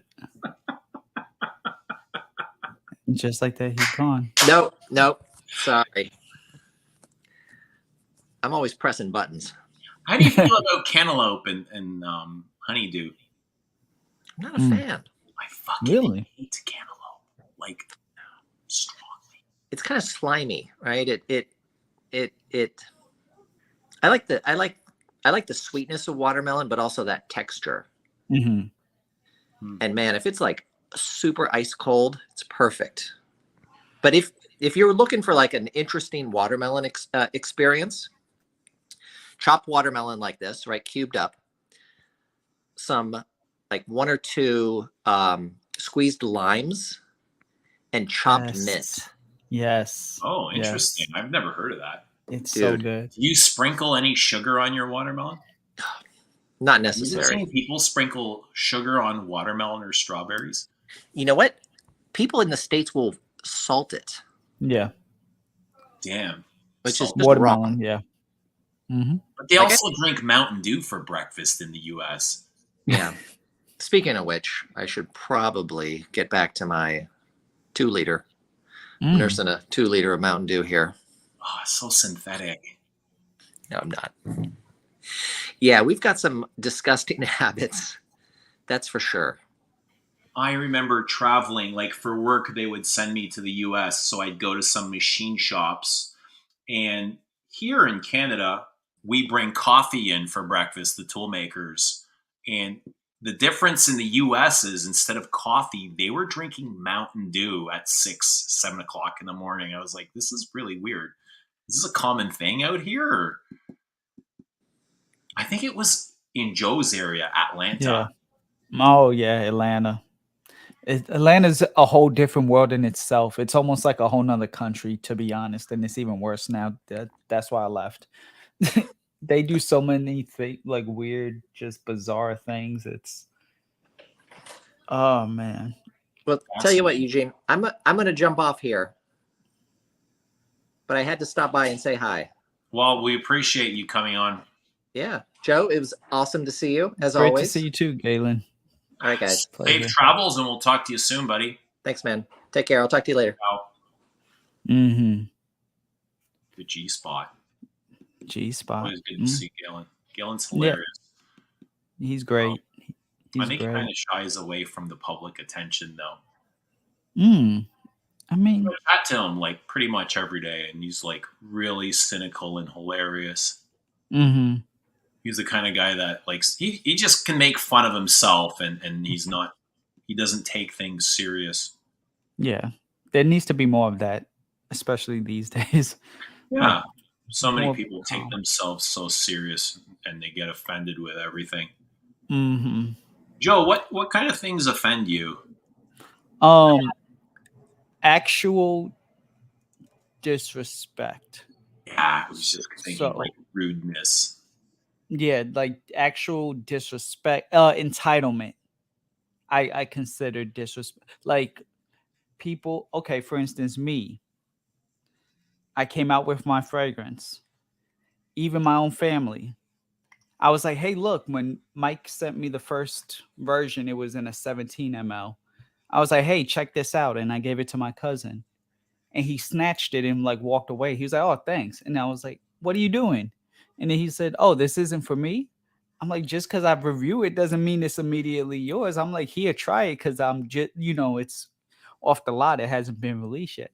But that's like minor, like actual entitlement though. If like, especially when I used to work in the hospital, people, not even patients, would be like, oh, well, I want food. And it's like, okay, well, the cafeteria is that way. Oh, y'all aren't going to bring it to me? And it's not a patient saying this. It's like just some random person. Sometimes it's even been the staff.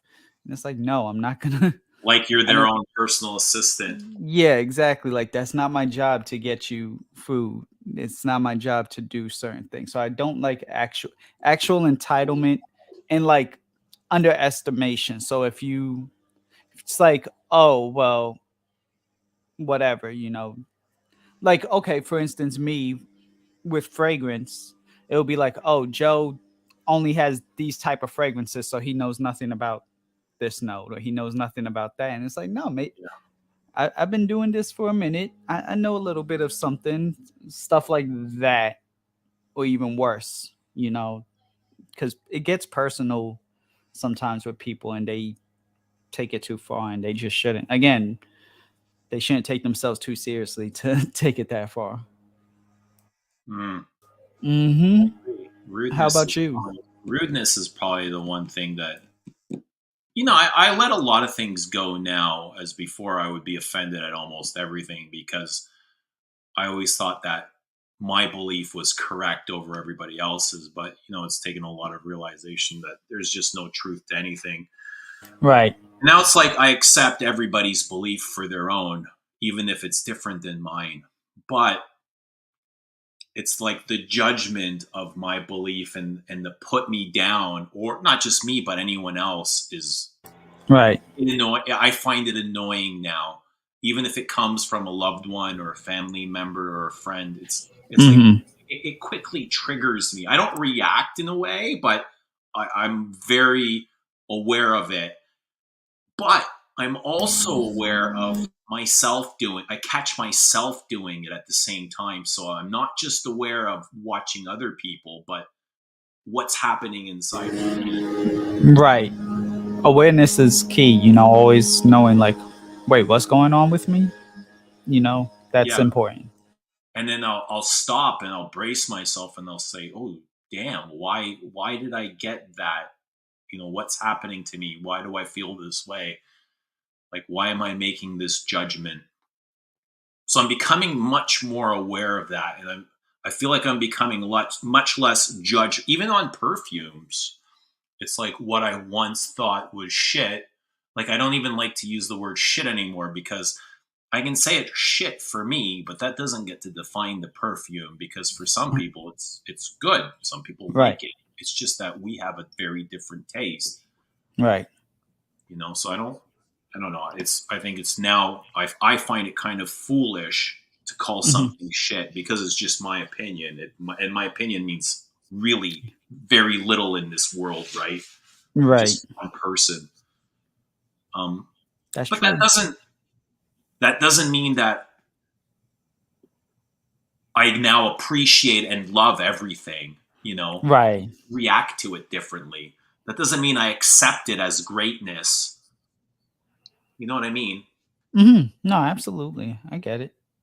It just my perception of it has changed, you know. And now, instead of just calling something shit, I try and look inside of it and think, all right, what is this intended for? Obviously it's not intended for me.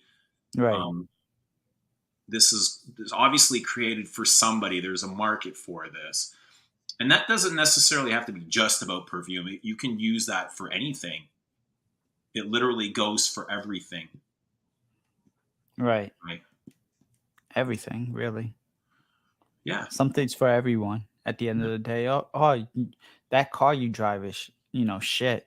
Yeah, Well, somebody really somebody you know, loves somebody's it. jumping up and down because that's their Absolutely. first My mom car. taught me that. My mom said that to me once when I was young. I called a car on the road like a piece of shit. And she's like, you know what? That guy that drives that car and he owns it, he loves it because it gets him to wherever he needs to go every single day. And I was like, Mm, oh, I never even right. thought of that, right? Right.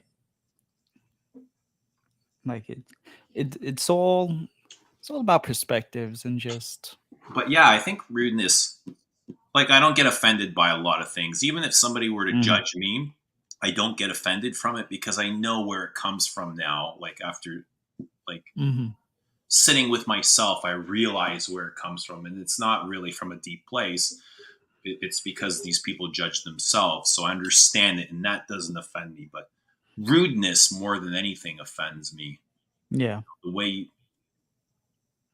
you treat somebody, the way you react, Mhm. and like, regardless of who you are, how you fit into this society. I don't think just because you have money or fame, or you know, you have a very you stand on a stage, I don't think it gives you entitlement to treat Right. somebody or look down on somebody. You know, we're all Right. the same. We're all the same, right? Exactly. We all wear pants. Well, some of us. We all, you know, bleed, cry. We have feelings, we're emotions. We're all people at Yeah, the end of the day. right. Yeah, we all love, we all bleed, we all hurt. You know, your money Mhm. is, I don't think money is very important. I mean, yes, we all need money to fit into this society, to get, you know, to get Right. stuff. But for me, it's not a status symbol. Right. It's not the end all be all. It's nothing. It's not based on the material. It's based on the principle, in a way. How are your morals? You know, how are you when there isn't a camera on and you know what I mean? Like anyone could do something good when they know they're being watched.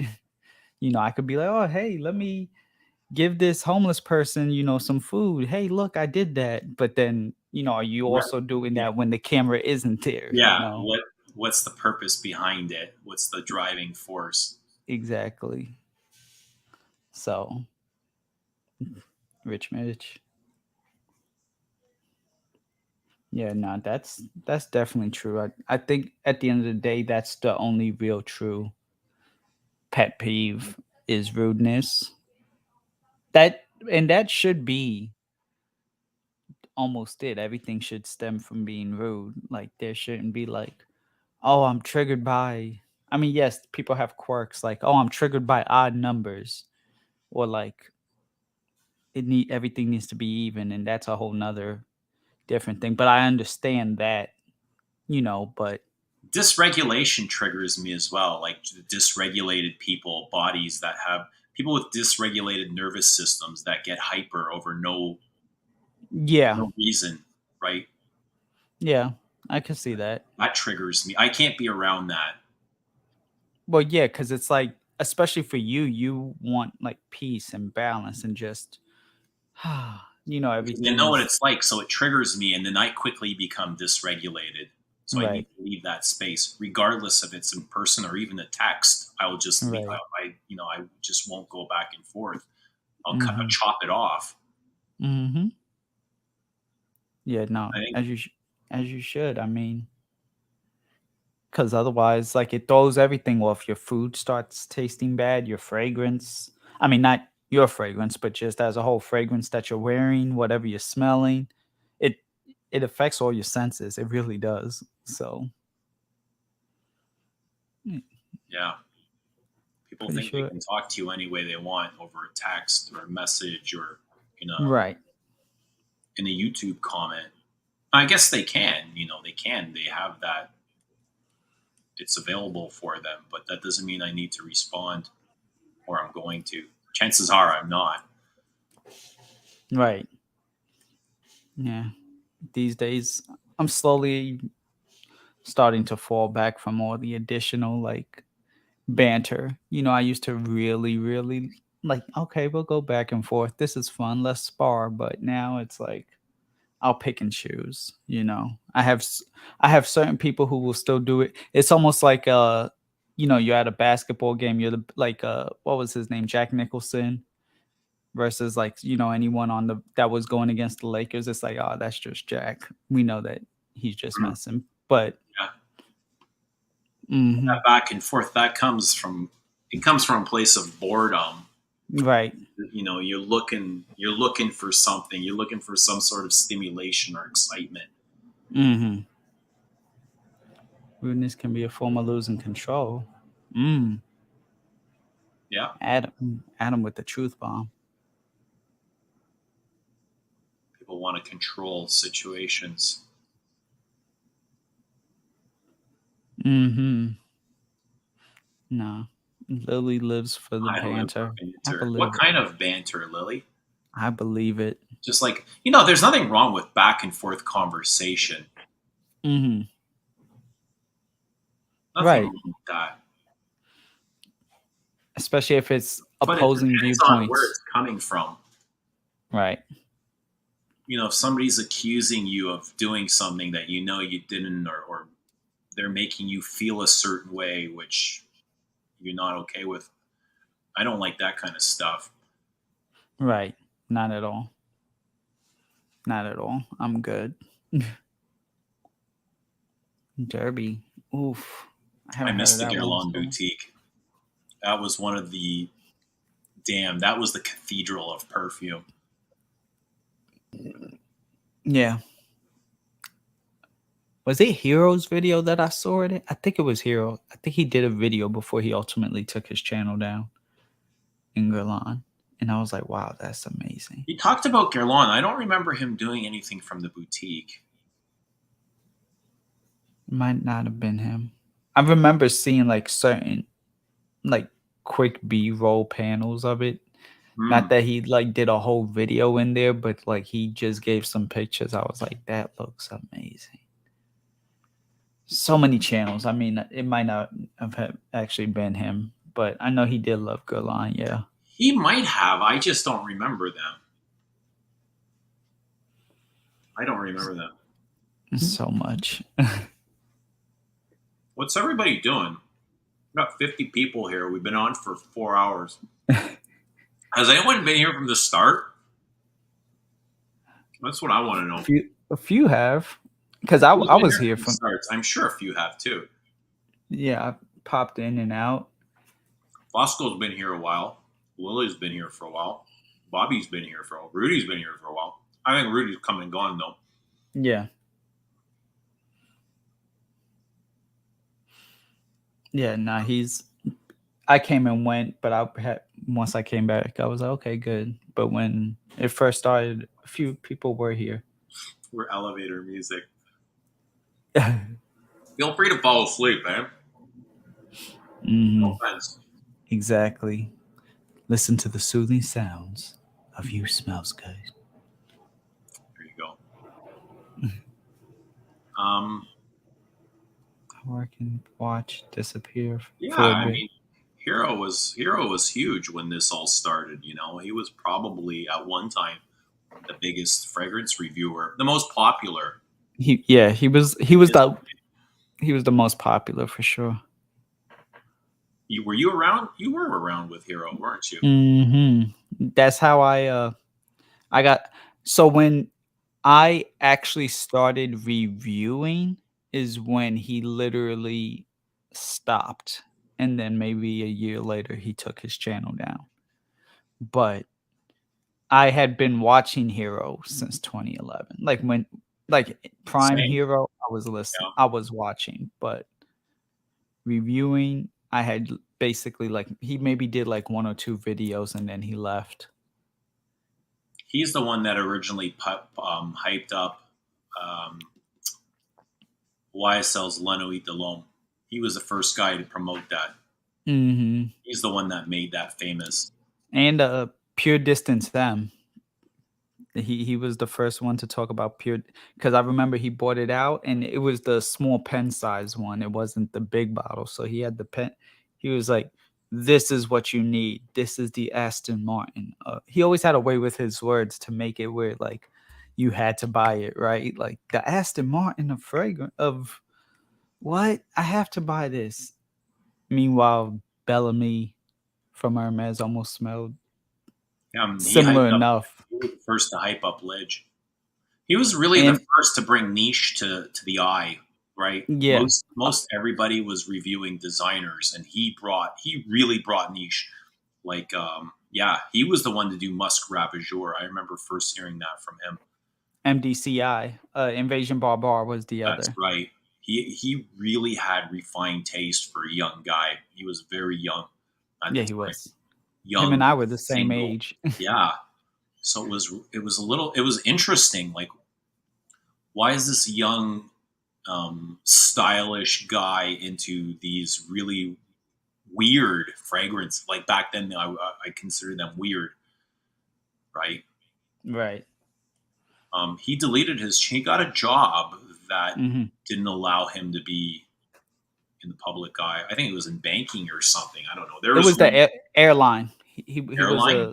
yeah. So he had whatever airline was big out there in Canada. Because I remember he would be like, he actually met Meghan Markle, the prince's wife, Really? and before she was obviously the prince's wife, and she was starting the show Suits at the time. It was only like the first or second season, and he was like, it's a good day at the office when you have." He was so And hot. he had like Meghan Markle right there, and it was like, oh, it's a good day, I or just haven't another seen what day. she looked like in a while, but I remember she was beautiful in Suits. I had Oh like yeah, a she was. massive crush on her. Same. Meghan Markle. Same. I actually like Donna a little bit. Something about the redhead. The redhead did it for me with Yeah. Harvey's assistant. But yeah, no, Yeah. Megan Yeah, they're too. both beautiful. Yeah. I mean, they had a way of portraying like a sexiness to them, right? Right, without it being raunchy, without it being Well, there were over some the raunchy scenes with Meghan Markle, and Oh yeah. I mean, they didn't get nude or anything, but they left a lot for us to perceive. Exactly. They let your imagination run wild for sure, but it was still, still done to highlight like, yeah, women could be powerful too. Women are just as up there with the men and all of that. They Yeah, did a and there's good the whole job. thing with like stilettos too, right? Yeah, Stilettos are a thing. Stilettos are hot. they are. They are. They are. Uh, you gotta know how to walk in them, as like for women, because I've seen some women try to just wear them and then they'll be Yeah, like, they don't work out, eh? I'm like, okay, that's That's what I'd look like walking stilettos. exactly me Break too. a But fucking ankle or two. it's like I got these, and I'm like, I could tell this must your first time wearing heels. Okay, Yeah, Anoush. Anuj, this is an epic stream. 4 hours. What time Uh-huh. is it? 4 o'clock. Yeah, it's 4 o'clock, 4:02, East Coast. It's really lightened up. The sun's coming out now. Hey, maybe you'll be able to go outside after. I mean, maybe not do everything you wanted, but Maybe jump in the lake. I think you should. Floral calls them torture devices. Stilettos. Stilettos. How do some women wear them all day? Like 8 hours, 10 hours? I think they just train themselves to. I Take think, practice, eh? yeah, lots and lots of practice. Walking around the house hours at a time by yourself, so this way nobody sees you. Floral doesn't like stilettos or Le Leon. Man, we would never work Floral. I gotta still try Le Leon. I gotta figure out where. Oh no, I'm gonna have to go to like the actual city to try it. They're not gonna have it out by me. I have to actually go Dude, into you're in New Manhattan. York City, right? Well, no, I'm more Long Island, so I'm about an hour and a half from the Hamptons Do they and not have Montauk. Le Leon anywhere you can try? Not in the main mall. Then I mean, if anybody's gonna know, it'll be Rudy. I think I'll have to actually go into Manhattan, like the city, to Bergdorf or one of the other, Saks, and try it. But as far as like convenience for me to only drive like 10, 15 minutes and try it, I don't think so. Damn, that's really strange to hear. It is. It is. I'm like, Somebody's message. why? How do I have the new Amwages, but I don't have the Chanel Privés? The Chanel Dude, collection. when I first got into perfume, Chanel was impossible to find here. Impossible. I Interesting. kept reading about it. I was like, I got it because I loved my first discovery in perfume was Chanel. Like I was drawn to Chanel. I went to the department stores, the drug stores, and I tried everything. And something about Chanel sang to me. I loved Pour Monsieur. I hated Antaeus, but I always appreciate. There's something that drew me to it. I thought it was so nasty. It was that castoreum. It was disgusting as a noob. I loved Ego East, right? I loved Number 5. I loved the women's. And I just kept like, as I was reading and educating myself on Chanel, I just kept reading about the exclusives. And I was like, I got to smell these somewhere. And there was one place in all of Toronto that carried them. I think it was a Chanel boutique at that time, which was very, like back then, it was an hour and a half drive where I lived, which today is nothing for me to drive an hour and a half. But back then, it was very different. We're going 10 years. And, but today, like Chanel exclusives are available almost everywhere. Every Holtz. So there's 4 or 5 different places today I can go and try Chanel exclusives. No, that's good. Wait. Oh. Appreciate that, Bobby. What's going on? No, he said he'll send me some Leon. I thought he said he'll send me some lean, and that's a totally different conversation. I was like, wait, what? And it said Leon. It was only available at the Chanel boutique, a standalone boutique, not even like inside of a major department store. It was just strictly Chanel, and that's all you could get them at. I remember smelling Les Exclusives for the first time, just going, "Oh my god! Like, what is this? So different. it's like God had created these perfumes just for itself, right? Right. See, I had that experience trying to Dior pre-raise. Yeah. Uh oh, okay. So it closed down. It closed down when I moved. Thank you, Rudy. Uh, I had tried the pre-raise before, Dior pre-raise before the less exclusives, but I still had like a similar. And this is when they had all the good Dior pre-raise. You know, they had Mitza, they had Vetiver, they had everything before they completely butchered and commercialized it. Yeah, they've kind of gone downhill. I mean, there's still good perfumes. Like let's take away. I'll take away as much judgment of mine that I can. There's still good perfumes compared to what's out there. Like I'd much Right. rather wear Dior than a lot of those what we call like the influencer brands. Oh yeah. However, for Dior, I find them underwhelming. Yeah. You know, because I know what they're capable of. I know what they've put out before. I know they can produce better. Bois d'Argent is like the one saving hope. That's still probably my favorite from the whole pre-Ray collection. It used to be Mitza, but definitely Bois d'Argent. I love Bois d'Argent. Mm-hmm. And as much as people call it an iris fragrance, it's not like a punch in the face iris. You know, No, it's not it's so strictly. subtle. It's not a picture perfect iris. At all. Some good stuff. That is Rich Mitch. Let me see. Let me see what's going on. Rich Mitch going out from WhatsApp. Oh, it's not Rich Mitch. Uh-oh.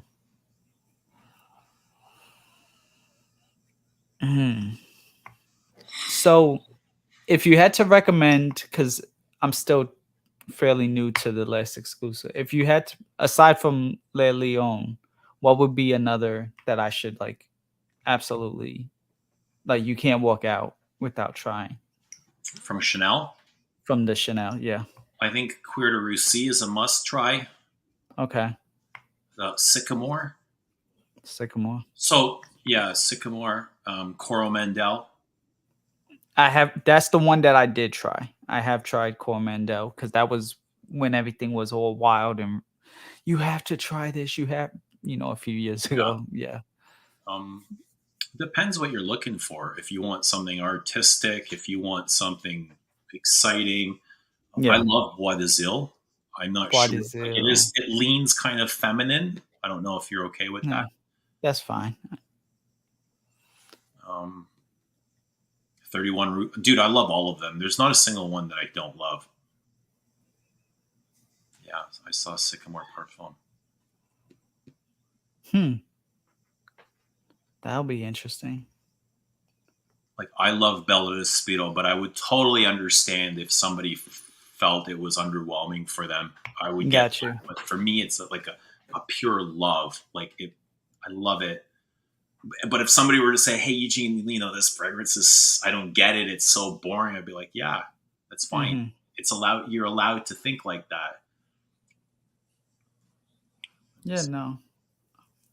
I definitely some. I mean, I don't really look at things yes, I look at things as too feminine for me, but it's more so like, okay, I'd rather this be on my significant other or somebody than it being too like if it's like, hey, wear this, as long as I'm okay with it, then I'll wear it. And by like, as long as it's not like, oh, this is too funky, or no, this is too like I'm sneezing, anything that like actually affects me being able to do my day-to-day society thing, I'm pretty much able to wear whatever. At least give it a try. It's definitely. I was here, took a nap, listened to you, walking the dogs. It's been a. Now there's some drama going on. Uh-oh. Yikes. Bella Despito is non-existent. What do you mean? You can't smell it? That's weird. I smell it all day, like every breath. I guess that helps. Coral and sycamore. Yeah, I think those are two of the favorites. Sycamore is a very woody, dry, incensey type of vetiver. And Coromandel is like, it's patchouli and chocolate. Like, everybody loves that. Hmm. Grittery might be a little bit more difficult to wear because it's, it's floral, it's leather, it's Right. a little bit pungent. I think Yeah. Lelion is great. I thought that would have been more popular than it is. Right. I forgot when it was released. If it was released in the springtime or not, or was it released in the winter? Because that kind of also, if you release it at the wrong time, people will be like, "Nah, I'd rather have this for like if you release something for the spring and it's like, oh, I'd rather have this in the winter."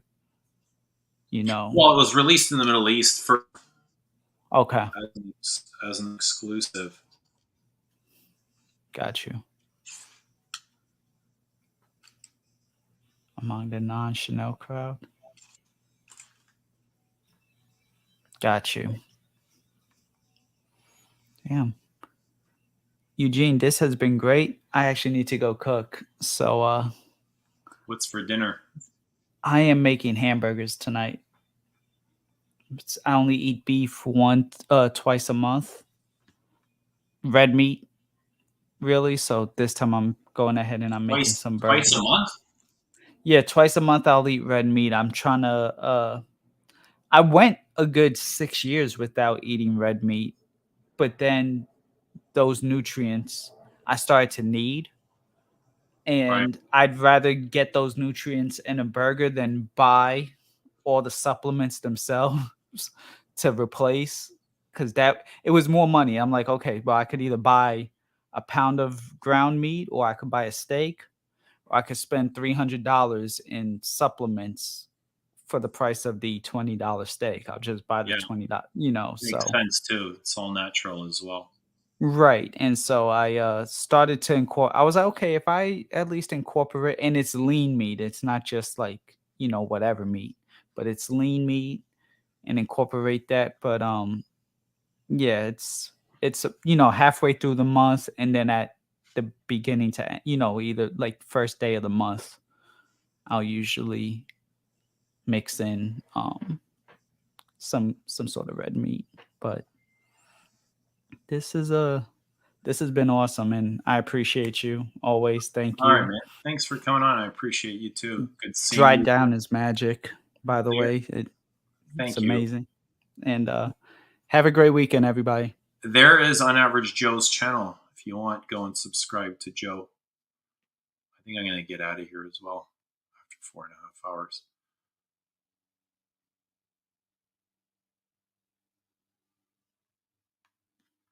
'22 I love as well. '22 to me has always been connected to number 5 and Bois de Zil.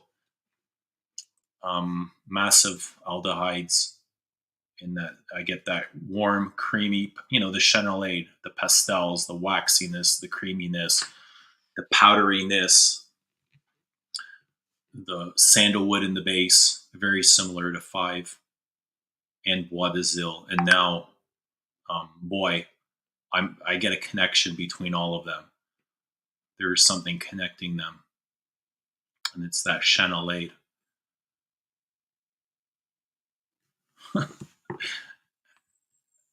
Ramsey, is it too early to compare Lelion to Roja's Haute Luxe? I've not smelt Haute Luxe, so I don't know what it's supposed to be or do.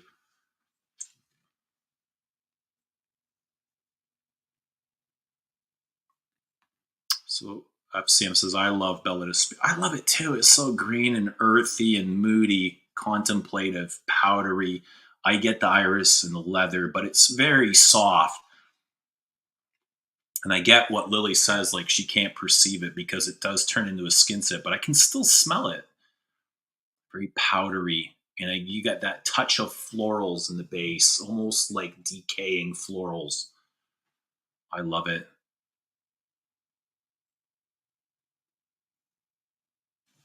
Oh, When was this released? Was this released after Le Lion Haute Luxe?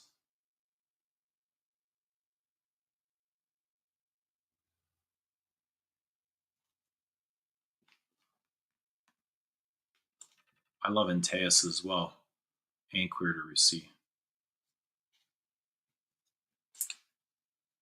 Antaeus is massive. I think it's one of my favorite perfumes. I think it's one of the top 10 masculines along with this. Egoist and Antaeus. Along with a bunch of other things, but I didn't always love Antaeus. I thought it was nasty before I could understand it, and it took me a long time to figure it out. But I remember as I thought it was nasty, going to the department store they carried at Hudson's Bay, and I would always run. I would run to it, the first one. It'd be the first perfume I'd run to smell. I'd be like, oh, it's so gross, but why does it keep calling me? I was just so drawn to it. I've not smelt Antaeus Sport. I can't even imagine what it smells like. So Rudy's killing it.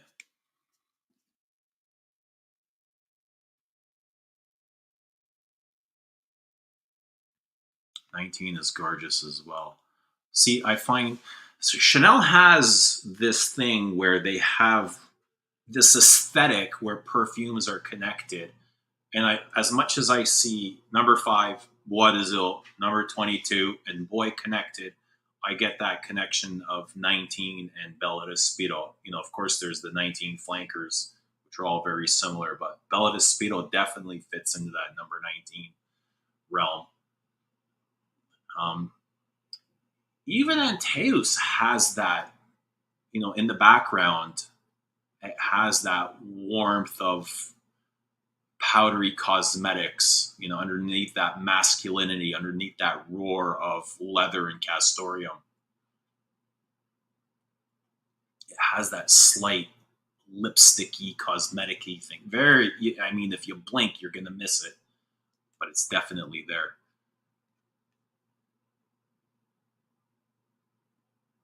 Chanel fragrances are for quality. There's nothing, honestly, for me, there's nothing like Chanel. Nothing. There's no niche. There's no other big designer. 19 is going into the grave.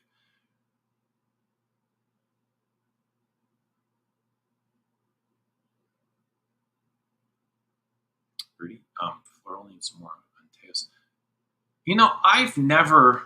Do you think Drakkar Noir is still a hit today? I don't know. I don't own Drakkar. I've never owned Drakkar. I don't think I've ever even worn Drakkar, which I should probably fix. But I've smelt it.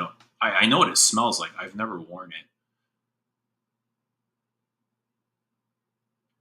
Well, part of the Chanel aid, besides aldehyde, is the use of violet irones and ionones.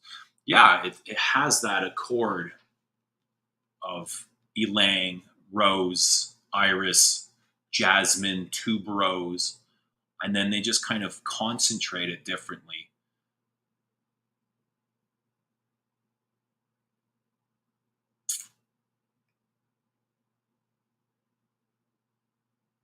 If you're going to get 19, I would go with the Eau de Toilette first. The original.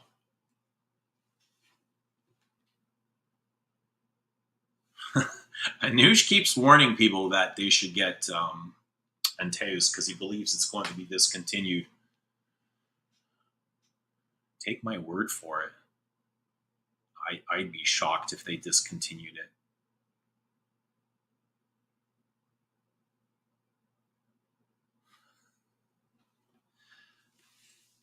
I don't think I'm going to light it in the house. Maybe when I go outside, I'll light it up.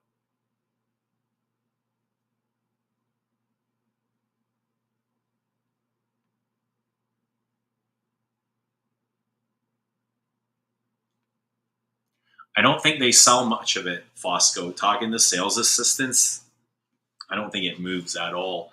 I also don't think number 19 sells. Like none of those classics sell, with the exception of Coco. I think Bleu de Chanel is what carries the entire range.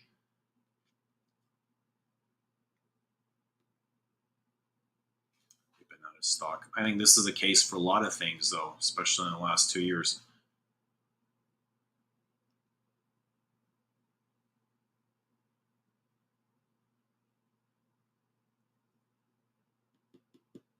Yeah, get 19 EDT. I like Poudre as well, but I love powdery perfumes. Like love powder. And I find Poudre has the biggest concentration of iris. And it's a little bit fruity as well. Anyway, I am going to end this. We're at 4:30. I'm going to go outside for a bit. But probably be back tomorrow. You can come back tomorrow and meet same place, same time. Thanks to everybody that's come on. Joanne, JJ, Rudy, Galen. Thanks for everybody in the chat. It's good to see you.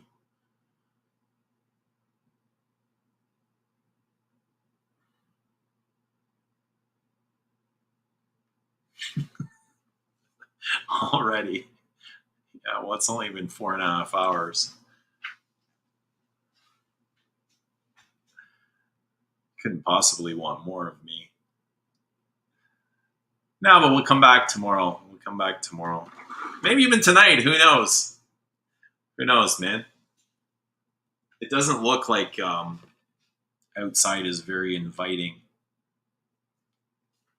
But anyway, thanks, everybody. We'll talk to you soon. Have a good night.